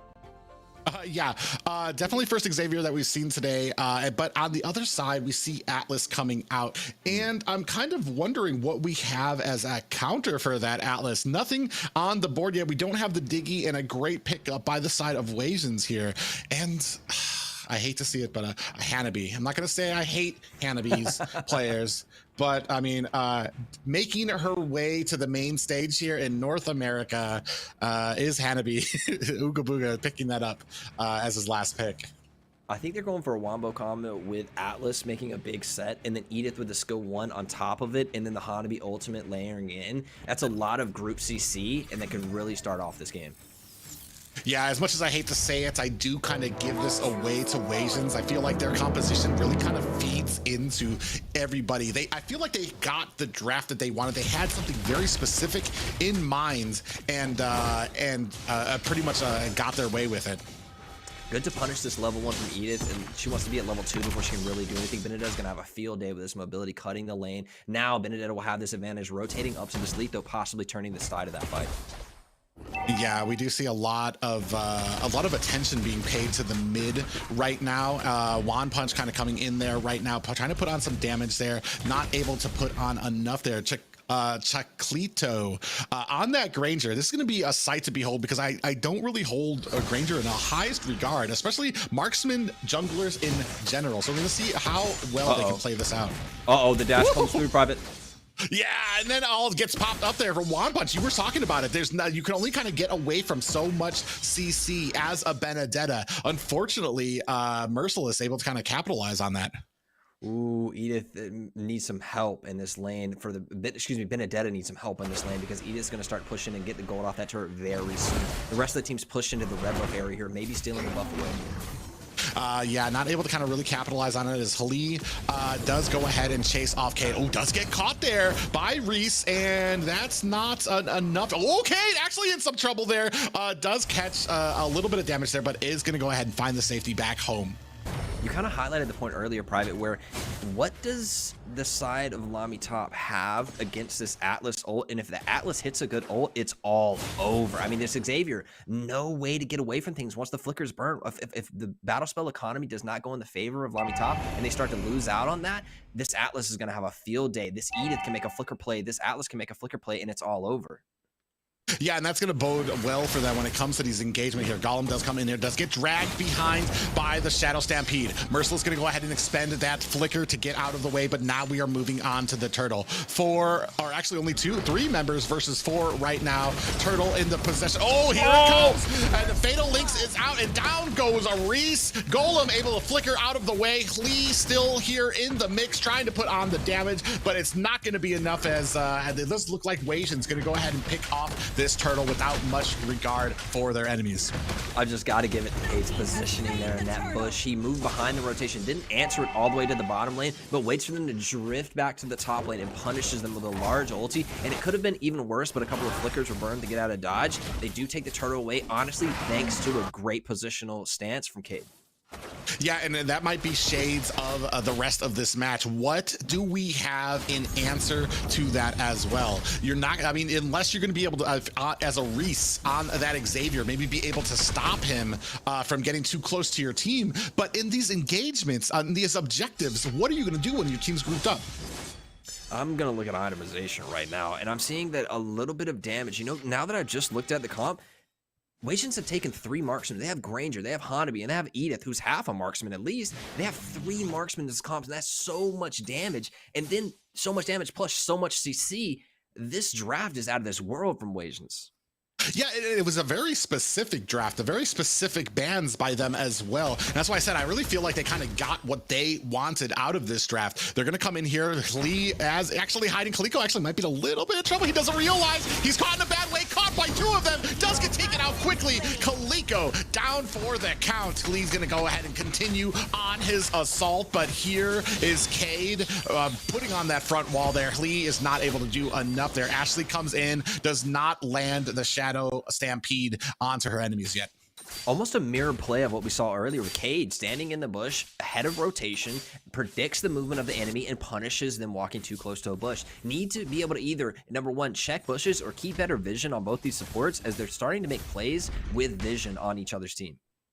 Yeah, and those types of plays really kind of set off the early game for Wasians too. They had a great engagement. It's just that they got caught not paying attention to kind of these, or getting the right vision on this map. Kaliko comes in here with Merciless. One Punch, gonna go ahead, get out of dodge. Not gonna be able to dive under him right now, but the next Turtle is up. We're starting to get ourselves a little bit of position. Merciless does not land that pop-up. Golem sitting here, does have that bulwark out. 4 members. Cade, look at it, in the same position was Cade. Unfortunately, they do go ahead and read it out. Down to about 10%. You do see that Fatal Lynx comes out there. Lee able to pick it up, but here comes the Numenal Blast. Catches 3 members of the Wasians. They're not able to capitalize on it just yet. Ashley with a beautiful pull there, but stunned up right now is Merciless, trying to find himself a little bit of an escape. Beautiful pull there by Cade to go ahead and secure the escape for his team member. And I think we just answered a question in that team fight right there with the Numenon Blast coming after this set. If Golem's able to move himself, maybe with the flicker, maybe with better positioning, out of that Fatal Links and just hold down that Numenon Blast on top of everything, it does provide a bit of a counter. I think the problem will occur is if Lolita gets caught in that first CC, never have a chance to get that ulti off. Well, and yeah, that's kind of the problem there if she gets caught with it, because I mean, in optimum, in a perfect world, Lolita's outside. Oh, concealed play does come in here, looking into the back lane here. 4 members of LaimiTop. Ooga Booga in trouble here, gets dove onto. They make quick work of him. Fatal Links comes out there. Lee gets made into mincemeat as well. 1-for-1 trade. No worse for wear is either team. Two apiece. Edith doesn't follow rotation and gets a huge chunk on the mid lane. Almost took the turret. That will lead to a lot of pressure. If Wasians are able to break that mid lane turret, they'll have advantage in rotation and speed and where they can walk in the map. And that's something that LaimiTop never wants to lose here.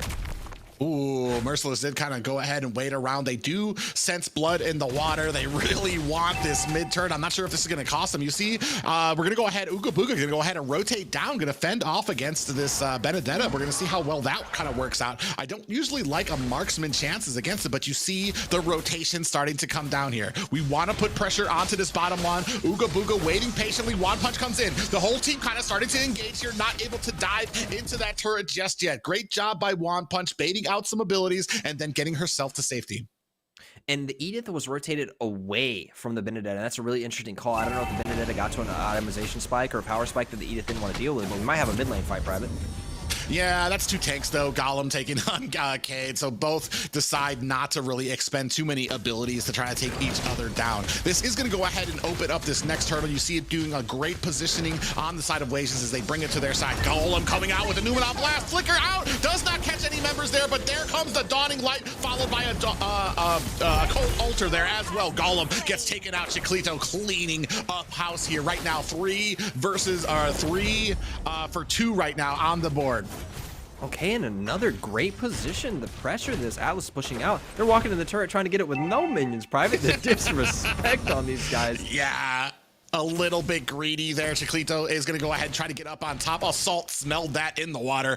Going to go ahead and dive well behind the tower there. Doesn't want any piece of that. That's just great groundwork. One Punch taken out by Cade. Interesting. I think One Punch was trying to rotate away from the damage of Ooga Booga and then got caught well into the backline. Cade doing a great job with the positioning of this Atlas. Making plays very aware on the map, and I think that's kind of relegated always to the roam, right? Control of the map, knowing where everyone's at, punishing positional errors that they can. One thing that I haven't seen them punish, though, is this Xavier in the mid lane. Have been able to free farm now to level 9, and Xavier, late game, power spike. He is a bully. I think of him a lot like Sicilian. He doesn't have the infinite scaling as Sicilian, but once he gets to the 12-minute mark, 13-minute mark, after he's built Truncheon, he's going to have so much damage in these team fights. Yeah, but you're still gonna have to fend off. You're still gonna have to fend off. Look at them all diving here. This is gonna make mincemeat of this tower as well. Down comes the Dawning Light. Golem gets cleaned up quickly. But that's the problem here. Is Xavier has a great time, but he just doesn't have the most maneuverability. Ooh, up at the top, you do see One Punch might be in a little bit of problems here. Merciless is not the fight you actually want there. One Punch thinks twice about it. Is gonna go ahead and disengage.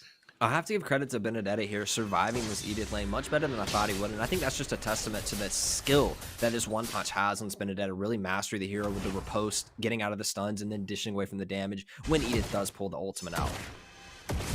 Yeah, One Punch is going to go ahead and get out of here. Looks like they go ahead and met up on the same lanes. Assault in a little bit of trouble here, getting taken down very low, and unfortunately that go away not enough to save him from Ooga Booga's damage. Golem comes in here, does land a beautiful stun, and that cleans up Ooga Booga. Got a little bit careless, did they, down at the bottom.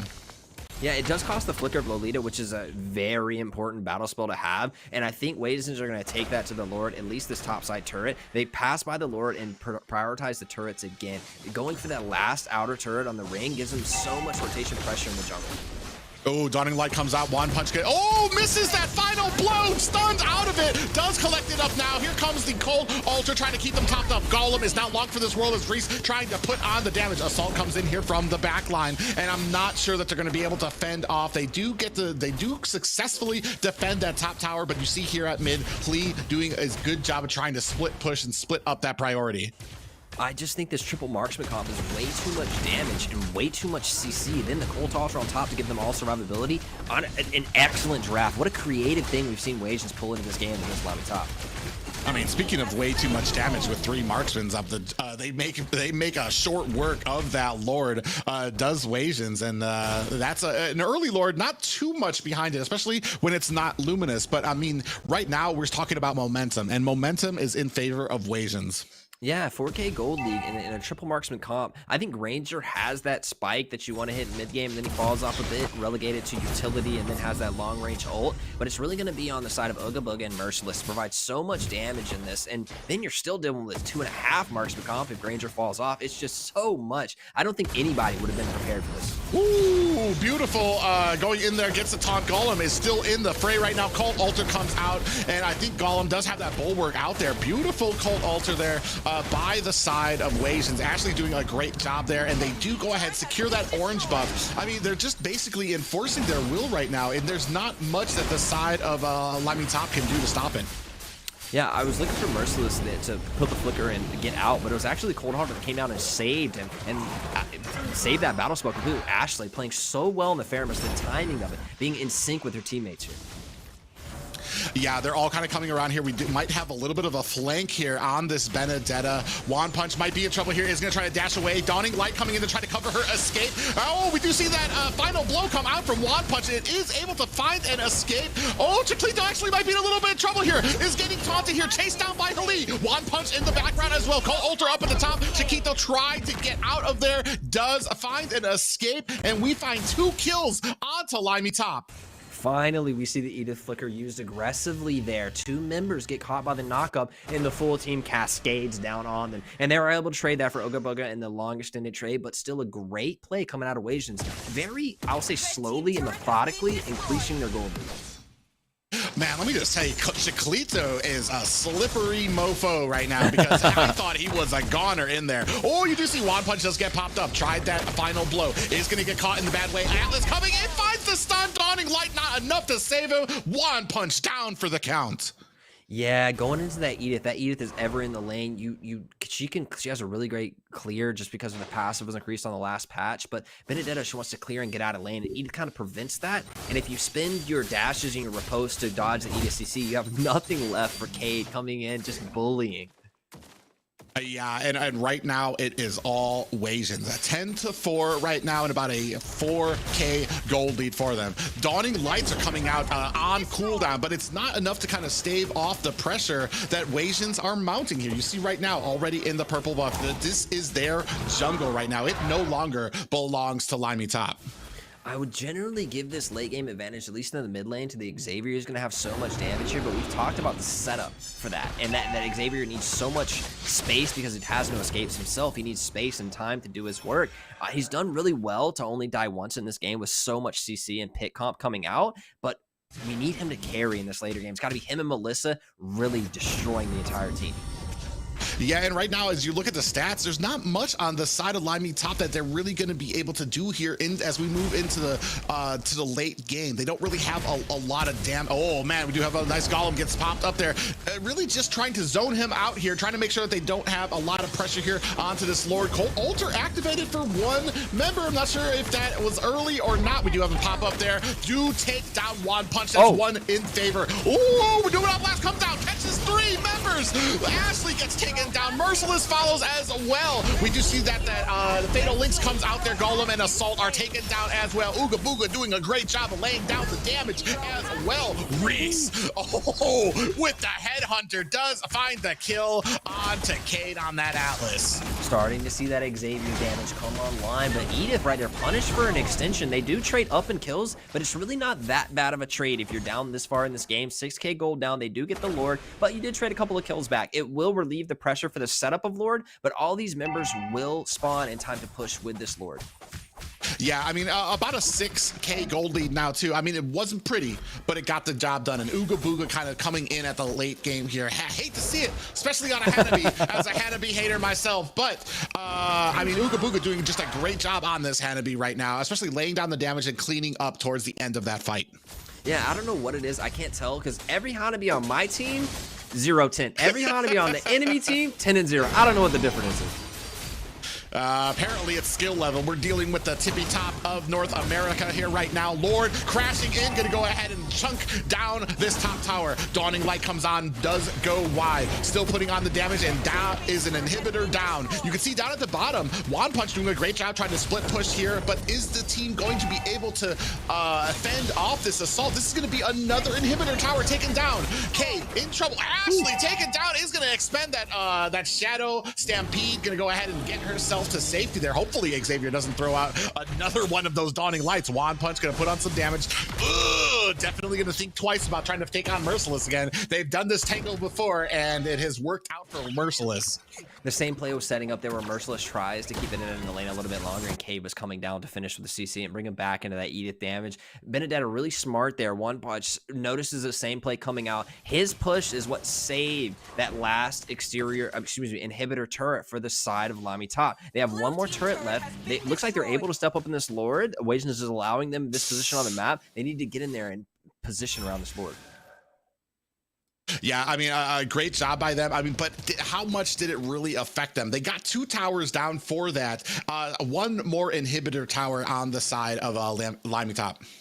Now, as we get to, we're 15-16 minute mark, right? As we get to this point in the game, that gold lead means less. The unfortunate thing is they're almost 10K ahead, so it still does mean something, but as we get later and later in this game, the gold means less and less. You can only have 6 items. You can only get to level 15, and after that part, this split push is tearing and ripping the Wasians team fight comp apart. Yeah, you see, I don't even know if they realize it or if they're going to want to try to answer it. They're in a nice group here, and they look like they might have had the jump. Ooh, they do got to kind of get onto Ooga Booga, but that passive and that shield, making sure that she doesn't get popped up there. So a great job by Ooga Booga, and that's kind of the value you get from this Hanabi, is that the anti-CC there that you don't usually think about. Yeah, I think the anti-CC plays so well into actually a lot of heroes in this game, and it's preventing a quick end to the game. We're at 17 minutes. This is a very slow and methodical compared to what we've seen earlier. The OhioBrothers BTK, very quick games. Ackerman, maybe the quickest, didn't count, but still, you get my point. This is a very much slower game. Yeah, but is it gonna be just like Ackerman and Gosu, where the game went too long and they started getting to a point where they just didn't know what to do to close this up? They're in a bad way here, do get pulled out there. You see up at the top, Merciless and Goldman trying to fight it out, but that is a tank. That's not the fight that you want. One Punch here, gonna go ahead and find an escape. Now we're dancing around this Lord. Luminous Lord is up, but we're definitely not in a position to be taking it just yet. Not sure how confident they are. They're gonna go ahead and start it. One Punch comes in here onto the backside. Merciless does throw it out. Dawning Light comes out, catches a few. We're gonna go ahead and try to zone out One Punch. Down to about half health is this Lord. We drag it out. Golem coming out with that Numenop Blast. Oh, and a flicker. Doesn't catch them as we come in there. We have a stun. Cade in trouble. Does not land it, but the Colt Alter. Beautiful play there by Ashley to keep her teammate popped up. Dawning Light comes out and an immortality has been activated. Is it gonna be enough though? One Punch taking a heap of damage is able to get away. I can't believe we only lost 1 member from that fight. I think One Punch has had the cleanest Petrify I've seen in a minute on a Benedetta. Petrifies 3, stuns the Edith down, almost takes out the Edith. What a good play out of this One Punch. And to play it into the Edith, you just have to think of the mechanical prowess that this Benedetta has to dodge all these skills, to land a Petrify, multiple members, and get out. We're approaching the 19-minute mark. This might be our longest game of the day. Yeah, interestingly enough, I'm not sure what else we have left. I think the Lord, this might be the last push, depending on how well Wasians can negotiate these lanes. I'm not sure. I'm pretty sure the Lord's going to come down mid, which doesn't give them a lot of space to be able to take that bottom turret or where we're going to actually put on the pressure. Oh, they're wise. They're wise to One Punch here. They're definitely not going to go ahead and let the split push happen. I think they have let it happen. Now he's going to take 3 and distract 3 people. This is going to take away a lot from the Lord. Look at the pressure he's providing. He's cutting lanes. Now 4 members aren't with the Lord, and maybe this allows LaimiTop to clear. Yeah, we have 1 minion down at the bottom. Actually, 2 minions down there, so they're going to go ahead and try to take this turret. Coming in is Cade, zoning out the rest of the team there. Now we have no more inhibitor turrets now. Lord is at the base. We haven't started on them just yet. Lord gets taken down. Ashley does activate that Colt Alter. You see the thumbs up there. Oh, no. Assault gets taken down. Dawning Light comes out. It's not enough. Numenop Blast comes down. Does not catch anybody. We don't have the flicker to capitalize on it. Ashley, with that, still has her immortality. This is going to be all she wrote in favor of Wasians over LaimiTop.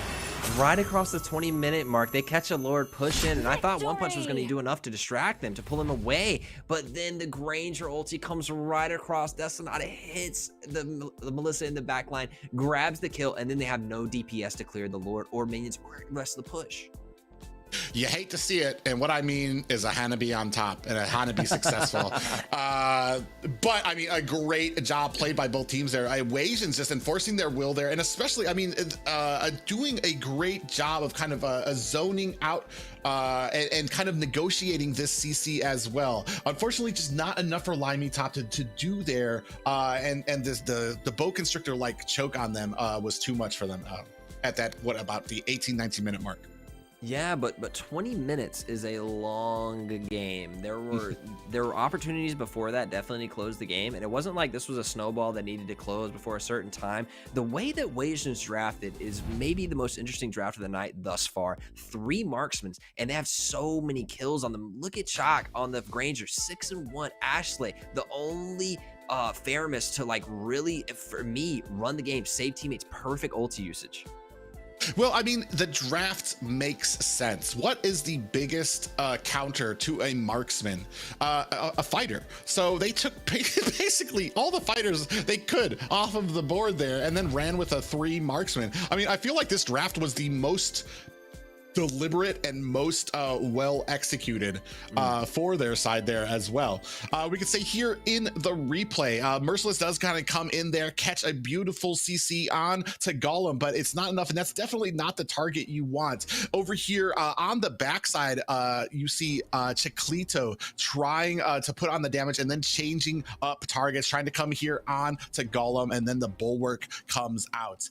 This is going to open up the rest of the team, and I thought this was an early cult altar just to save Chiclito. Merciless comes in and then comes in there. I think this was the flicker CC that we got from them, but like honestly, with all of the team fights, it just felt like, especially, you didn't have answers for 2 major issues: the cult altar and the Atlas ult there as well. And when it just became too much for LaimiTop to really kind of negotiate during these team fights. There's too much to watch out for. Yeah, I feel the same way, but in a different regard. They didn't have an answer for the CC and the damage that came through. The Edith, the Atlas, the Faramis even dragging people back into the fight, and then 3 marksmen worth of damage. It just seemed like an overwhelming comp, and I have to give my hat off to LaimiTop for staying in it that long. They did not make that an easy game for Wasians. They fought back to the 20-minute mark. Honestly, if the Death Sonata wouldn't have come across that Nexus for the Melissa, we may still be in that game. Yeah, indeed. Very great game played by both, but that's only game 1. We still have at least one more here as the to see if the series can get tied up or if Wasians are going to go home early and successful. Planning another XP lane looks here. Faramis this time banned out. So that leaves the Eve and the Valentina up thus far in the bans. The Lapu ban taken again. Will they target the XP lane so they can get Edith into the matchup? Or will LaimiTop find a way to outdraft them here when it looks like a similar draft coming out of both? Yeah, very interesting too, and I feel like both teams kind of had the opposite approach. They're, you see on the side of LaimiTop, we're going to go ahead and take out that Fredrin. On the side of Wasians, we're going to go ahead and take out that Faramis. A bit of respect there from Wasians for that Faramis pick. Definitely don't want it used against them. But we do, and the early game, Lapu for me is, it's going to be interesting because I doubt we're going to go for the same game plan. I doubt a triple marksman plan is one of those things that you can play twice in the same series, but it leaves open Joy. Ooh, Joy taken. Now, we know this isn't the Joy of old that can run over the early game or run over the game. It's an annoying chaser that has a little bit slower start than it used to. But I think a good answer from LaimiTop to be really annoying on the map. And One Punch, he showed he was so annoying on the Benedetta. How annoying can he be on the Eve? Edith, first picked again. And that is actually not it, especially if this goes in the XP lane. It's not actually a bad pick into a Joy because of the amount of CC that you can put onto her. Slower at the beginning, you said, but still a fast beginning for Joy. Like, she's like still one of the fastest like aggregators of like just XP and damage in this early game. Does fall off a little bit in the late, so obviously there is a plan from Wasians here to deal with this. Chiclito gonna go ahead, pick up the Karina here as well. Good. I didn't like really love the Granger pick, and I think it has like this need to get really fed or fall behind. Karina has a little bit more options and honestly can finish up a team fight much cleaner than Granger can. Granger has that one long range thing. Then he's kind of out of he has to get really close to do his damage. Karina can go in the backline and really clean up the fight. So I like the switch here. I think Karina is a good adaptation and change. I'm such a fan of Wasians' draft thus far. They seem so intentional with what they want to take, and it seems like a really consistent plan throughout. I'm pretty sure that's just the Edith pick speaking for you. That's one of your favorite picks. But we're going to go see what we have left on the side. Oh, we're going to have a Beatrix picked up on the side of LaimiTop. Still waiting for that last pick. 2 seconds left on there. Oh, and we're going to pick up a Fanny. I am not sure how I feel about a Fanny, just because I feel like if Edith is anywhere near, you could latch on very easily, get that pop up there, and then Fanny you're just going to be mincemeat. If you can predict where Fanny is going to go in the cable, you can set Fanny, but I'll say it's not easy. I think that Fanny still has a good ways to run around here. Man, they seem to love these marksman comps. Lunox, like, not considered a marksman, but she's played in the gold lane as a marksman sometimes. Still has that DPS with the auto attacks coming through. And then Edith, will Ashley play in the mid, and will they take a third marksman? Will they run a 3 marksman comp again? Well, I doubt. Ashley's definitely, I think, is going to go mid, because you've got 3 magic damage dealers on the side of Wasians, so you're definitely going to need to start spreading that out, get a little bit more physical damage on there, or you're basically setting yourself up to be countered by 1 or 2 items for the entire team. We're going to be moving into the second banning phase. We do see Eve getting taken off the board for the side of Wasians, and I'm wondering what else we're going to have here. I'm assuming this Joy is going into the XP lane, so we're looking for that mid lane. Well, honestly, I don't know where Joy is going to be going. She could be going to XP, she could be going to mid, so we're possibly looking for a mid or an XP and a roamer for the side of LaimiTop.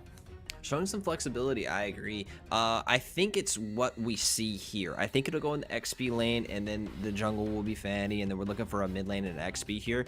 I think a lot of times teams take these really flexible picks, and sometimes they outplay themselves in draft, and they pick so many flexible options, and then they have a weird pick in a weird lane with somebody who's not that comfortable on it. And so I hope that they're toning it down here and just taking give me my pick that I want to play, because LaimiTop shouldn't have much counter picks in this, you know? They shouldn't have many people who know their pocket picks and take them out. There's a Lao Yi ban out there. I actually looked on the other side. I'm like, is Nicolette on that team, or what is going on? I've never really considered Lao Yi one of those mages that it's something very specific going on the side of Wasians to warrant that ban. We're gonna go ahead fit Ooga Booga with that Bruno pick though. It looks like the triple marksman comp again. I mean, if you count Lunox as a marksman, and I am right here, it's kind of the same comp running it back again. Instead, this time you have a dive jungler, and that gives a lot more ability to run over the game than Granger has. So I want to see what they can take in the mid lane. Will it be the Xavier here again? It didn't have much of an effect. It didn't really run the game on the side of LaimiTop, but I think Xavier can be a good stop. Again, you ran it last game, it did okay. Ashley takes the mage, so you're looking for K to support here. He could go Atlas. I mean, last pick Atlas again is fine because you won't have the digging counter. Wasians again, intelligent draft. Yeah, that's kind of the interesting thing here, is that you have some of these drafts that have a very specific thing in mind, but there's a lot of teams that take advantage of those things, with the Diggy being open, with the Atlas being open, which is very interesting. This does open it up for Atlas to get picked up, because you're going to have the last pick on the side of Wasians, but we're going to go ahead and pick up the Cho. Showing some flexibility, Kate. I loved him in the first game. His positional awareness, who he was punishing on the map, his rotation ability, seeing one punch in the offlane, he played over there. If Edith was able to stall him for a little bit, he would have had there. He was already ahead of that play. I love Kate's positioning. He should do, if he has the mechanics for Cho, he should be a really good Cho player, getting a lot of picks for Wasians. Interesting thing here is the amount of burst damage as they could possibly have. There's a lot. I mean, I feel like there's a lot of single target on the side of Wasians here, but with a Cho on your side, I mean, that's all you really need. You get the Cho, you get into the back line, you isolate a single player, whoever it is, especially in the early game. If all of you are single targeting on the same person, you're gonna be able to burst them down quite quickly. And that's kind of what you'd like to see with these compositions. Yeah, single pick versus the team CC effect that they took in the last game. If they can find the same rotations, I think they'll be fine. I think a little bit of a stud to that plan is actually the Valier. The Karina wants to dive, the Cho wants to dive, and I think the Valier is a really intelligent pick to push them off and maybe create a different situation for them in this game too. Yeah, pressure is on LaimiTop right now. Wasians with one up on them. Are we going to take this to a game 3, or do Wasians walk home with an early night under tow? We're already mounting up the pressure as K goes ahead and flickers out here. Just really kind of putting the boots on Lee here right now, but is not able to kind of fend it off. He does pick up that blue buff. All K wants to do there is force retry so that they can contest lead though, and then they have a bit of an advantage. They're actually not going for it, but the pressure from Cho there is so smart to walk in, get Golem's attention, but when he rotates out, Cho has the mobility to go back in. And they do pick up Letho anyway, but Cade already being so annoying. What I like too is the smarts of Kaliko too. Went for his red buff too, even though he was a Karina, because he knew that the probability was there for Lee on that Fanny to go ahead, get that purple buff, and then rotate quickly to the orange.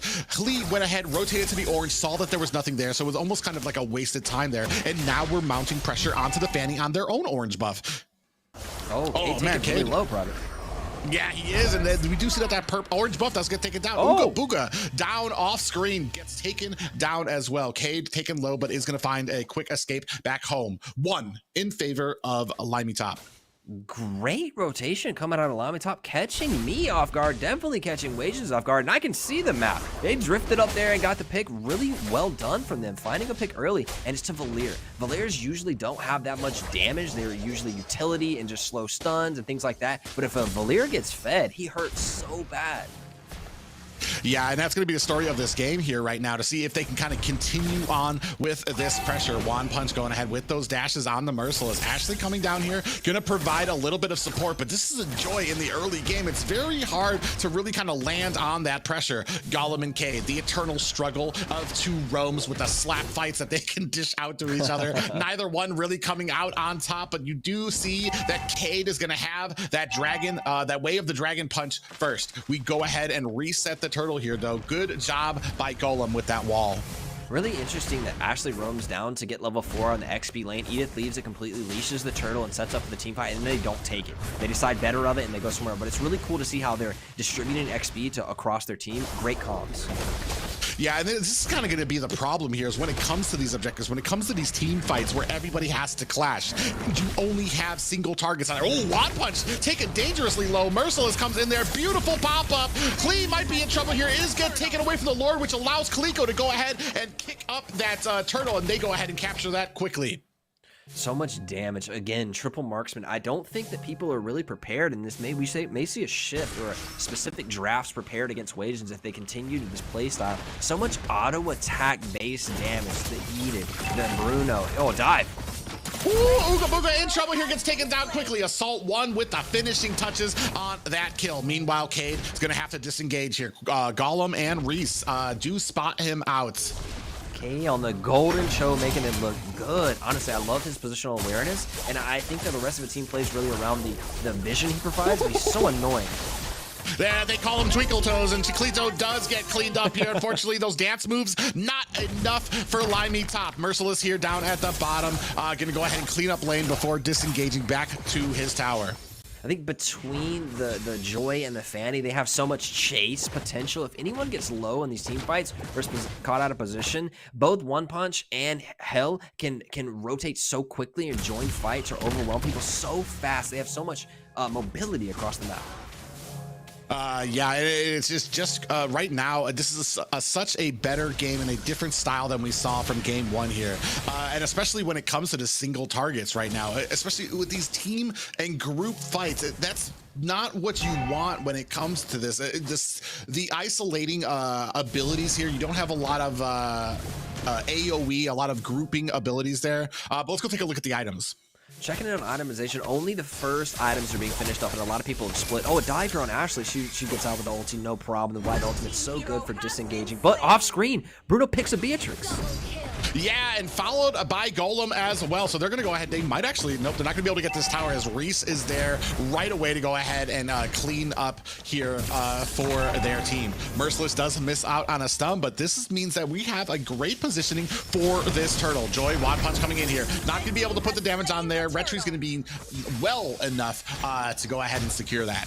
I think Bruno may be a problem. He's like, he reminds me of a couple other heroes in other games where he has so much upfront raw damage, and he's able to pick up that ball and hit again. It's so much. A fed Bruno can end the game really quickly. 2 kills on him, 2 deaths as well, but that's another 400 gold to put in his pocket.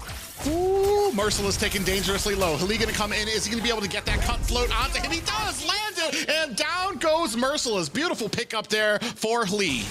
Great use of the mobility, and I like that Merciless went Inspire this game, but Flicker may have saved his life there. Inspire is really useful for dominating the lane and providing a little bit more damage in team fights, but sometimes Flicker just provides the extra CC and mobility that Edith needs. Ooh, Ooga Booga with the greedy pull. Does get that tower, but pays for it with his life.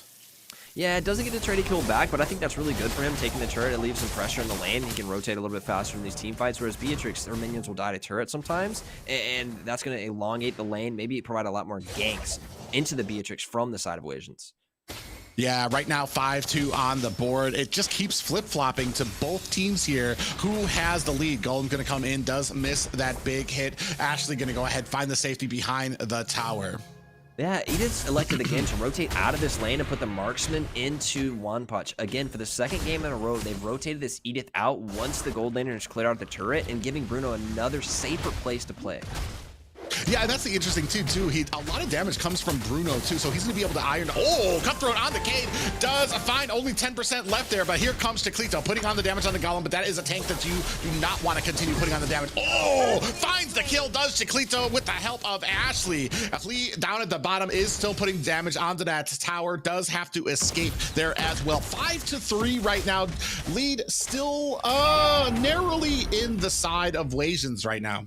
Yeah, this is a close game. Just like the last one, very close in gold. It's a 1,000 gold lead, but it's pretty similar to the game before this. Wasians not really extending the lead. LaimiTop staying right there in tow, picking back, fighting back. They're actually leading in kills, but behind in objectives. Yeah, and that's the one thing too here right now is like I was saying that you do have a lot of 4 members here. Wand Punch definitely I'm not sure if they want to stay here for this. Wand Punch might get baited into a little bit of an attack here. Does get CC'd here, baited out, is gonna be able to get away, uses that ultimate and finds a secure escape.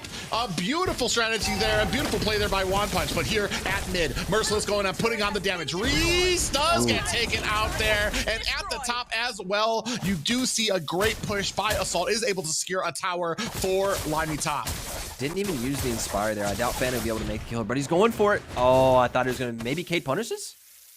No, definitely not able to get there in time there. Cade comes in here onto Golem, but I mean, I feel like we're putting a lot of pressure onto these tanks. Not, I mean, you're wasting abilities that could have really been secured for the squishier members there. Ooh, beautiful. We do have a nice Way of the Dragon comes in onto Assault, wasting time, unfortunately, with that Bennett's Rage. Did provide enough time for Cade to come into the backline with that Way of the Dragon and take him out. Meanwhile, Ashley might be cutting caught here. Brilliance is activated. Cade trying to do his best to disengage for his team, trying to get out of here. Wand Punch is on the offensive. Down goes Cade, but cleaned up is Wand Punch with the damage from Ooga Booga on that Bruno. He is not done yet, but in a bad way. In between 3 members, gets taken out, and now you see Chiclito getting pushed out by Reese. He might not be long for this world, trying to get in there. Look at the damage, and he is not able to find a kill onto Reese. A great job by him on that Valier. These two teams are not shy of fighting. Both teams skirmishing all game long. It's such a fun game. I know Private's tired. He's been talking the whole time. These teams continue to fight and fight and fight. We're at the 9-minute mark, and we have 13 kills. This has been a kind of a bloody game, but it's really tight in gold. And now that the kills have been evened out, the gold seems to be even tighter. So it seems like the 1K gold lead isn't gaining, isn't shrinking. Wasians staying 1K gold ahead, but LaimiTop close in tow. Yeah, but the only thing that I have a problem with the slight advantage by Wasians. Okay, comes in there, but this is a tank that we have the damage on. You do see Assault coming in there with that Nibiru's Passion. Is not able to find a kill on there. Merciless over here does try to steal up there. He is activating that ult, but gets cleaned up by Wand Punch. Now we are starting on this. Ooga Booga trying to put on the damage onto this Lord. Is it going to be enough? They do find the caption onto it. Clito cleans it up with the retreat. Another bloody sequence. It seems like these sequences last so long. They fight for so long with all this mobility, all this chase, all this dive. It takes a second, but I have to highlight Cade again. Positional awareness and punishing people on the map. Second play where he's gotten behind somebody, kicked him forward for an easy kill for the side of Wasians. Cade is creating opportunities for Wasians, and then they go to an objective with the outnumber in the team fight.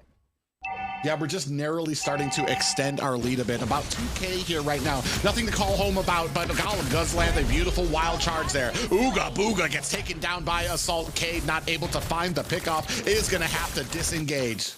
Cade, that's great and everything, but Beatrix with that, oh goodness, another team fight maybe. Yeah, Cade gonna have to disengage there. They're starting to mount their offense here. Not really kind of being too passive here. I feel like they are more confident in their. Oh, we do have Brilliance kind of being activated here at the bottom. Assault gonna have to get out of here. Does find an escape. Chiclito gonna help Ashley with that disengage. Back to the point I was going to say, yes, Cade's making picks, but when Golem goes in, he's doing the same thing, making picks, and Beatrix now has the damage to throw over the top, over the wall, and get a really good bomb coming down on all those people that Golem wild charged into. Yeah, and here's the problem. Oh man, as we go, another ultimate from Assault here. And it does look like that does get stolen by Chiclito there. Cade in a bad way on the wrong side of this wall. Brilliance activated by Ashley. She thinks twice about going in there. Oh, we tried to get on the Reese. That was a bad call by Chiclito. Tries to dive in with that Shadow Assault onto Reese, but gets caught on the wrong side of that wall. Cade can go ahead and activate that run for them so they can go ahead and sprint away. Right now, it's starting to narrowly get we're starting to bring this tie, what was a favored game for Wasians. We're starting to kind of even it out just a little bit more. Oh, Wand Punch gets taken out by Ashley, but then cleaned up by Lee. I feel like this game has been a blow for blow. You hit me, I hit you, and almost like an old school Bloody Knuckles match here. They're pushing back and forth, one hit at a time. You take the hit, then we take the hit. You take the hit, and it seems that, yes, Wasians has gotten the advantage, but it's not a lot. Honestly, the gold lead of 1K wasn't much. Now it's like 400 gold. It's nothing now. These teams are dead even at 12 minutes. Yeah, it's nothing like the kind of some of the first series we had where they maintained control and then kind of tightened that grip around the neck of their teams here. It does seem a little bit more even. Oh, Ooga Booga might be caught there. Does get away to safety. Oh, you saw Lee did read that well. Was almost going to get caught there by Way of the Dragon by Cade, but does think twice about it and finds the safety in one of those bushes. Yeah, I believe Ooga Booga pops the Wind of Nature there, and Fanny just has no damage to finish it. And honestly, Bruno doesn't need a lot of autos. 1, 2, 3, and the Fanny's out. So it's a great job for Fanny to get out. She's now 3-0. This Fanny's making plays. Yeah, then you go ahead and catch. Oh, a nice stun there by Golem, but it's not going to be enough there. Reese starting to come in here, trying to play the favorites here. Khalid comes into the back line. Is he going to be able to find it? We do have the Brilliance activated. Kaliko in a little bit of trouble here. Oh, Kate goes down by the damage from Assault there. Chiclito in the back line. Ooga Booga gets taken down. Merciless trying to put on the damage. Wand Punch in a little bit of trouble, trying to find her way to safety. Merciless gets taken down by Assault, and now we are pressing on as LaimiTop. This is going to open it. Oh, Ashley in the bush, hunting, waiting for the opportune moment.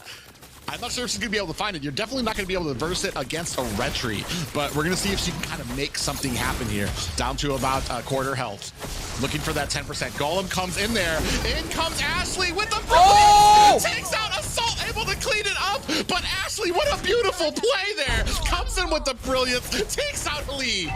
Ashley with the outplay right when Golem's like, man, maybe I should check some bushes. Ashley flickers over the wall, kills Fanny, and then takes the Lord for herself. What an outplay. Put the team on your back, Ashley. Yeah, that was an amazing play. This is what we were talking about. These female players from North America, some of the best in their roles right now. Chiclito getting forced out of his jungle. Now he's starting to get pushed out. Reese and Golem, just a huge menace here, trying to force out Chiclito, who's just waiting for this purple buff to come in. Cade comes in for the support. Ooga Booga here on the side as well. Ooh, it does look like Chiclito able to go ahead and land the retry onto that. But now we have to set our sights on to this Luminous Lord. Coming up at the top here, 4 members of Wasians going to go ahead and mark it down. Are we going to be able to clean it up? Oh, Cade in a little bit of trouble here, does get forced out. Might be down for this world, gets popped up and taken out by Assault. That is 4 members only left for Wasians versus 5. Now we're trying to put on the pressure into this mid lane. Up goes the minions, and we Merciless trying to put on the damage. They do go ahead and protect this, but now we have to answer up at top. Chiclito might not be able to save this tower. It looks like we do have that Brilliance coming out there. Golem is going to have to disengage there. Ooga Booga on the back line trying to put on the damage. Meanwhile, Lee able to take down. We are only down to inhibitor turrets for the side of Wasians. We are not done with this fight yet. Wall comes out, and a beautiful Naburo's Passion comes out from Assault to go ahead and find the kill onto Ooga Booga. Oh man, we're still coming in here. Assault. Yeah, Assault takes down a tower up at the top. Ashley and Merciless, they are in a bad way here right now. The trading of these kills did not put it in too much of a favor. And it does look like this late game kind of going over into LaimiTop. Chiquito comes in here. A lot of damage coming up. The sniping coming from the back line being too much. 8-2 is Assault right now. He is on fire on that Beatrix.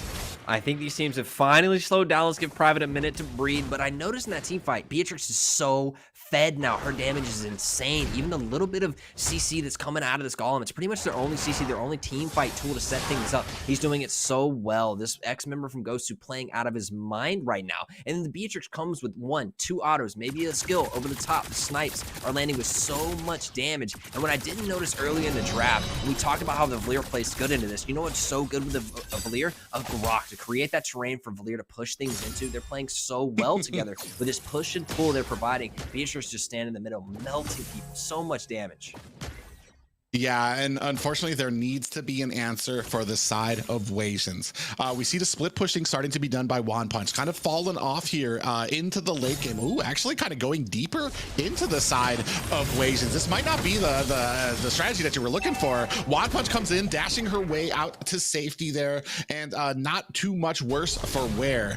Golem here with Chiclito, both just saying hi neighbors, and passing each other up. One Punch here in the back here. Chiclito kind of thinking twice about the engagement, but this is going to go ahead and set up the next Luminous Lord for the side of LaimiTop. I mean, this is a lot closer game than a lot of people kind of gave it credit for. I think everybody had Wasians here, but you can see here right now, LaimiTop showing that they are not out of this and they are not to be trifled with just yet. Oh, Benny gets found in the bush. Oh man, Way of the Dragon does come out. Lee gets taken down quickly.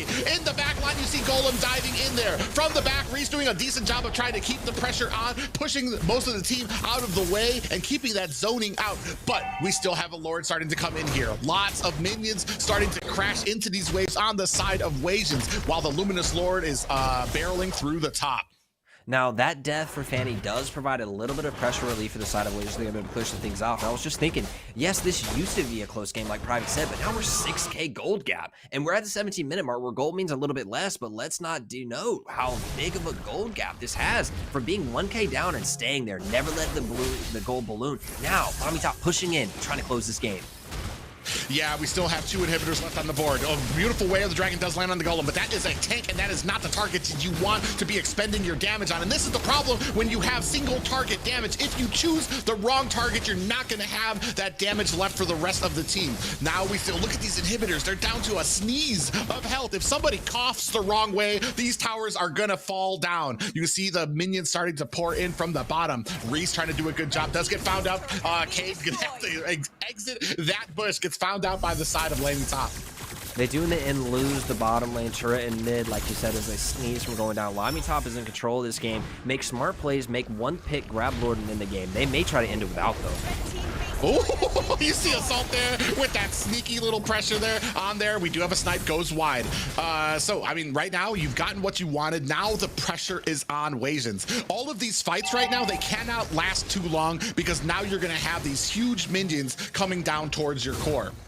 right? If LaimiTop can play really patient here, they can let the waves do the work for them. At some point, someone will have to answer the split push, and then you have a 5v4 at Lord. Yeah, but right now we are still kind of continuing this pressure on. We don't want Wasians to get any part of their jungle. We are still kind of full, but okay, and a little bit of trouble here does get pushed out here. CC down, here comes the immortality. One punch, able to find the kill onto Ooga Booga, but Assault goes down. That's 2 marksmen down for both teams. Now starting to see who's going to be doing the damage on both of these teams. We do see that Cade is going to have to return to base. Merciless in a little bit of trouble here between 3 members, does get taken out by One Punch. Still having an effect on this game, still in the late game. We are at the 20-minute mark. It is 4v3. Yeah, and Assault does go down, but it's 2 for 1, and that's a great trade as they continue to fight here in the mid lane, maybe pushing further. Oh, Cade's gonna have to expend that flicker to get out there. Brilliance comes out, is able to take down Reese. Good job by Ashley. She still does have that immortality, is gonna have to use it there as Lee comes in with that final blow. And now Chiclito by himself. This might be all she wrote for the Wasians. Cade in here as well, trying to fend off this push. Is gonna go ahead, use that magic sentinel to get some vision there. Both teams not really, I mean, the Luminous Lord is up there. And now we're gonna see if the focus can kind of get up there. But 1 down for the side of LaimiTop, 2 down for the side of Wasians. I think LaimiTop takes this as a consolation prize, and Grok is just up there being absolutely disrespectful, standing in their base. Mike trying to get picked by Cho here, but that assures that LaimiTop gets this Lord.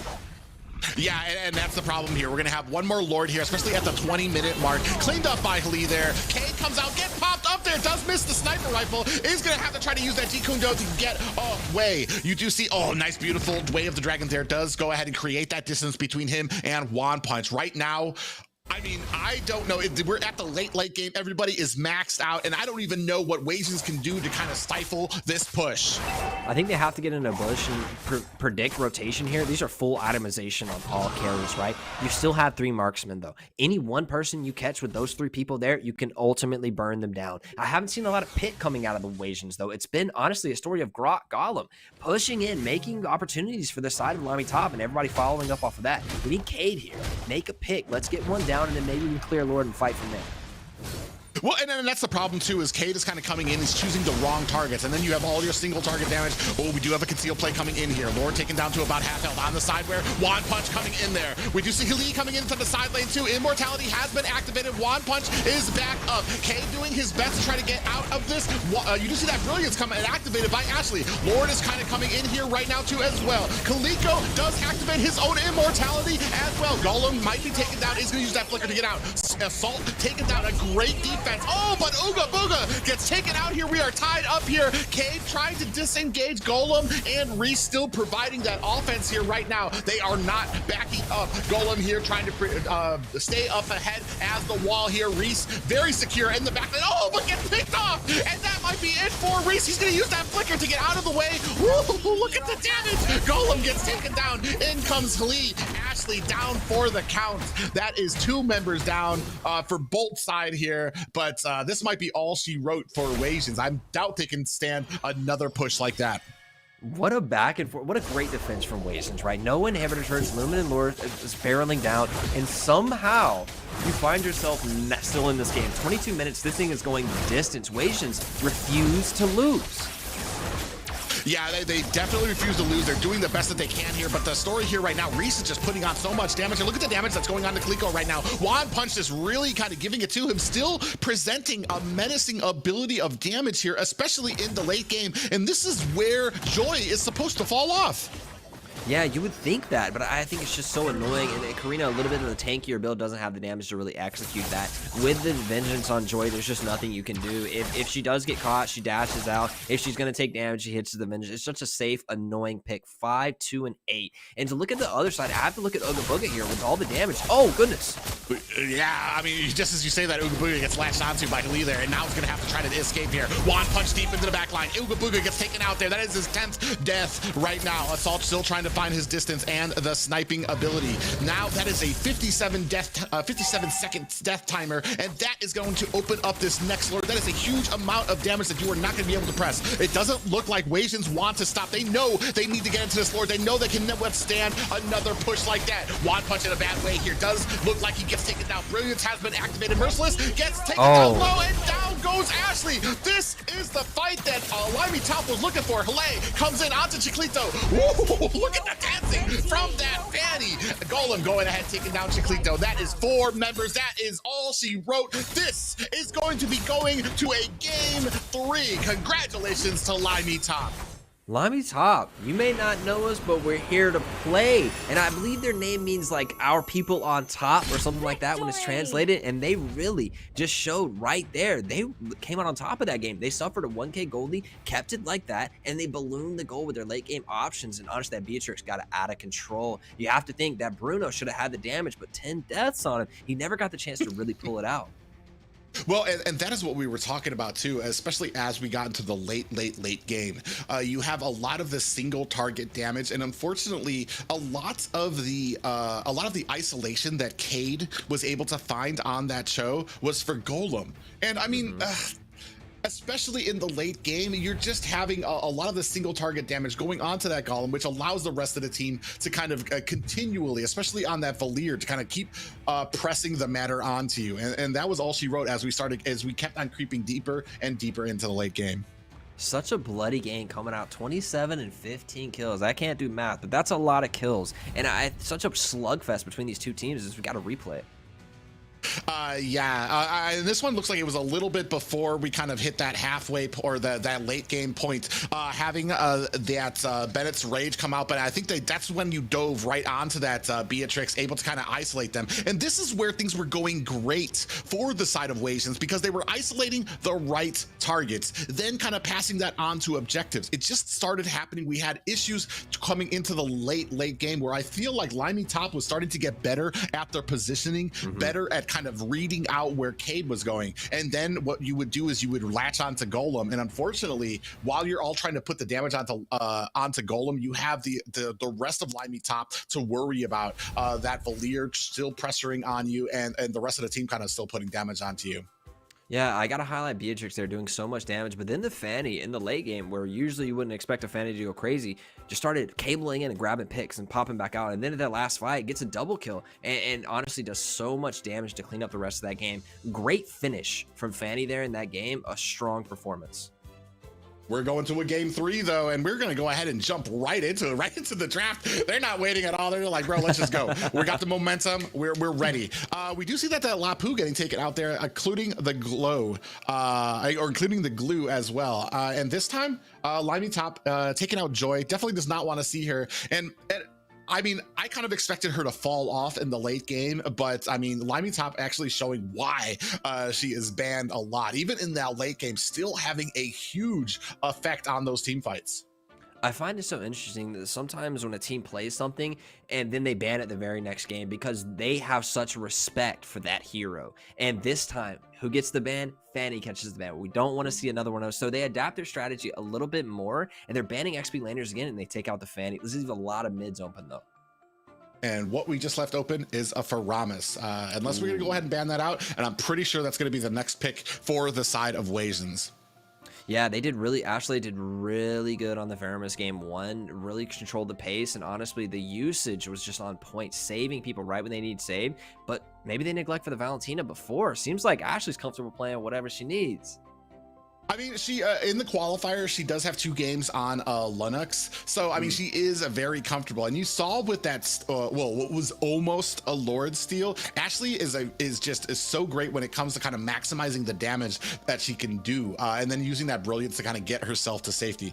Right here, though, we're gonna go ahead and latch onto this this Valentina, which I guess kind of opens it up for the side of LaimiTop to maybe pick up that Faramis. In fact, I think you almost kind of have to now, because you run the risk of the side of Wasians getting a Faramis and a Valentina on the same team. Oh, doesn't look like they're worried about it, and maybe I misspoke.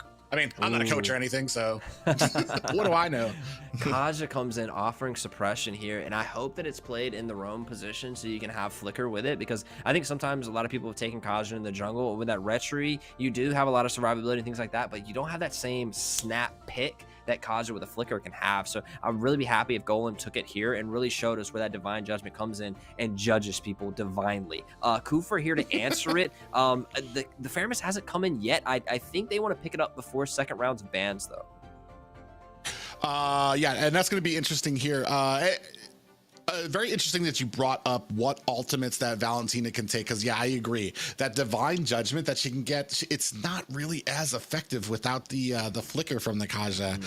So that's gonna be very interesting to see how that goes out. And I mean, we bring back the Hanabi, hoping that can be a pacemaker when it comes to Assault's Beatrix. I'm going to tell you right now, Assault just did a fantastic job. Ooga Booga had a lot of trouble in that late game. He was in the double digits for death. I want to say 10 or 11 deaths there as we moved into the late game. So he was having a lot of trouble really putting on that damage without getting caught. We're going to see how well he could do here when it comes to the Hanabi, especially since now it feels like LaimiTop has his number. Ooh, good bans coming out here to protect the Esme pick. It's a very early Esme pick, and while she's not the Esme of old, she did get a little bit of a buff recently. But right now, I'm not seeing much shields like Hanabi has a little bit. And like, what are you gonna play into that? I feel like you opened yourself actually into a counter pick because you don't want to play like Lapu into Esme. The Edith does okay, and the Dyreth and the YZ have been banned. So I think a really smart draft coming out actually LaimiTop here, covering if they wanted to go Esme for some reason in the later game. They covered it up with these bans really well. My only problem with the Esme pick, I feel like she can dominate, and you're going to need to have a lot of advantage on your side for Esme to be doing well. I feel like in even team fights or when the enemy has the advantage, Esme can just get shredded a lot more quickly than people are used to when they play Esmeralda. We're moving here, though, into the second banning phase. Ooh, I haven't seen a Lance in a long time. I think we were talking about this could be that tanky Lance that we were talking about before. Yeah, tanky Lance has come around, that I've seen a lot of people. The damage is kind of almost still there. It seems like he lasts longer in team fights. He's way more resilient, and his damage is almost similar. We've seen Merciless opt for the Terizla to counter the Esme, the last like spell vamp fighter left. The one thing though, while I like Terizla and I like his laning ability, especially single when it comes to the 1v1 laning possibilities there, I like him there, but in the team fights, I feel like he just telegraphs his abilities too much, and it leaves it open for especially mobile heroes like you have on this side for him to not really have much of effect in those team fights. But with a Hayabusa on your side, I mean, you can dive into the back line, try to take out those squishiers, but the problem here is going to be, what are your targets? Right now, it only really looks like Assault. Oh, yeah, and then Reese can get out of that too. As a Julian, he can get out of that shadow kill with his enhanced dash that he does. Playing double assassin into a Kufra and a Haya, it's a really interesting concept, and I believe that Lance was picked into the Kufra, right? So he's not scared of his dashes being blocked up by that Kufra. Interesting pick. I would think that you wouldn't want to go Lance into a Kufra directly, but Hill takes the challenge. He's all about it. So I'm thinking that this could be the tank Lance. I think the Julian is one of the strongest heroes in the game right now. The damage that comes out, the problem for him is his rotation, and then his level 1 and 2 is so bad. Yeah, definitely bad, but I almost feel like he kind of makes up for that level 1 and 2 by having level 3 without needing a level 4. So, I mean, it's we're going to see how well this goes. We just don't see a lot of successful Julians because of his squishiness, especially his Skith that he can throw out. The enhanced Skith just does so much damage. However, if you miss that, you've kind of taken away his only escape that he's going to have. But this is going to be it. Game 3. This is for all the marbles. Both teams here, 1 win apiece, and this is going to decide who ends tonight's winner or loser. Yeah, I feel like honestly, it could go either way. I'm cool with both drafts. But double assassin's really fun, but then Haya could run it back as well. Kufra could offer so much. I think Divine Judgment will be a very big effect in this game. Picking people off, the Haya, anybody, honestly, they have enough damage with double assassins to pop them. Yeah, we do see that we have that jungle emblem on Lance. So I'm actually still kind of unsure to see what we're going on here. We do see that Little Wanderer is picked up by the side of LaimiTop. Oh, Golem gets taken out very early by Cade, able to catch him. Big pick there. Golem being punished, and honestly, that is their picker. So him getting picked is kind of a switch of the story from last game. Cade, again, man, it's the battle of these roams. Cade and Golem, so pivotal for their teams. Whoever's controlling the map more seems to win.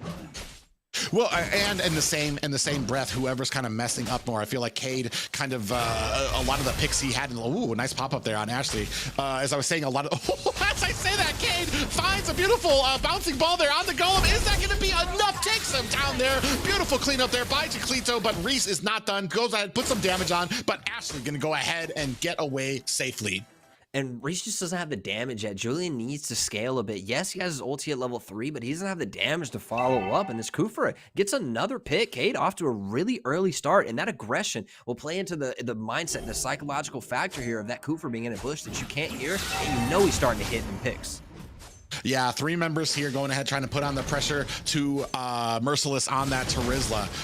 We do, nice shadows coming in the Golem. Oh, another shadow kill. Is it going to be enough? Might be out of the way here. Golem going to go ahead and get himself to safety. Costs Ashley her life. In comes the penalty zone from Merciless. Cade with that bouncing ball, making sure that play is going to be taken out. And Merciless cleans up the job there while One Punch is going to have to disengage. Ooh, they're still on the chase here. Using that shadow coming in. One Punch in trouble here. Shadow kill comes out, takes them out, and Chiclito's going to go ahead and move on to the turtle. They pass the kills right to where they need to go. Chiclito has 2-0 start on Haya, and we talked about how good Haya was played by Ana in the later game, but now Haya start with 2 kills 2 minutes in. This is a big lead coming out from Wasians, and a snowball that needs to be stopped from LaimiTop. Oh, I just want to say here, the detail here by Clay to go ahead, pull out this turtle while Chiclito was doing the purple buff to make sure that when the enemy team comes in here, he just pulls it out so they're not able to go ahead and latch onto it just yet. Team's not really in position here just yet. They do have the turtle coming in. 4 members for the side of LaimiTop. I'm not sure if we're going to be able to come in here. Cade warming up the band, comes in, catches the pop-up. Chiclito comes in with the steal, now coming in here as well, trying to put on the damage. Golem in a little bit of trouble. Oh, gets frightened out here, is going to expend that flicker back to the safety of the mid tower. Man, Merciless makes that Terizla look really clean on top of that Kufra initiation. Once he lays the set, the Tyrant's Rage comes through. Then Terizla flickers in with his ulti and locks everybody in place. A really good wombo combo, but it does cost the flicker. So if Terizla doesn't have that, he's going to be a little bit slower and a little bit further out, too much to engage. Tyrant's Rage is so far sometimes, but it looks like his flicker was burned on a dive there. Yeah, Assault did expend that flicker. I was just about to talk to see what's going on with Ooga Booga on this Hanabi to see if they were being successful. So they were actually putting a lot of pressure onto Assault. And then, oh man, another engagement here. Oh, Reese catches a shadow kill as well. Lee gonna have to try to disengage here. Oh, a lot of damage comes out. Lee goes down to Chiclito as well. I think that's 4 kills for him right now. One Punch gets popped up here. Not long for this world is gonna be taken out as well. Now we're latching on to Assault, who does get out of dodge. He saw all his friends get taken down and needs to go back to the safety of that back tower. Chiclito, Babycito, 5-0. This man is running the game on an assassin jungle, which is so refreshing to see. He's running it. Oh, Ashley gets caught up there in a bad way between 3 members of the opposing team. 36 seconds left on this turtle. It's 7-2 right now with about a 2K gold lead in favor of Wasians. Now, I haven't got to look at the itemization, but Lance looks like he has a lot of health. It may be the tank Lance or at least a bruiser form of him. But the storyline here is Chiclito, 5-0. Almost the entire gold lead could be on his shoulders. It's now about 2.5K. I'm sure that at least 1,000 gold advantage is on Chiclito. Yeah, and this, oh man, a beautiful pop up there. In comes the Hayabusa Golem. Not long for this world. We're on to Reese, who might be in trouble. Has to expend that flicker to get away. But this means 2 members of LaimiTop not going to be here for this turtle fight. It's going to be good eats for Chiclito. Oh, he actually catches somebody else here. He does not find the pickoff. A beautiful job there by Cade to go ahead and grab aggro for this turtle while Chiclito went up there to go ahead and see if he had a gank. I love that he's checked that to see if he just could get it. He's so fed right now. Now he's taking advantages and opportunities. He's going in again. Yeah, he does go ahead and catch some damage onto Reese. Does not decide to capitalize. I don't think he had that. Oh, nice here by Assault. Gonna be taken down as well. Ooga Booga with the finishing touches on him, and they're gonna go ahead and pick up this tower. Lee thinks twice about going in on that fight, and they are covered down by 3 other members of LaimiTop. But right now, this is all Wasians right now, 8-2 in favor of Wasians. LaimiTop has to find their footing in this. They have to find some divine judgment, maybe as a counter engage when this coup from this high booster are diving in. The Golem needs to pop that divine judgment, catch somebody, and pick them off. Ooh, coming back in with a shadow kill, takes down Reese. A beautiful start for this push onto this tower. Golem goes down next, face down by Ooga Booga. Assault not long for this world, is trying to dish his way out of here, but it's not going to be able to save this mid tower. We are pushing here, and it does not look like the freight train of Wasians is going to be stopped here yet. Oh, we do miss that Tyrant's revenge from Cade, and it could have probably been another kill in their favor, but a very good looking there from Lee. Now we're gonna go ahead and take a look at the itemization.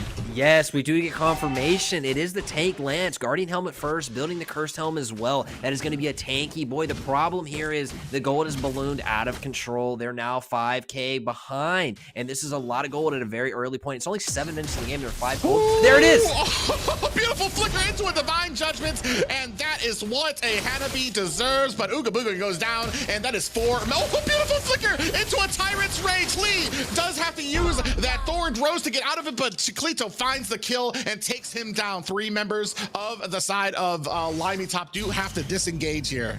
They do get punished, and Cade does bring the pick back, but the flicker was expended from Cade, the flicker was expended from Kaja. It's the proactiveness out of LaimiTop, this far goal behind, making a play that looks good, but Haya is too fake. Yeah, Haya is just a menace right now, taking it down even for an Esmeralda, actually doing the damage there. 14-3, this is textbook. This is checking all the boxes of what you want to do with an assassin on your team. He's diving so much, and Cade is just facilitating. He's like, if you want to go, I'll go. I'm fine. I'll be first. I'll take the turret shots. Cade in here on this Cooper making so many opportunities. And honestly, Chiclito, he follows up on the Cooper, but he makes his own opportunities as well. Checking in these bushes with the shadows when he can just flicker out. He's doing so well on this Hayabusa. Well played. Yeah, a great job right now, and he just cannot be stopped. It doesn't matter who he latches onto. Yeah, you can see right here, latching on the Golem. The shadow kill does come on there. He's going to be able to make mincemeat of it. Does clear him out, and that's what I was just saying. It doesn't matter who he goes onto right now. He is so fed. He can take down any tanks, supports, roams, squishies. It doesn't matter. A beautiful pop-up does land onto Wand Punch. Here comes another shadow into there. Reese does activate that enhanced chains, or that enhanced dive to try to get out of there. Ashley with a falling star moon of her own.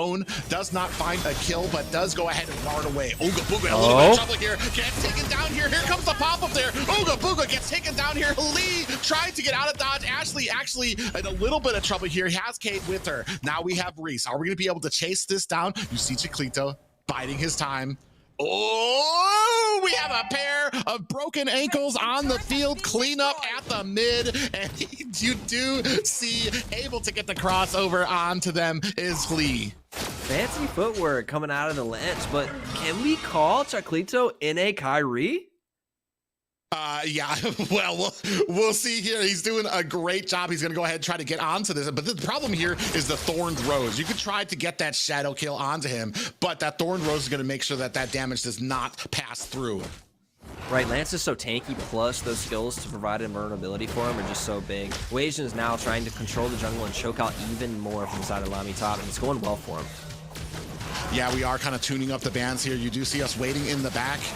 There's not much that LaimiTop can do. Ooh, Hayabusa. You do see Chiclito kind of waiting for his opportunity here. This is not, the only thing that's going to stop him is probably 4 members. Oh, beautiful penalty zone comes in for it. Assault able to take down Chiclito, but Ashley finds a kill onto Wand Punch, and another one onto Reese and Lee. Ooga Booga doing his job on that Hanabi, and this might be all she wrote, is we can put the pressure on from these lanes. Only one person left. Assault might still have the lane clearing ability with that Bennett's Rage, so we'll see how it goes, and it looks like we might be turning our attention to the rest of the map here.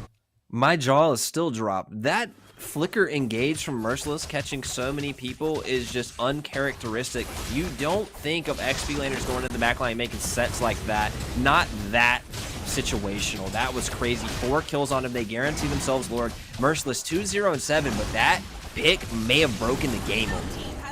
Yeah, Ooga Booga does go ahead and put the finishing touches on this Lord. And now we are starting to stick together because we are still waiting for a mistake from Wasians right now. Are we going to go ahead and set up these lanes to make sure that we are synced up for the Lord? And I do like this placement here too. Lord is going to be crashing in at the top, which means that this bottom lane is going to be wide open for the side of Wasians.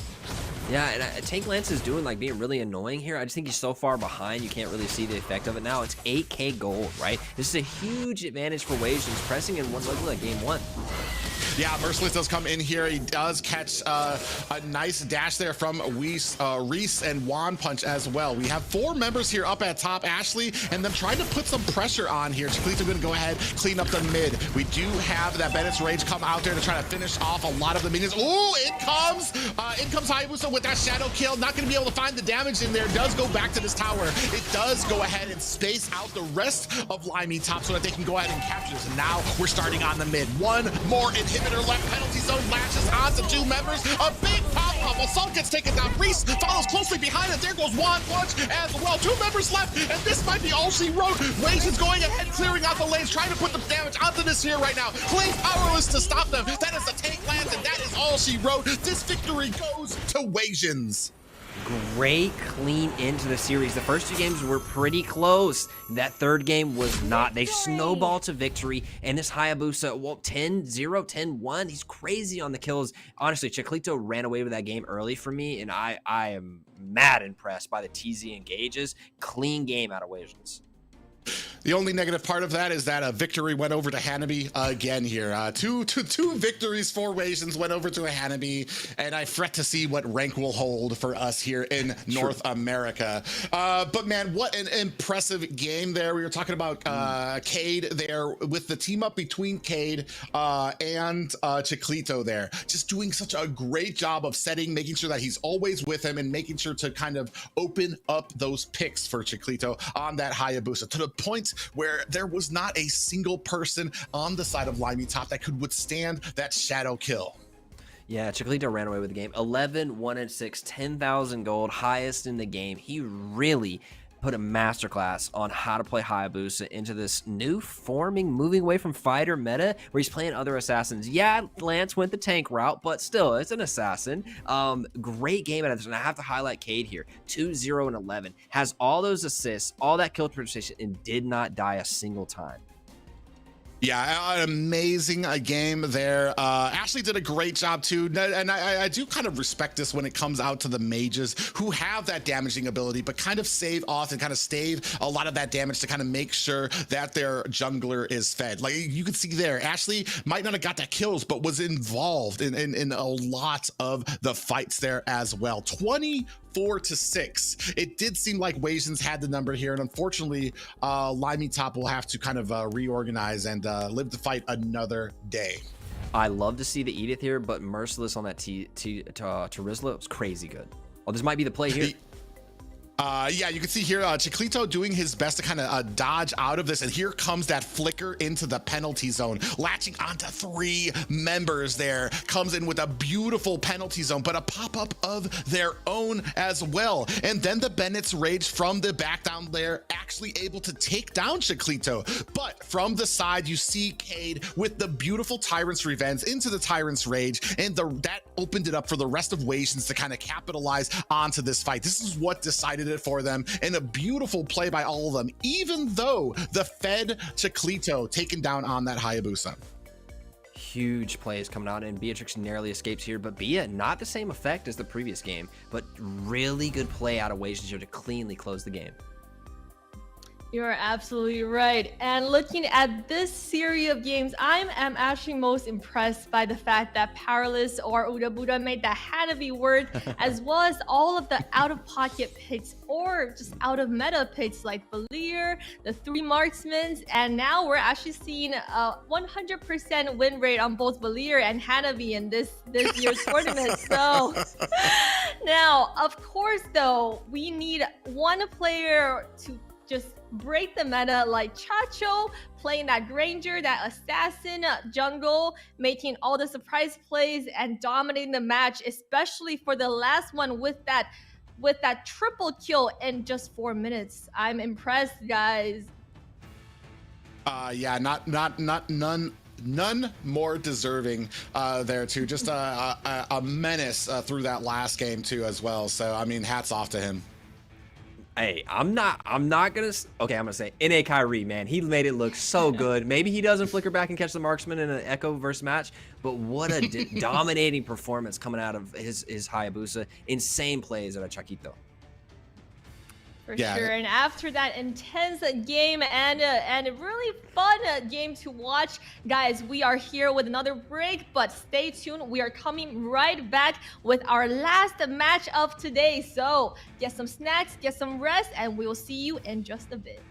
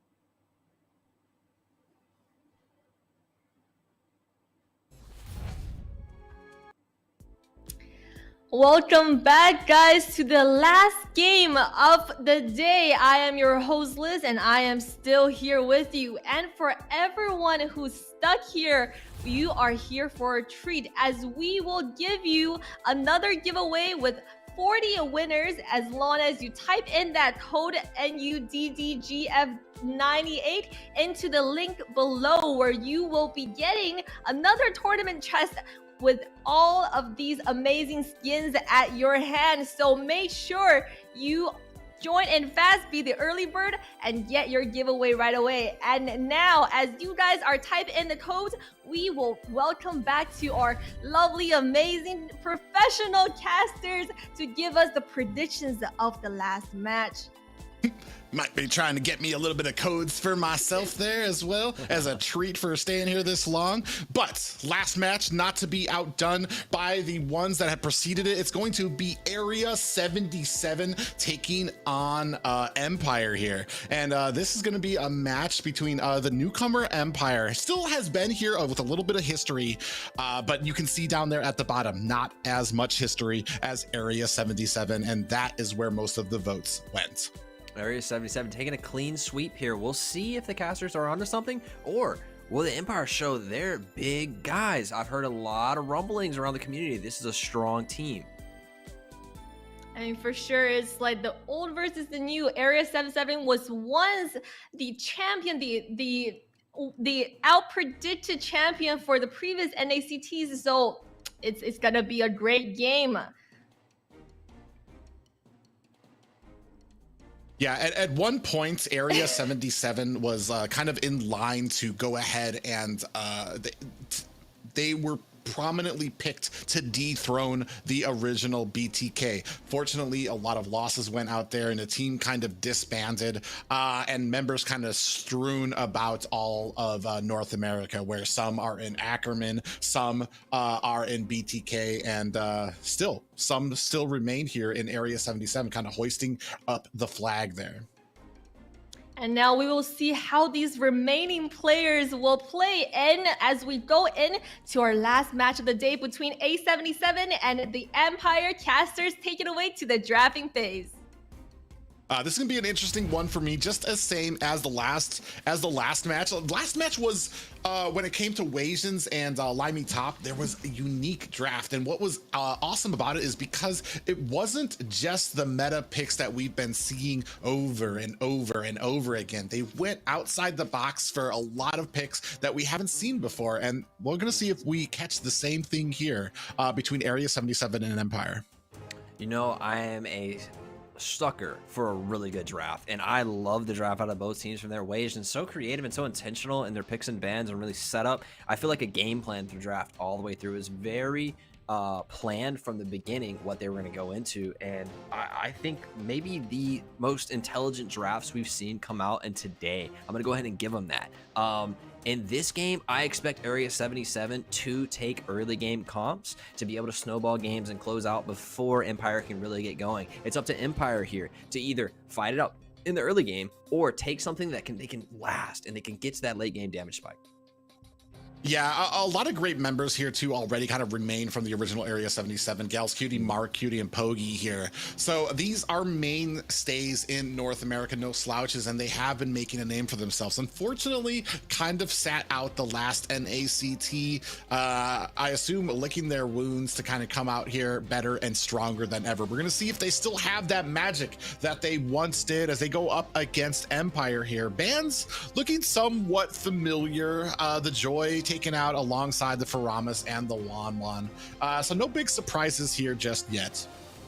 Yeah, and because just like with LaimiTop, we don't know much about Empire, I think it's good for them because they can play their pocket picks, they can play their super comfort heroes, maybe things that are a little bit out of meta, and no one would know to ban them, right? You can't use that as you go further in the tournament. You could come and make a statement here and get a respect ban out of some of these teams. Yeah, especially here in the early midst of these round robins, where not a lot of teams really know much about each other, and you can start establishing yourself and maybe even kind of pick outside the box for a lot of these teams that don't recognize you. A lot of close games there from the last series here. We're gonna see if they kind of keep up with that, especially with that, like you said, there's that question mark that that does maybe kind of award them a little bit of surprise and a little bit of victories there. Unfortunately, with the last series, you saw that they were able to kind of surprise Wasians, but after that initial surprise, Wasians kind of locked on and found a way to like not only overcome it, but do it in a very dominant fashion. We're gonna see if we have kind of the same thing here. Area 77 taking on Empire here. Very typical bans here. The Kajas are getting taken out now too as well. Gonna see if we're taking out maybe the Fredrin here, or maybe the Valentina as well. Yeah, Fredrin, Farsa, Eve, Valentina, anything for that last ban, and I think we've like gotten normal bans. If we had like ban percentages, I think these heroes are probably in the top spots for all of those, right? I want area 77 to go for a snowball comp, and I want Empire to go for a snowball comp. I want an early game bloodbath like we had a couple of games ago. And I know, Private, you're tired, you've been talking a lot, but I want it.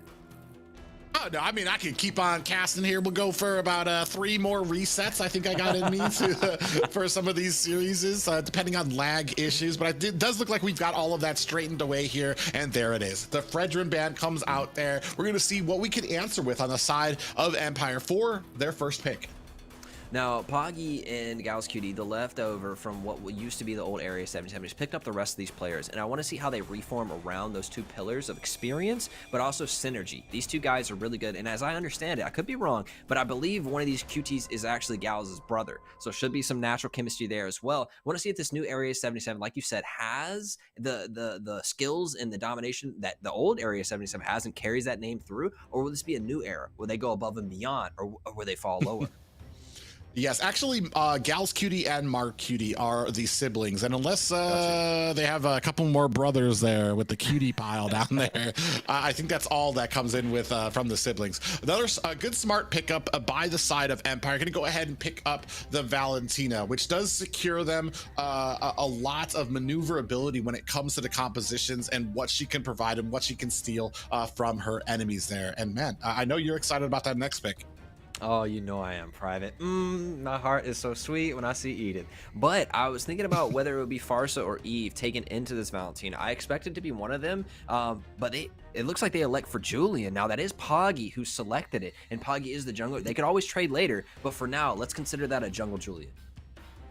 A jungle Julian, which actually kind of goes around to the assassin role there, to kind of with the damage that he can output. Not just that, but he can output it a lot faster because all he needs is that level 3, and then he can kind of combo his abilities into those enhanced abilities that he has there. I do like Julian, and I like seeing him more often here, and I'm actually kind of I'm kind of disappointed we haven't seen more of him. I'm not sure if it's the micro that is needed for him, the squishiness, or the fact that once you do a combo, especially if you're using one of those damage combos, especially like that enhanced skiff, you kind of close out your escaping options, which kind of leaves him susceptible to a lot of ganks.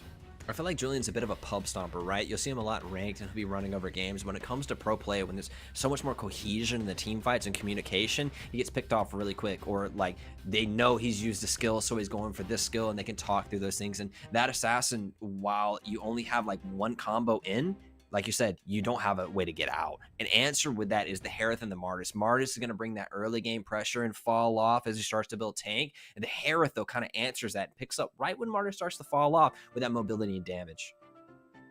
Yeah, really interesting pick here too as well. We did see Zia play a Harith here, I want to say 2 series ago. It did have a little bit of problems as we got into the late game. I feel like Harith didn't really have a place during these team fights, was getting picked off left and right, especially once that magic defense started coming online. On the opposite side there, we are going to see a Lunex picked up by Area 77. So we are really interesting to me, because I always feel like Lunex is kind of a counter for like the tankier members that you see, so maybe something that can help burst down the Martis. But I mean, or we're trying to fend off and make sure that we can kind of keep these compositions away from those super tanky last picks. I think tank is a good decision, and you see that the bans have started to go that direction. I was thinking about what they could take to counter Edith, because there's not a lot of bans in the XP lane right now. You could take the Lapu. It plays decently, but Edith still wins. The best counter in my mind that I know of, and you know, I'm not on these guys' level, but is Badang. And I know Badang is rarely ever seen, but he counters Edith so hard in the lane. It may be that Esme Dairoth situation where Dairoth is the counter, but you don't take it because it sucks at team fighting. Yeah, it's those picks where, yeah, I could pick the Dairoth, but now I've got the Dairoth on my team. What do we do to kind of utilize it into some of those team fights? Going into the second ban phase. Oh, I do like that we see that the Kufra gets taken out there, trying to support the Martis and the Harith and their dashing abilities, and not just that, but and also with the Valentina. So basically taking off the only real counter for a lot of those characters out there. Yeah, I actually wanted to see a little bit more help for Martis in the early game, right? Maybe a roam, maybe like Cho. I'm thinking maybe even like a Grok. You could see an Atlas. I like to play Martis with a heavy CC. He does play with supports okay, like the Estus and the Raphael can speed him around and heal him up and do well, but I feel like he plays better with set. Once you can combo the Mortal Coil with another set, he provides so much damage in that and can really start to snowball the game. That's what Martis wants to do. Yeah, I was just about to say that too. Like, Estus not the greatest one. I can see why you kind of hesitated when you said that, because Estus kind of shines toward the mid game. Martis, you want somebody that couples with him, that kind of helps him enforce that early game rule that he can get, and you want to make sure that you can get it to a point that during the mid game you're so far ahead that it doesn't even matter what the enemy is doing there. We're gonna go ahead and round out these bans with a Diggy and a Yuzong pick there, and then we see the Cho being picked up by Area 77.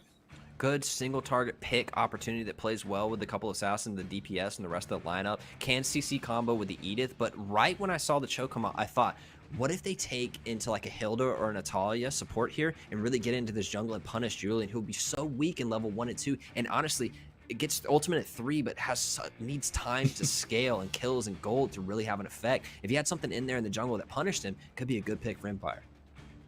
Yeah, that is one of the issues when it comes to that Julian too. I think we were discussing it earlier. His 1 and 2 are very weak and kind of susceptible to a lot of things, even to a higher degree than other assassins have in there. In that he can be ganked in the early game, and there's not much that he can do, especially if he doesn't have that 3. I mean, he's just going to be allowing other people to kind of get his jungle. So you're going to need to have a lot of support on his team, a lot of people kind of paying attention to the map, making sure that he is secure until he at least gets that 3rd level. Ooh, something we haven't seen here in a while. Yeah, very spicy. The Mincitar being picked up there. And I think that counters Julian. Edith is so susceptible to Ministar. You can't use ulti, you can't use your dash for your CC. You can use your skill 1, but Edith really doesn't rely on that. It's the full combo. The Julian can't dash, the Cho can't dash, the Melissa can't dash. A really good pick coming out from the Ministar, and has the hook ability. I think it's a really good pick. I think going for Lapu, it depends on the pick of who uses their skills first in the XP lane. Whoever uses them first generally loses the trade. Good picks out of Empire here, really set themselves up. Can Ministar, though, help and support what Martis wants to do in the early game? What I do like about Mincitar as well is that pull that he does ignores minions as well. So if you're trying to, like, the biggest thing about Franco is you try to use the minions as like a little shield from you when you see him coming. Can't do that with Mincitar. He'll pull you right through them and into him. So that's going to be interesting to see how this is played as we kind of round out these drafts. We're about ready to get into this game 1, Area 77 taking on Empire to close out our night. Let's go. Game 1, we got a hype matchup. A lot of really interesting picks that we haven't seen throughout the rest of the day. I believe this is the first Martis jungle. We've seen Poggy on the Julian jungle. We haven't seen him in the jungle. These are a really cool game they brought for us for our last match. Yeah, we can go ahead and see a lot of attention being paid to the mid right now. I mean, definitely just trying to make sure that we can get fed as well as possible. I do give the kind of advantage here in the early game to the side of Empire. We're gonna see if Area 77 can kind of round this out, getting toward the mid game. Yeah, and I think that comes to the jungle matchup, right? Martis has so much more damage and pressure in the early game, but it's Area 77 who take the lead though, and honestly, Martis wants to get 4, it looks like, before he fights. Yeah, definitely not trying to engage there. Does want to have that devastation before he can kind of come in for a lot of these fights. So we're gonna see how these kind of round out there. Now, beautiful little dashes there by Jordan's Empire on that Lapu, kind of dodge out a lot of that CC from I believe it's Joshy Cutie. Yeah, and Edith has that pressure in the level 1 and 2 because Lapu really needs 4 before he gets going. And honestly, I like to play only on the Bloodlust. Bloodlust is so important for his spell vamp and things like that. Yes, he can play before that, but he really wants the Bloodlust. Yeah, Reckless in a little bit of trouble here on that Minstar, getting taken down. A lot of damage there by Cal's Cutie. In comes Demon and Alex as they come in there. Mortal Coil by Alex, gonna go ahead and get him out of harm's way there. But we are kind of moving around the map. I'm not sure what we're setting up for as the turtle's kind of coming up on top, and it looks like a lot of attention being paid down towards the bottom lane. Yeah, I expect both teams to try to rotate out here. Lapu in a 2v1 up top is able to escape. And what's interesting here is the Martis is elected to not fight until 4. Now moving up all this force to the turtle. They need to find Valentina's 4 though. Ooh, in comes the bravest fire from Jordan's Empire. Brilliance has been activated and Joshy Cutie is not fending away. We do miss a stun and we're gonna have to activate that that flicker to get out of the way. And this might be not in the right way that you want to handle it for this turtle, because now you don't have your XP laner. It's basically a 2v3. Oh, 2v4 right now as Alex is trying to put on the damage. In comes Gal's Cutie down. We do take it down. Pogi able to pick up the kill onto that turtle, and a beautiful that's two objectives for the side of Area 77. Really smooth retry from him, and honestly, Alex started that up, but it's Julian who takes it away. Ooh, K-Cutie does get popped in. Oh, beautiful Way of the Dragon onto Jordan's Empire. Does find its target and kicks right into the tower. Gal's Cutie with that sniper-like precision. A great roam, and I think it did catch him off guard. It was unfortunate. Oh, another pick, though. Yeah, Mark Cutie finds one in the name of the beautiful pop-up there. Finds it in Kokomo, but let's go ahead and take a look at these items. A quick 2-0 gets Julian to the Demon Hunter sword. Now that is an interesting choice of itemization coming out from him. I would usually expect the Genius Wand into the Feather, but he's elected for Demon Hunter sword first item. Yeah, that is very interesting. Demon actually does get caught with a Way of Dragon. Is going to go ahead and dash his way to safety there. Gal's Cutie going to have to disengage there as Alex going to have to find an escape of his own with Mark Cutie coming to the aid there. 2-0 start, and really the kills are on Gal's Cutie and Mark Cutie. The only one that really hurts is the one on Mark Cutie, right? Melissa off to 1 kill. It's not like insurmountable, but it is big. And I think Edith got a little bit of gold on that top turret as they were pushing in. The Lapu got caught in the lane. Diving to Edith though. Woo, there's a party up at top, and Jace Cutie doesn't want any of that. Poggy and Gal's Cutie in here as well. Jordan's Empire does miss a stun. Demon and Alex kind of hiding out here in the bush, trying to find some placement, but do disengage.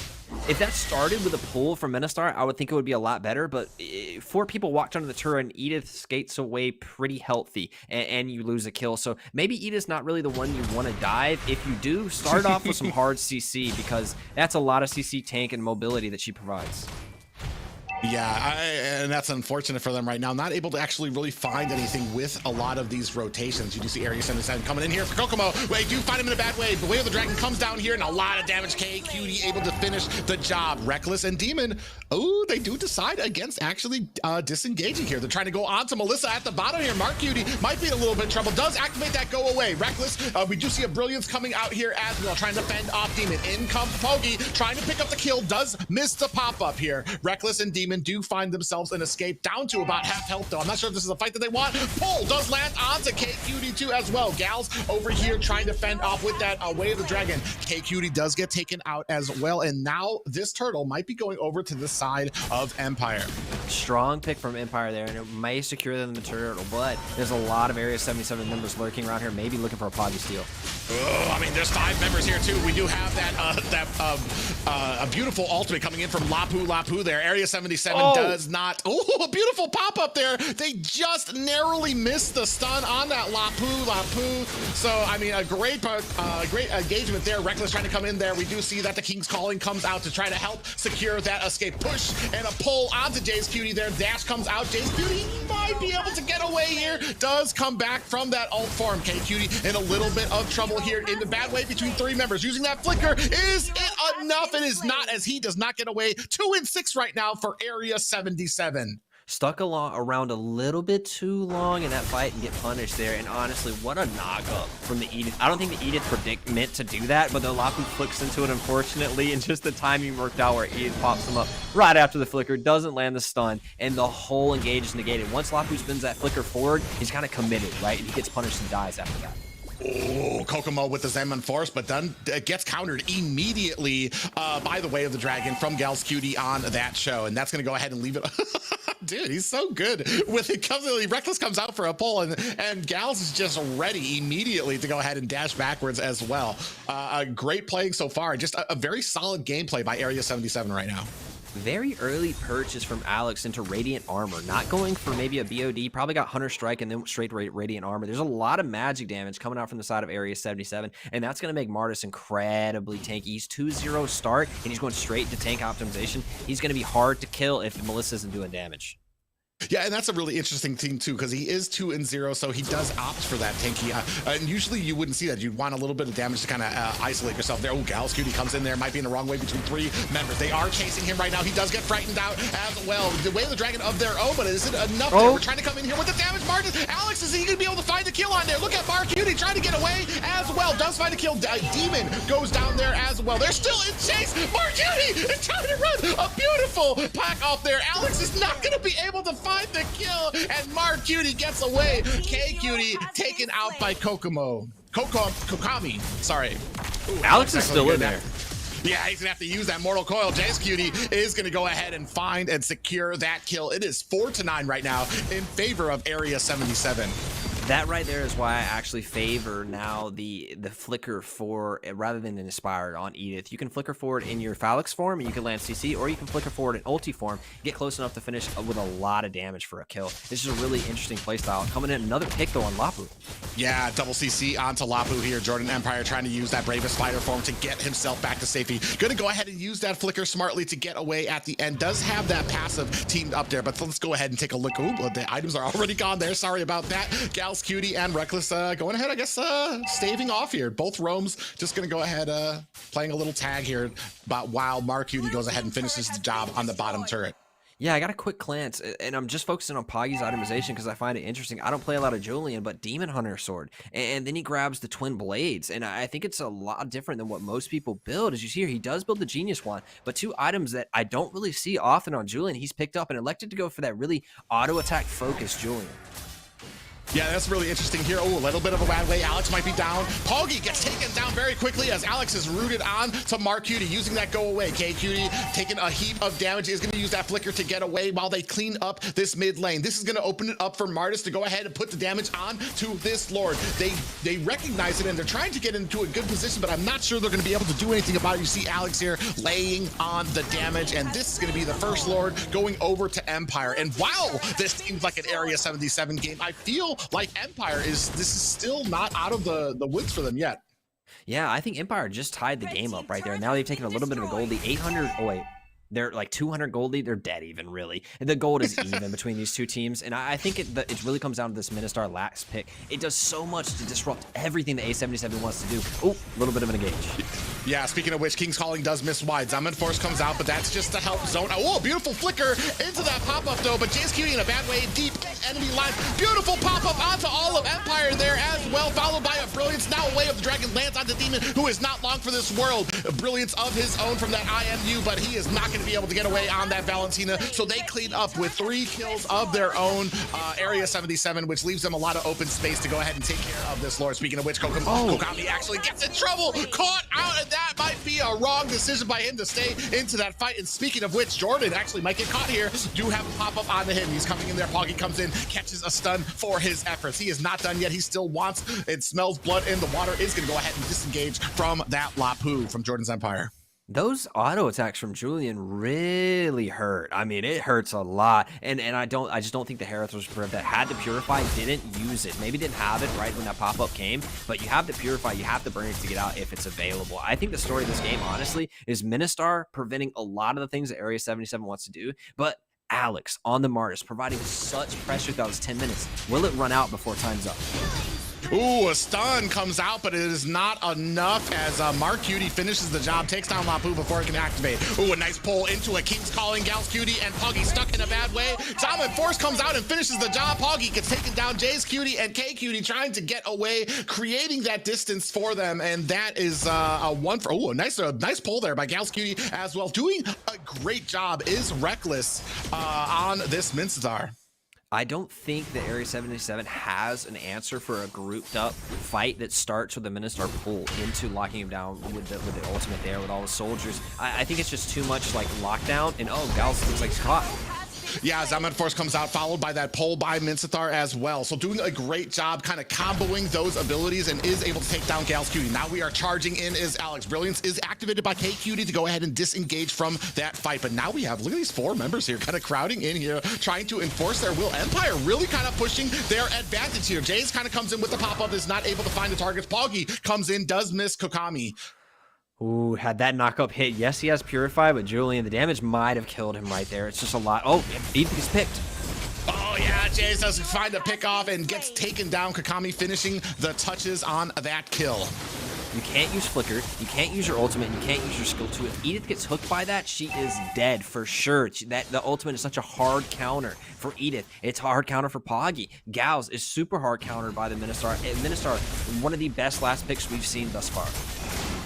Yeah, now we are starting up on the Lord. Down to about half health. Gals Cutie from the side. We are trying to flank into here. Alex does sense it coming in here. Now we are trying to come in here. Way of the Dragon does land. Down to about 1/3 health. Gals Cutie trying to get out of the way. Does get picked up and picked off. Demon and K Cutie go ahead and finish the job there too. Oh no, now we have reset this Lord. Mark Cutie trying to put the damage onto Reckless, but it is not enough. Mark Cutie gets taken down. This is Empire's game right now as they are enforcing their will onto Area 77 here. Poggy sitting in the back, definitely trying to take his time, but he gets caught out. Jordan's Empire reads it out, sees him in the back line, and now they are giving chase. A flicker onto him. Poggy gets taken down as well. So that is a kill onto the jungler along with the Lord. This game has been cracked open by Empire. Not only did they have a really clean fight around Lord, they bait the objective. They don't want the objective just yet. We want the team fight, then we'll take the objective after that, using it to draw Area 77 into this team fight that they do not want to take. It started with a pick onto the Edith and then snowballed into a Lord take that they had to contest and lost. This game has turned in Empire's favor. 4K gold up with the Lord knocking down on the door. Yeah, we do have that Luminous Lord kind of coming up at top, which does mean we're going to have a lot of pressure that we can kind of exert towards the bottom lane as well. Doing a great job is Empire here right now. 12-14, they are kind of in the lead when it comes to gold right now, giving Area 77 their money's worth out of this fight. Yeah, and it's Empire, you know? It's Area 77. Empire's taking it to them. I love to see it. Yeah, Luminous Lord does crash up at the top, and now we are forcing our will at mid. Here comes the King's Calling to go ahead and zone out the rest of them. We do have a pop-up. Gals Cutie gets taken out. Stun does miss on the Area 77 as they go ahead and disengage from there. Now we have minions crashing into the core right now. A pop-up onto Empire's Jordan, and now we are pushing on the chain. You see K Cutie gonna go ahead and disengage there. Brilliance has been activated. Poggy cleaning up into the back line is gonna go ahead and clean up Demon here as well. Beautiful cleanup there by Area 77, but they did lose 2 inhibitors for that. 1 more left for them, but at what cost? There's a lot of standing gold on the map. Area 77 is going to run through a lot of turrets. I doubt they'll break into the base. There's not that much time on these death timers. 20 seconds if the 2 members are back. They're going to get some turrets here. Yeah, they're going to go ahead and break down into these, at least the inhibitor at mid. I don't think they're going to be able to take it down here yet. You do see Reckless coming in there with that King's Calling. Does pull in Poggy, trying to put in the damage, but here comes the Brilliance. But a great job by Reckless to go ahead, use those abilities to go ahead and clear out the lanes and do his job to go ahead and secure the defense for that inhibitor tower. Empire needs to slow down a little bit in that finish right there. Now they've lost their gold. He's only 1,500 ahead, a little bit less. They need to have a pick with Ministar pull, land that down, and then press a 5v4. If you push into this team comp, they have Edith, Marksman. They have Lunox, maybe a Marksman, and they have Mark Cutie. So much damage coming out. When they're back in their base and they have that defender's advantage, you have to make a pick before you go into it. Boom, beautiful way of the Dragons does land on the Jordan's Empires. We have to use that ultimate to go ahead and try to get out of it. Now he's not going to have it for this team fight. Is Jordan's Empire. Now we're going to go ahead, come in there. Brilliance has been activated, and a pop-up does find Reckless. Now we have the Zombie Force coming out. K-Cutie is down. Mark Cutie and Gals going to be trying to find the defense. 2 down for the side of Empire. This is not the fight that they want. Jordan's Empire is going to have to retreat. What a game right now. Area 77 is now trying to push. The death timers might not be enough. Jordan's Empire needs to think of something quickly. He is down to about 1/3 health. Now they're going to be able to take down this inhibitor. Are they going to be able to take down Core? What a game right now. In comes Jordan's Empire. Is he going to be able to protect it? Oh, a beautiful pop up there, and a beautiful way of the dragon does land onto him. This is game. What a turnaround for Area 77 as they secure game 1 away from Empire. What a patient turn from Area 77, who started to lose the fight in that team fight, and they started to lose, and then they catch a moment where they go a little bit too far. Empire tries to close the game. They go a little bit too far. 3 marksmen burn them down. Then they're in the mid. They try another engage that doesn't start off with a clean pick, and it's a 5v5 with 3 marksmen who have a lot of space and kind of formed a semicircle around, and everybody's doing DPS to the whole side of Empire. Yeah, and that's the problem because you had a Minsathar on your team, so you're kind of relying on that anti-engage or that pull in, and that's where you need to kind of come in there. The problem was at that last fight, we're chasing down Area 77. We've got a pretty long strand of our entire team trying to catch up while you're getting picked off one by one by one. And what an excellent patient example of patience from the side of Area 77. They really played to their win condition. I have to think it's a little bit of a throw from Empire, right? Because they were in the base, hitting on the turret, hitting on the Nexus. There's always something you can do to win that game, but we have to highlight these players. Joshi, 4-1-8. Poggy, 7-3-8 on a build I've never seen on Julian, and did so well on it with the auto attack focus. Mark Cutie, 6-2-10, did a lot of damage with that puppet pushing out. Yeah, that's the interesting thing here. Very interesting builds by both of them there. And this is where you can see like a Reckless kind of coming in here deep into the back line. This was all basically Empire's game to lose here, able to kind of zone out there and even separating a lot of these players out. Jace Cutie comes into the back line, and then that Brilliance is activated into there too. We're still kind of going into the back. Demon gets picked out as well, and then he has his own Brilliance as well. These are those little fights that kind of kept on turning on Empire and turning it upside down on them until we got into that late game where they had issues completing the job because they were kind of like ignoring their win conditions. Like, look at these little plays, and this is the problem. All those little mistakes. Pogi able to find some pickoffs. Then at the mid, Jordan was almost picked off as well, and that's the problem that you come when you get into this late game. You get a little complacent about a lot of these a lot of the kills and what you can do in these fights, or what you're supposed to be doing as a lot of these characters, and you push too far instead of just getting your objective, turning around, and then doing that again with your team. Yeah, maybe they don't even push to end there on that last push. They go with the next Lord and they try to end on Lord. But when you're pushing there without it and you get burned and then they run down the map and get a couple of turrets, the next time you lose a team fight, it's the game. And Area 77 win 2 decisive team fights in that last few minutes and just ran the game down on mid. And it just shows these teams are so good at punishing mistakes. If you make those mistakes and it's not just forced errors, your team actually makes an error, the people at this level punish so hard. But that's not all of it. It's just game 1. And I mean, it was basically Empire, and it was their game to lose. Area 77 showing that patience and that resiliency. Are they going to be able to do it again for this next match? Is it going to be all Area 77 to close this out for the night, or are we going to be going to a game 3? I'm leaning. The one thing here is everybody was kind of guessing Area 77. That last game though, might have kind of made a couple non-believers out of us. Yeah. I know I'm kind of second guessing that a little bit too, because there was a very dominating performance by Empire right up until the end. Very clean game, and I feel like they just got excited and tried to end without a Ministar pick and then a 5v4 because that's what got them there, throwing out. They played off the Ministar hooks and things like that and just got a little excited at the end and couldn't finish. I want to see it run back. I think they fell off right about the time Martis falls off, so I think Alex did a great job of scaling into that game, building tank optimization first and being so hard to kill with the Radiant armor so early. Maybe something that pairs with that so they can just punch through at the end of that snowball. It seems like they ran out of gas right before the objective. Yeah, that's going to be the name of the game here. Kind of going with the same bands are we. We got the Wan and the Glue, and then the Joy and the Faramis here. Still, I'm guessing going on with the same things. Oh, but this time Area 77 going to go ahead, ban out the Julian. This has been kind of the story of the night of a lot of these teams kind of picking this up and then just too much respect for it to let the enemies have it there. And I mean, we haven't seen too many Julian bans or pickups. Just kind of with the I want to say the last 2 series we've seen a few Julians here. So a decent amount of respect placed from Area 77 on that. Yeah, I think that's the first time we've probably seen him creep his way into the bans, and I think Julian's super strong, but we've talked about his problems and his shortcomings in such a high level of play, right? The Kaja comes in with the ban, very standard ban. Nobody wants to mess with that Divine Judgment and the Flicker, although when it was played, it did lose earlier. So I expect this first pick to go the Farce of Valentina route, right? We do have Fredrin unlocked as well. We could be looking at that, and there we go for the Poggy jungle.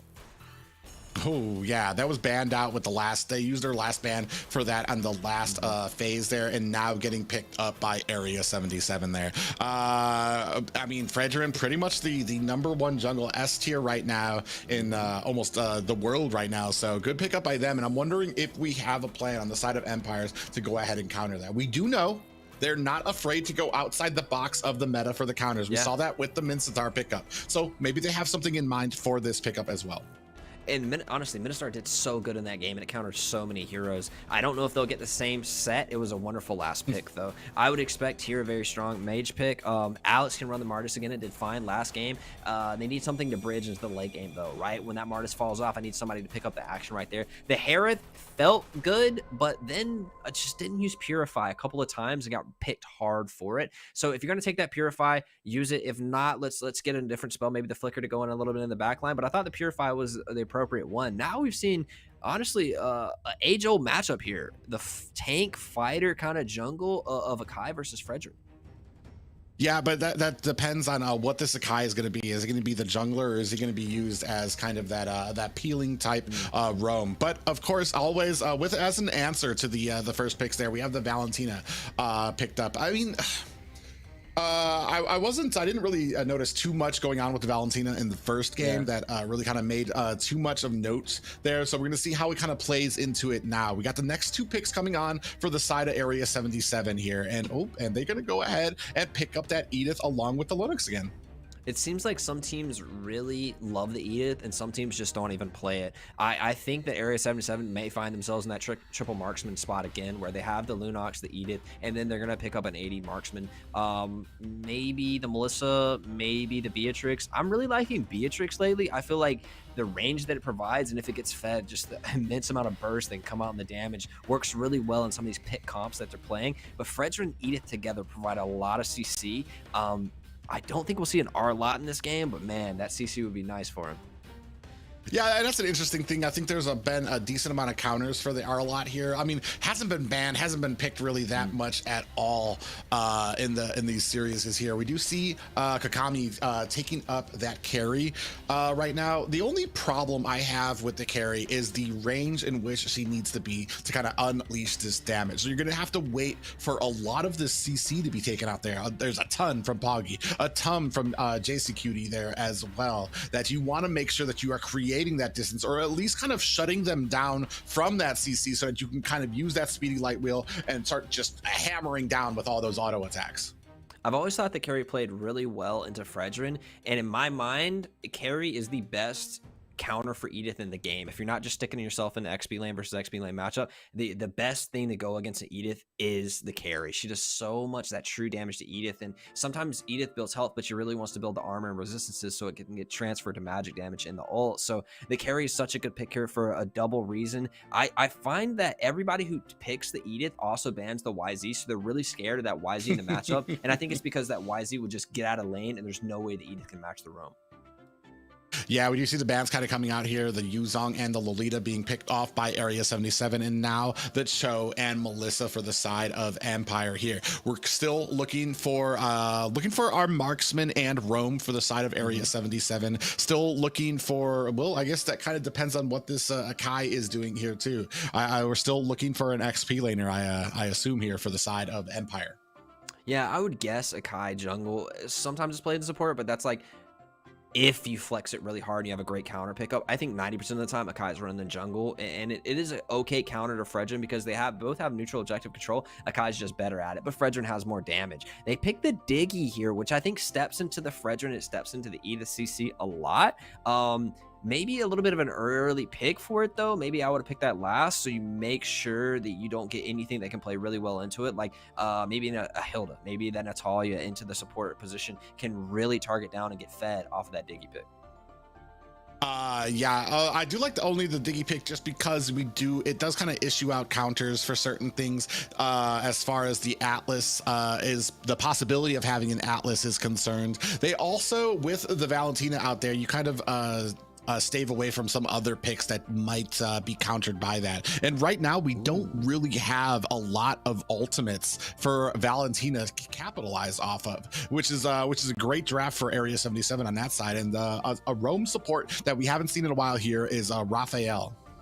Yeah, picked into the Diggy. I think maybe the first time in a long time we've seen Raph taken, and honestly, Gals, I would expect them to play a little bit more of the harder tanks, right? A little bit more set focus, but now Raphael is going to be giving so much mobility to the rest of this team, and I think it does play well with Fredrin. I think one of the most busted combos in the game is Fredrin Estus. Raph kind of fills a similar role, but actually instead of all the healing, speeds him up.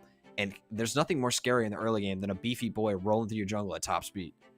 Well, and that's the kind of the point there too, especially as we move into a lot of these team fights, the ability to close the distance with people like Fredrin, with people like Edith, who just have insurmountable amounts of CC on their pack. So as soon as they catch up to you, that whoever they catch up to, that boy's going to get CC'd down, and you need to be prepared there. However, on the other side, with that Akai pick, I do like that there because that heavy spin can gotta help create the distance. But if you're always using the heavy spin to just create distance, you're kind of upsetting, I want to say, the setting potential for your team when you can be using that to try to pin people against the wall.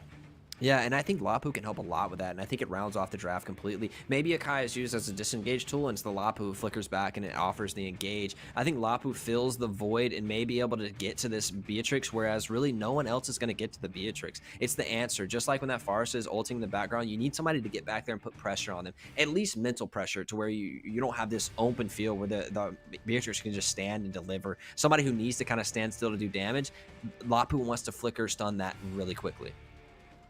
Yeah, but this is all the picks here. We are moving on into game 2. Will we close out the night with a clean sweep, or are we going to go ahead and extend this and show that fighting spirit into a game 3? Really clean starts here, both helping the buffs, speeding up their junglers throughout. And then I think they rotate to the mid lane and help clear out, but it looks like a little babysitting on these ADs. Yeah, we're gonna definitely, especially with kind of the slow start that you do get from Kakami on this carry. It's you definitely want to have the support there and kind of have those roamers kind of making sure that they are making their presence known, so we don't have a lot of ganks coming in here, especially since Kakami comes in at that late game. Yeah, I feel like Beatrix does too, though, and like Kakami needs to stand and deliver, whereas Beatrix can hit that poke sometimes and that burst with the snipe that really Kakami has no range for and doesn't want any part of, as Mark Q takes an advantage here. Oh yeah, man. I mean, that Bennett, that missile launcher that he's using, just chunking down Reckless on that Diggy, and that's the biggest problem with the Diggy. It's susceptible to a lot of burst, and Gals Cutie doing his best to go ahead and keeping Mark Cutie topped off with those little heals that Rafaela provides. Look how deep this Edith is in the map, cutting the lane deep. I mean, 2 towers deep. This gives complete jungle vision for the side of Fredrin to be able to walk in. He knows that Alex is not over here because the entire jungle is clear, and Edith has vision in this total side of the jungle. Only problem is we're not really making much advantage of it. We cut the lane, but we haven't really done anything with the Edith there. Now you see Lapu and Edith kind of fighting it out here. This is going to open it up for Poggy to actually be in a little bit of trouble here. But Flicker just matching up there, and Jordan gets caught out. Beautiful play there by Jay's Cutie. Does go ahead and read that well. The Flicker joined by another Flicker by Jay's Cutie, and then into the damage there from that Primal Wrath. And you were just talking about how nothing came of that cutting the lane, but Edith was 4 and Lapu wasn't. Follows the Flicker and finishes the kill. Lapu's still level 3. He's got just like a 4 now. Yeah, now we are at 4 and 5. Incoming Poggy. Here comes the champion stance from Jordan coming in there. Alex going ahead, picking up that turtle. Great one for Area 77 right now as they are continuing on this. Jordan does pick up the kill onto Poggy. We do see that stun and pop-up does miss wide on Jordan, who goes ahead and dashes out of the way. Right now, 2 and 1 in favor of Area 77. Turtle went over to the side of Empire. Ooh, Empire does take the turtle. I didn't notice that, so that's a great neutral objective steal away from Alex when it should have been Area 77 is pretty clean, but that's kind of what you expect from a Kai. Oh, goodness.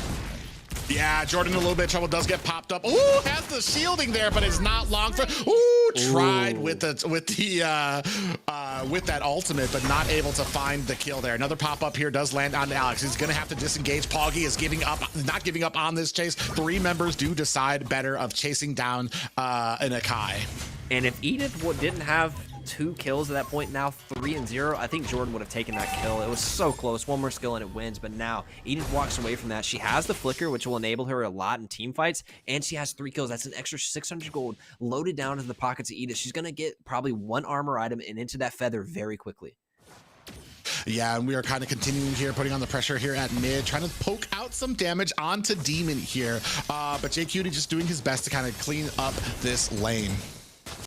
I expect JQT to have a little bit more pressure as it gets a little bit later, and that Linux access to a lot more of her package. But early, Demon's going to have that ability to push, dash, and then you're good to go. I think the mid lane will tie out a lot, and whoever gets the first rotation will be someone who gets help from their jungler or someone who gets the support there to push the lane out for them.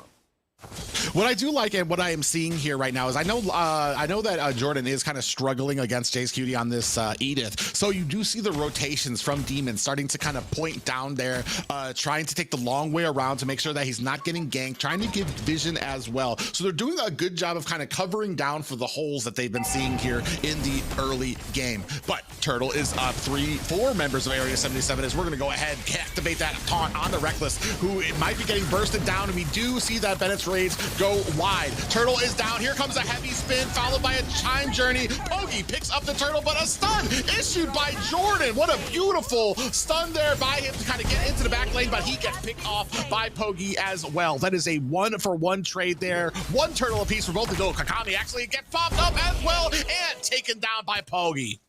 And I was about to say that Lapu dies with a smile because he just accomplished his goal, right? He burns the flicker, finds the marksman, and that's his job for the rest of the game. Akai will be used to create opportunities, but it will be the Lapu flickering in the backline, always targeting the Beatrix. And I think that Poggy and Josh, somebody needs to find some peel for that Beatrix, because if Lapu doesn't succeed in killing the Beatrix can run through this team fight.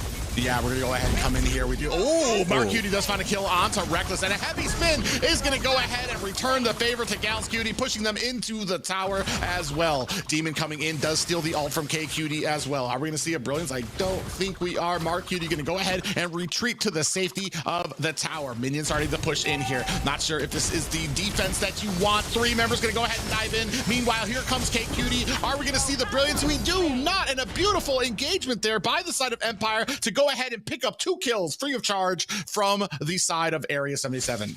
Great dive right there from Empire. Absolutely, Area 77 is sticking around way too long in a 2v3 and gets pounced on. The Diggy has enough movement speed and shielding to get him right out.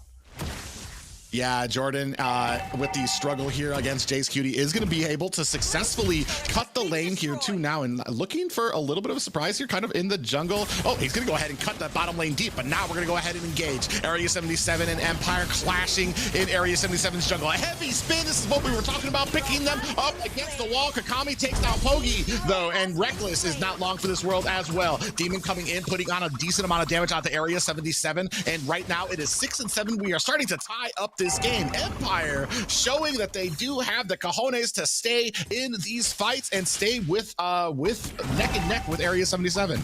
That's exactly it. And while Reckless dies, they trade it for the jungler, and that just opens up a turtle for Empire. Empire is going blow for blow with Area 77 right now. If you didn't know their name before this, you will remember it after today.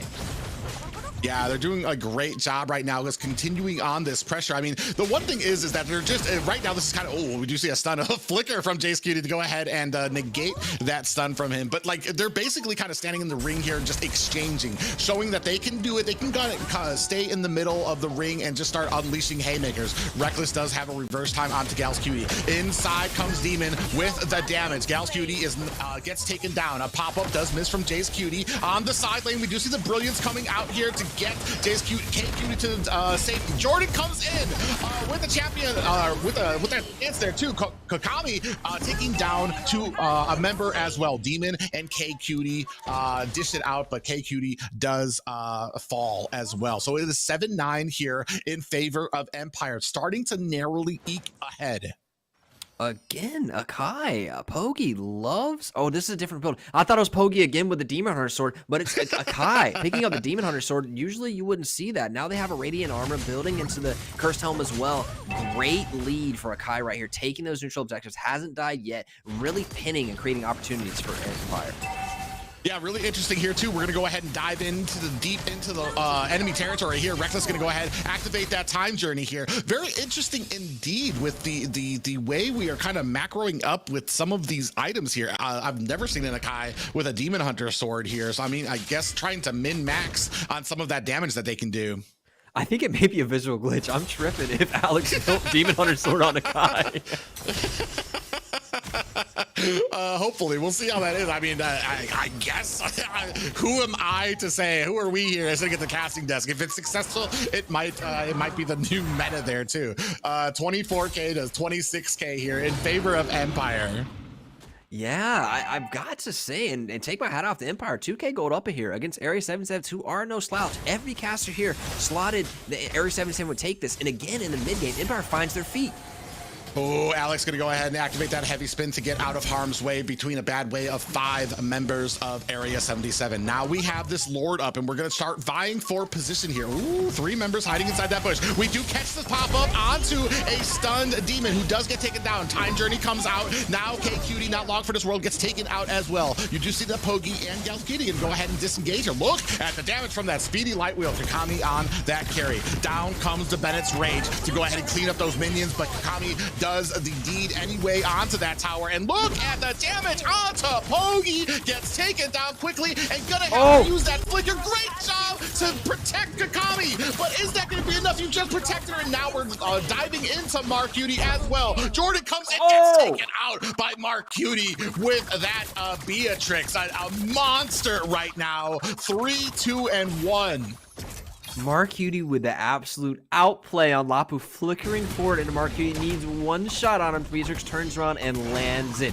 But this does open the map for Empire to take a Lord. It will be the first Lord of the game. This is a really big, it's not luminous, but it will break the outer line of turrets if Empire plays correctly, and that gets them another, not only 200 gold from the Lord, but 300 or so gold from all these turrets they can take. Red team turret has been both marksmans during that last fight obviously had to deal with the devil because they were sitting on a sliver of health and still deciding to stay in those fights. Greatly played by both of them. I was waiting for one of them to get taken out because I feel like that would have kind of steamrolled the momentum into that team, whoever had gotten the kill, and then they would have kind of pushed up a little bit more. But great job by both of them. You said earlier the word cojones, and both these marksmen have it in spades, stepping up these team fights into these bruisey fighters, all this CC and landing the damage. We talked about how Carrie doesn't have the range to really get in these fights. She's 6-1. She's finding a way with the Sakai and this Diggy, moving her around and manipulating opportunities to get the damage done. 6-1 on Carrie at 11 minutes, having a hell of a game. Yeah, that was one of my biggest fears when it came to having this carry on your team.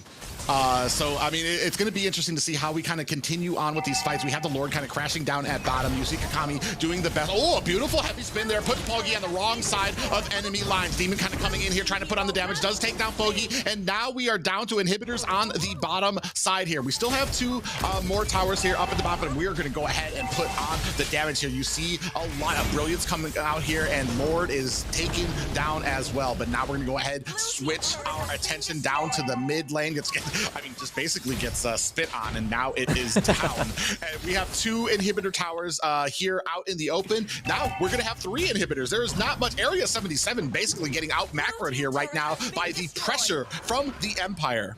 Yeah, Empire doing an incredible job, but we have to move back in history. And have we learned from our mistakes? Are we going to get greedy in trying to close the game, or are we going to do it cleanly? Because Area 77 found in the same position. They started to lose the mid game. Empire started taking over, and then in that late game, Area 77 just turns it on and turns with that 3 marksman comp and melts them. We'll see if Empire has learned from the last match. Yeah, and that's the big question here as we start getting more and more into the late game and start making some types of mistakes here. We need to kind of keep our heads clear, keep our minds focused on what we need to do and not going against the grain, and know what our win conditions are. Ooh, we're actually coming here on the Jordan. Goes going to go ahead and throw out some damage and then go ahead and disengage. Alex coming here into the back line, has a heavy spin, landed onto Mark Cutie. Here comes Kakami coming in for that damage. Here comes that time journey as well. Down goes Mark Cutie, now putting the damage on a Puggy, but we in here in the fray. Gals Cutie and K Cutie get taken down as well. Jay's Cutie does not want any of this. Reverse time latches onto him. Are we going to go ahead and find that damage? Ooh, just narrowly gets away to safety, but this next tower gets taken down. Is it going to be enough? This might be Empire's game. 2 members trying to come in here, trying to finish this off. 10% left on here. Kakami finds the damage onto there, and hail! Empire takes game 2. Woo! They did not make the mistake of the first game, right? They closed the game. They closed the game really cleanly, and I have to give it to Empire. They step in the mid game and they find themselves in these team fights, and they start out team fighting really good teams. And then this time they clean the map with that first Lord, and they don't even wait on the next one. They just go in the game, Private. Yeah, and it was all due to being able to create that distance for the carry to put on that damage. And that was my biggest kind of worry point when it came to these engagements. Are you going to be able, because she does need to get very close to these fights to be able to kind of issue out that damage. But we're going to go ahead and take a look at the stats from that last match. Big game coming out of the side of the Empire. I've got to highlight Alex here, 3-0-11. Maybe that's like 70 something kill participation. What a good game out of him, creating so many opportunities. Reckless, honestly, maybe like the hidden hero of this game, providing so much utility for the side of this carry to move around, shield him when he needs to get out. 8, 1, and 7 on the carry. What a great game coming out of carry. Look at the itemization, builds 1 defensive item and got the Wind of Nature in case anything goes wrong. I'm not sure if I'm going to go ahead and call that Demon Hunter sword on the on Alex there a visual glitch, but I'm going to go ahead and assume it is one. But I mean, a great job, because once the you had 2 kind of protective forces for Kakami on this carry. You had the heavy spin from Alex to be able to either pin people or keep them at a distance, but you also had Reckless, who was waiting in the back for somebody to get close to the carry. And once they got close, he came in with that time journey, and that basically upset the balance there too, because you're not going to be able to, if you allow carry to kind of sit there and keep on chucking out all of that damage, you're going to get chunked down so quickly. Just a great setup and a great composition from the side of Empire. To answer the question of the day, I heard from production, DHS item slot is actually supposed to be boots. So no, Akai did not build DHS. We're not trolling. Those are supposed to be boots. So just in case you're worried, and please don't play DHS Akai in rank, please. It's already too late. There's already Akai's in rank right now with Demon Hunter Sword. I can already see it right now. It's the damage has been done. 1-to-1, we find ourselves Private. Empire trading blows with Area 77, and I think this would have been a 2-0 honestly if A77 didn't turn around in those team fights and Empire ended a little bit more cleanly. This time Empire really goes slow and they find their picks to open up the game, and once they did, they played really cohesively into that dive and cleaned the game up. Right now I fear that every caster on the desk may have been incorrect in this prediction. Empire is looking to take this. They have momentum. Yeah, and that's a great point that you brought up, because the only victory that Area 77 has is a game where they did not have the advantage 90% of that game. They grabbed it from a mistake made by the Empire. And as we saw from the Empire in that second game, if they can keep their heads focused, they can continually put on the pressure, keep that dominating force all the way into that victory toward the end. Yeah, a convincing win from Empire. I think, like I said earlier, if you didn't know their names, you do now. Yeah, we're gonna go ahead and see. I think this was the gank that happened on Marcutie with 3 members here at the back. You see Reckless over there. Marcutie tries to take care of the lane, but this is where we start getting fed on Kakami a little bit here as well. We put the damage on here. Marcutie didn't realize he was here with so many members, and then KQT comes in here as well. I mean, and this was the double that we got for Kakami here when it came to that engagement, and that kind of started that little steam, that little a snowball effect for them, getting them fed up. I think a great game, and honestly, one that I didn't expect. It looked like Area 77 kind of had their number coming out of game 1, and they found themselves in their late game team fight. I thought Area 77 would walk in this game with momentum. They get a little bit of an early game lead, but Empire, they find themselves in the mid game. Unlike a lot of teams that need a snowball throughout, they found themselves in the mid game and ended in the late. It's a really unique play style I'm seeing out of Empire, and it's honestly a pleasure to watch. Yeah, so I mean, right now I feel like the pressure is on Area 77. We've seen from the last 2 matches, Empire really kind of flexing out, expanding their little wingspan there. Just kind of, I mean, a few mistakes here from the first game, but man, really showing that they are a dominating force right now. And we were talking about Area 77, not exactly the same powerhouse that they were last year.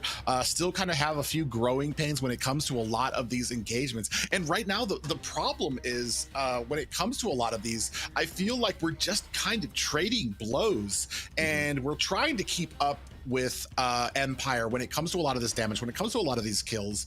But in the end, when we're going back and forth, I mean, that's basically a coin flip when you're just trading kills for kills, and not exactly when you don't exactly have the game plan when it comes to these drafts in here. Right, it seemed like kind of a bar brawl where everybody's swinging, but we're not really sure why we're fighting right now. And then Empire kind of cleans it up, and they really start playing objective focus. They get a kill, they go get an objective. They get the Lord, they clean the outer turrets. They pick Poggy, push him back into the team, and they close the game, busting on the bottom inhibitor. Just really clean. And I find if Empire could shore up their early game and really find themselves in that, and maybe it's picks, maybe not, but they would be a really strong team if they can clean up that early game. Yeah, we're gonna go ahead and take a look at these bans here. Again, Julian banned as well, so I guess we're gonna be looking probably at a Fredrin and Valentina pickups here for the early game here. Just waiting to see who, which one's gonna get which one here. Even having Fredrin, I mean, on the side of Area 77 wasn't enough to kind of counteract the pushing power from Empire, but picked up by Empire it is. Alex looked really good on Akai, and we talk about how Akai can really screw things up for his team, but that Akai had a really good hand and honestly played the heavy spin so well in various situations. Sometimes it was peel, sometimes it was disengage, sometimes it was pick, and really well played out of the Akai. I don't know if I've seen one that clean today. Yeah, oh, and that's been always my biggest kind of concern when an Akai is picked up, is that a lot of times you just need to have an insurmountable amount of skill on that Akai to make sure that you're not just out there upsetting the sets by your team by pushing everybody out of the way with your heavy spin, but when you're that surgical that you can get in there and find the pins onto the enemy and pin them up against the wall for your damage dealers to be able to finish the job, that's when you really get the value out of that pick. And then we see on the side of Area 77 gonna go ahead, pick up this Valentina and the Lapu. A bit of a change, walking away from the Edith pick here. It's not something they like banned, and they were really specific about this earlier, but now they drop the Edith and they go straight into the Lapu, allowing the YZ, allowing a Glue's ban, but allowing the YZ counter if they want it. But it looks like Empire really comfortable on this Diggy and played so well around it. Do we have a little Venus building in Reckles there? It looked really good from him. He was a silent hero for that whole game, had a great kill participation. I loved his Diggy play last game.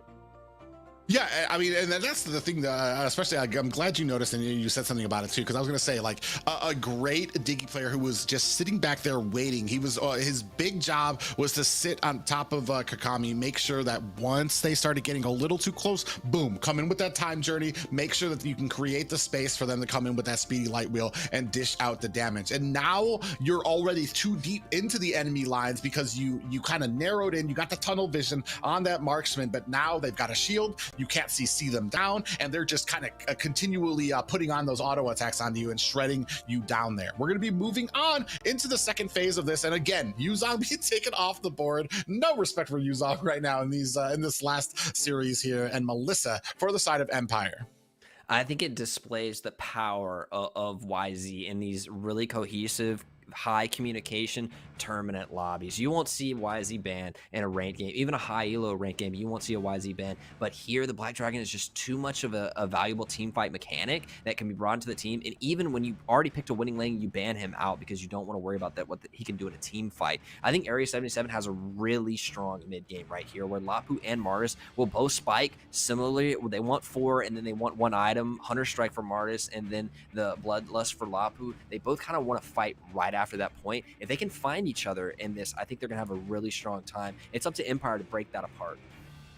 Yeah, we're gonna see here as we do get we're gonna go ahead toss out the Cho here and Carry getting taken off there, so definitely wanting to make sure that we don't see a repeat of what happened last game, and definitely I guess Area 77 identifying that as a weakness when we had the like we were just explaining, the Diggy and the Carry in there, allowing Carry to kind of just issue out that amazing amount of damage toward the mid game. But we're going to see what Empire has here as a return, as a reply to this Brody pickup. Yeah, just like you're talking about, the carry was a little bit too comfortable for the side of Empire. They seem to have a really good knowledge of that and how to play that with Peel from the front line and the speed of Diggy and Shield. It just seemed really comfortable for them. I'm glad they removed it. But now Area 77 doubles down in the mid-game power spike and goes for a Brody. They don't want this game to go past 15 minutes. They want to end it at the 15-minute mark or before. Yeah, it's gonna be amazing to see here. We do have the Beatrix come out, and we've been seeing here too the sniping that they provide there, the long distance that you can put on there. Oh, a Grok as well. So what I see here is engagement opportunity. If somebody kind of comes in there, you have the wild charge, you can use that time journey. You're going to be able to close the distance very quickly and kind of turn the tides of this fight. It just kind of depends on how we get these team fights to happen. And I mean, you can force them out when it comes to objectives. So I do like this draft right now from the side of Empire. Ooh, Estes really seals the deal for these fighters. Fighters are so good with Estes, especially the spell vamp variety, the skill variety. Lapu's going to be nigh on unkillable if Estes is with him. And then you've got the Martis in there really facilitating things. I can't see Area 77 winning a late game unless they massively outplay a team fight. They need to get it done early. And we've talked about the susceptibility of Empire in their early game. In Area 77, it looks like they pinned that and they want to play towards that. Can Empire last and get past, the 12, 15-minute mark and really employ their late game tools? Yeah, and this is the interesting thing here about the Estes pick, is because what you usually want from the Estes pick is that burst, especially in the early game, to make sure that Estes never really takes off. However, on the side of Area 77, you have the Martis, who is just a renowned early game jungler. So you're going to have him to kind of prop up the Estes. And once Martis starts having to build that defense, starts having to kind of lay back from the damage, you're going to have the Estes there finally starting to take off and keeping his team topped up. So it's going to be amazing to see if Empire can overcome this as we go into our third and final game of the night. Empire taking on Area 77. And we started with a bang and we're going to end with a bang with a series going to 3. Empire showing up big, standing tall, proving their namesake, why they deserve to be in the top 8 in this whole tournament. Yeah, and exactly what you meant there. Like in the top 8, they're basically showing why they are here, and they are not to be underestimated here. If anything, no matter what the result of this match is, they have already proven that they deserve a spot up here. Poggy getting aggressive early, and there's a flicker down on the side of Lunox. They went early for a level 2 gank, and I love that at Area 77. I love level 1 and level 2 plays coming out of teams. I think it asserts dominance, and it really can give you a lot of momentum in the game as you put a team on the back foot. Yeah, we're seeing a lot of pressure here on the marksman lane here, but still pushing in is Marcuti, and Kagami having a decent amount of trouble because they don't really have the damage, especially even with that sniper. We're basically waiting for a BOD on her to actually really kind of become a threat. Oh, a nice little activation there. Alex does catch KQ trying to find a little sneaky bush here to kind of get into them from the back line. It seems like no longer mid lane is where supports go to help push in, but these supportive roams have played in the marksman lane. All 3 of these games, they've been on here babysit to make sure the marksman has a good game. Oh, Alex comes in here, kind of a bait there as Pogi and Galscutie sitting here guarding that bush as well. So they're not actually able to find a kill there. And now 11 seconds left on this turtle. Alex gonna go ahead and have to find a, ooh, tries to snatch up that little speed boost, but does not catch it. And now he's gonna have to try to go down to the Lord. It looks like he's gonna clean up his jungle before they go for the turtle, I mean. Valentina will walk through. They'll clear out with the Estus to get level 4 on Valentina. They'll head straight to the turtle. Looks like Martis and both Fredgen have elected to go for a buff first. I guess they wanted to clear out bottom lane before they fought. Interesting choice to go buffs first. And both junglers are jungling while their mids, their roams are pulling out this objective. Yeah, right now Jordan doing a great job pulling it out there. Reckless is at the side lane here, so we have a great group here, 4v4. But here, Jason Cutie has a great momentum here, comes in with that bravest fighter. Oh, Alex able to go ahead and pick up the turtle, and a beautiful time journey by Reckless is able to facilitate his escape here. But now we are pulling in. Jace Cutie does get pulled back here. A lot of damage coming on there. Oh no, Alex, not locked for this world, gets taken down as well. Jordan down as well. You get the turtle, but you pay for it with 2 deaths on your team. I think that's a situation where, unfortunately, you just got to let your brother die on that one. He's dead. He's done. Got him. We got the turtle. You traded for your life. Easy. Now we give over another kill, and that's another 200 gold gone over to the side of Area 77. And they want that gold. They need it to increase this. And Martis is going to focus the turret here and get so much gold. That's another 350 gold they've gotten from that turret. Yeah, and that might be a problem with the decision making on that type of fight too. Oh, Demon actually in a little bit of trouble here, is getting taken down to about half health, is facilitating Alex to go ahead and pick up that Lethal Wanderer. Now he's gonna have a little bit of a speed boost. Oh, Demon comes in, checks the same bush, and KQT waiting there to go ahead and spill on the damage. Yeah, these mid lane trades are really interesting. It looks like Lunox is getting a little bullied out by the Valentina early, but we know that Lunox turns it on a little bit later game with all of that DPS, kind of almost like a Yve, but in like basic attack form. It's a little different, but same effect. Yeah, right now, I feel like it's starting to slip over to the side of Area 77. You see KQT lying in wait in this bush. Oh, we're going to see how well this goes. We're going to go ahead, force our way onto it. I'm not sure. I think we still have the advantage to the side of Empire here for the defense of this. Oh, Demon going to come here. Not sure. Laying in wait. KQT so patient, about to go ahead and roast some s'mores in there, sitting in there for so long right now, waiting. Yeah, he's been off the map for too long, though, and Empire's a little bit wise to this. They haven't seen the mage in a long time. They know he's waiting in some kind of bush. They're playing very safe on these turrets, and Lunox takes a really long path through her own jungle back around, and Area 77 is wasting so much time in this bush now. Yeah, Demon took a journey. He knew what was up. He took a journey to get back to that mid lane, making sure that he did not get himself into any of these kill zones. So great read by them. But now you have 2 members kind of coming in here. Alex in a bad way here, trying between the members of Area 77. What a beautiful snipe there landed by Kakami here to go ahead and set up the damage onto this turtle. Reckless putting on a little damage of his own, but this is 4 members of Area 77. Oh, almost from Kakami. Does not find the mark just yet. That was 4 members of Area 77. They're doing a much better job in this early game of the macro for these objectives. I think both teams are playing to their win condition. Area 77 wants to fight right now, and it's up to Empire to give away objectives, give away team fights, and just scrape by what you can, not give away too much this early game. And to their effect, they're only 2k gold behind at the 5-minute mark against a really early game comp. Oh, Reckless coming in with that time journey to go ahead and protect his marksman. Kakami finds a kill onto Galscutie. What a beautiful play there, and great protection from the side of Empire as they sense that kill coming in.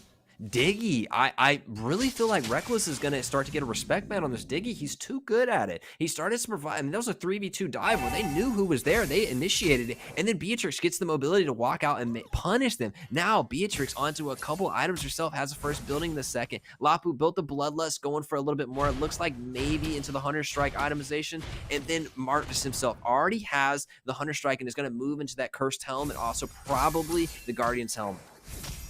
Yeah, so doing a great job right now, are they? It's 1 and 2, only a little under about a 2k lead for Area 77. Nothing to write home to mom about just yet, especially at the 6-minute mark. So they're still in this game, still very even, and still kind of waiting for those power spikes. But you do see already Beatrix starting to get kills on.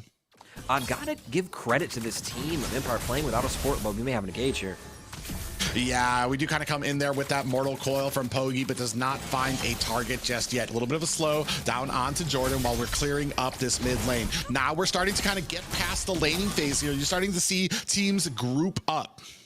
Yeah, I was going to talk about how the rest of the Empire team plays so well with Dicky being in this gold lane the entire time. He's been there for 6 minutes straight. He hasn't left, and they're ahead of a rotation right here. Yeah, we do see them. Oh, lying in wait there. Beautiful snipe does set up that kill onto Gals Cutie. Now the rest of the team kind of coming in there. Time Journey does come up to kind of keep the team with that bunch of shield there. Alex gets taken out by Mark Cutie as well. We do find the snipe from Kakami onto Pogi. Right now, we are still kind of laying in wait here. A 1-for-1 trade for both teams there. 2-3. Neither team really kind of getting ahead with that engagement. I think that's a really good play for Empire. It just demonstrated to me they understand they don't want to fight right now. They get a pick and they leave. Fredrin dies for it, but nobody else goes and tries to buddy with him and save him or die with him or anything like that. A pick! What a beautiful wild charge! Pops up Chase Cutie, and then the snipe from Kakami there. Pogi is in chase. I'd be mad too. Jordan goes down there, and from the side there, Chase Cutie is gonna have to use his flicker to get out of the way. Man, that was just poetry in motion, man. But on the opposite side there, Area 77 does go ahead and, I guess they're gonna go ahead and pass up on this turtle. These picks buy so much time for the side of Empire. Every time they do that, yes, one of them dies and they trade a kill, but it buys them 30 seconds, a minute longer into this game. They're buying themselves time with these picks, and they're finding them really well. I have to give massive credit to Jordan. Beautiful wild charge, flickering over the wall, getting the pick, but then they stop. No one else goes in. No one feeds any kills. We know we can't fight right now. We're only picking. Yeah, we're gonna go ahead and start on this, Lord. We're at the 8-minute mark right now. In comes Jace Cutie at the bottom, or K Cutie at the bottom here. Ooh, flicker in, does have to activate that brilliance, so he's not gonna have that ready for this Lord fight. 22K to 24K, 3-4 right now. Pretty even game so far, but I do say we're narrowly giving it to Area 77 as they do have the zonage here for this first Lord. I find the Empire's playing so intelligently here, giving up Lord, not contesting it, because honestly, Area 77 would have turned on a team fight in a heartbeat. It's so smart of them to understand their win condition is not right now. Their win condition isn't for another 6-7 minutes, and they're playing really well towards that. Beatrix is getting the gold. They're playing so smart and defensively in this game, and only a 2K, 3K gold lead is so good for Empire right here.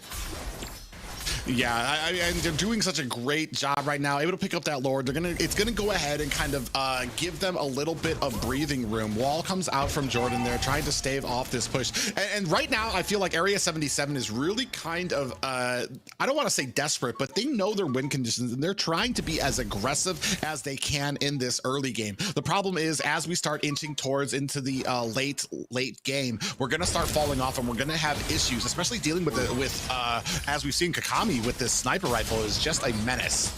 I think that's a great tool and elongates the game from Empire here. They don't have to get close to do the damage. They're just playing with these picks and this Beatrix burst out of sniper rifle. Playing so good. Let's not get caught with this Lord push though. Yeah, we're gonna go ahead and force out the brilliance. Here comes the time journey as Jace Cutie kind of diving deep into the back line. Unfortunately, he's in a bad way between Alex here and Kakami, who's trying to put on the damage right now. We do see a pop up there from Jordan, who beautiful hit there too as well. Jordan goes down though as well. Alex gonna go ahead and secure a kill onto Pogi, and we are still fighting here, trying to put the damage onto this next inhibitor tower. I mean, they have really pushed into this top lane. That's kind of without even really kind of looking towards the other lanes just right now. This is absolute poetry from both these teams, and we talked about it earlier, playing to their win condition. Now they're pushing into fight, won it. Yeah, they definitely want to go ahead and start chasing in here. I feel like they think that this is kind of turned off into their fashion. Bravest Fighter comes out from Jace Cutie, who's kind of latching down Reckless in a little bit of trouble. They do miss that stun right there. Oh, here comes the snipe. Oh, it secures the purple buff for Beatrix. Kakami, bro, calm down. Alex coming out here right now, and they're going to go ahead and clean up their jungle. Kakami doesn't get it, but it was oh so close. And that's that pressure that Beatrix sniped. Jumping out. Now Beatrix 3-0. I have to say, Empire, even if you do lose this game, I've never seen a team so beautifully peel back during such an aggressive dive comp. They peel back so well into this, and they're getting kills as they fall back. And honestly, kind of baiting Area 77, who know they have to close, walking in closer and closer and trading kills back and back. It's 5-5, tied up, only a 3K gold lead for a team that will be falling off in the next few minutes, falling off hard. Yeah, we're gonna have to see what we have in place for this Estes. And right now, I mean, surgical is Kakami with the sniper rifle.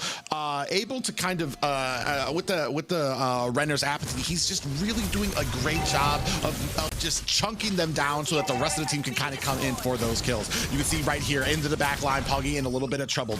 Does find 2 members. Oh, now he's in a beautiful wild charge, does pop him up. Brilliance is out right now, finishes the job, does Jordan. But you see here, Jace Cutie trying to put on the damage to Kagami, who does find a beautiful distancing for himself, and then putting the finishing touches onto that Lapu. Down comes the, oh wow, torn apart memories, finishes off Kagami. This might be it right now. Area 77 has a good chunk right now, only 1 member left. Minions down at this bottom tower. We're gonna go ahead and try to push this in. Can we do anything? 7 seconds left for Reckless, who's gonna try to come up here. Jordan here is alone. They're trying to put the damage on. Down goes Jordan. We do see that Reckless is about to come in here. Is this gonna be it? Can he come in here? It is not enough. This might be it. Area 77 takes the win.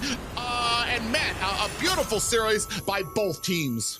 Area 77 knows their win condition is quickly exiting, and they punch through and they win the game. What a beautiful finish from Area 77, who's falling off. They only have a little bit left. They get a pick and they go straight in. I have to give it to the Lapu there in the back line. Finds the Beatrix, provides so much pressure, and then Brody, torn apart memories, takes out Kakami. Huge plays. Well, and that's the thing too. It almost seemed like a little bit of desperation. They knew that they were at that point where they're going to start falling off, so they need to make something happen now. Lapu dives deep into the back line to allow Brody to go ahead and get some of those auto attacks and let the torn apart memories do the job for him without him having to dive too deep into the back line. Big plays, and I thought honestly that team fight could have went either way, and Brody flickers in and gets the torn apart memories. I have to give it to Kakami, peeling back, doing so much damage there. And I think Empire left the Beatrix alone right there and susceptible to the Lapu. Had they stayed a little bit closer and not went for that kill, maybe it turns out differently. Anyway, beautiful game. You just talked about it, poetry from this Area 77 lineup. They know they have to go, and they finish strong. Yeah, you can take a look here right now. I mean, Mark Cutie on that Brody 6-0-2. While a lot of the flashy plays going over to Kakami, I mean, the real deal here, Mark Cutie really kind of putting in the work, especially in that early game, to kind of hoist his team up and finish the job towards the late. Not to be underdone, though. I mean, even on this Valentina, 1-0-9, not getting caught out at all, was K Cutie as well. Bullied the mid lane, provided so much pressure, and really kept the Lunox trapped in, and Lunox didn't get to that point, really wanted to lay down the DPS. I think, honestly, a fantastic game out of Mark Cutie himself. It seemed like he was always getting a couple autos on somebody to lay the torn apart memories to finish up the fight when the range was so far. Yes, Beatrix has the sniper range, but we often overlook Brody's range, he can match that and do it a little bit better sometimes.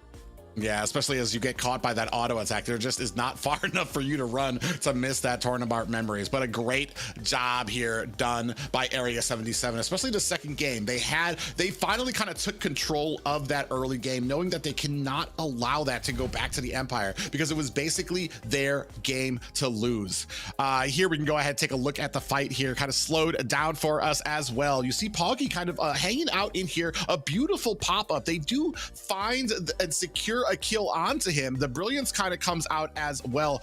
But as we move on with the fight, it was just a great job as we move down into the lane. And this is where we saw it, where you kind of latched on in deep into the back line to allow that kill onto the Beatrix. You see him going on here, Jace Cutie coming in here, but we're going to see Mark Cutie kind of come in here from the top bush here, get the damage onto Kakami, which will allow the addition of that torn apart memories to finish the job. Just a well executed look at that, one hit and then torn apart memories time. That was just a beautiful play by Area 77 and a great executed plan. Yeah, and he even sidesteps the snipe. Mark Cutie walks up, sidesteps it one time. You ain't hitting me, and gets the torn apart, and they end the game right there. Clean in from Area 77. Yep.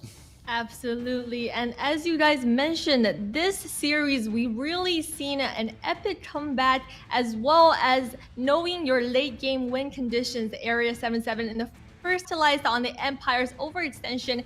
And it kind of shows you that when you have a thriving new Empire, you really need to take control and be careful of every step because your opponent will be just as strong. And with Area 77, of course, the MVP player goes to Yao's Cutie, even though Mark Cutie made a lot of amazing plays, but ultimately Yao's Cutie created the most impact overall through the 3 games. What do you guys think? I mean, definitely deserving. This entire night has been a spectacle here and a real treat. Absolutely a treat and a pleasure to be here. The first day of NACT, and we have a lot to talk about as we go through the rest of this series, the rest of this tournament. I mean, the matches, I think a lot of them went in the way a lot of people thought. Maybe OhioBrothers was an upset not many people predicted, but the rest of the games go kind of similar. And then these last 2 games, LaimiTop and Empire taking a game off of both these teams, which I don't think many people predicted.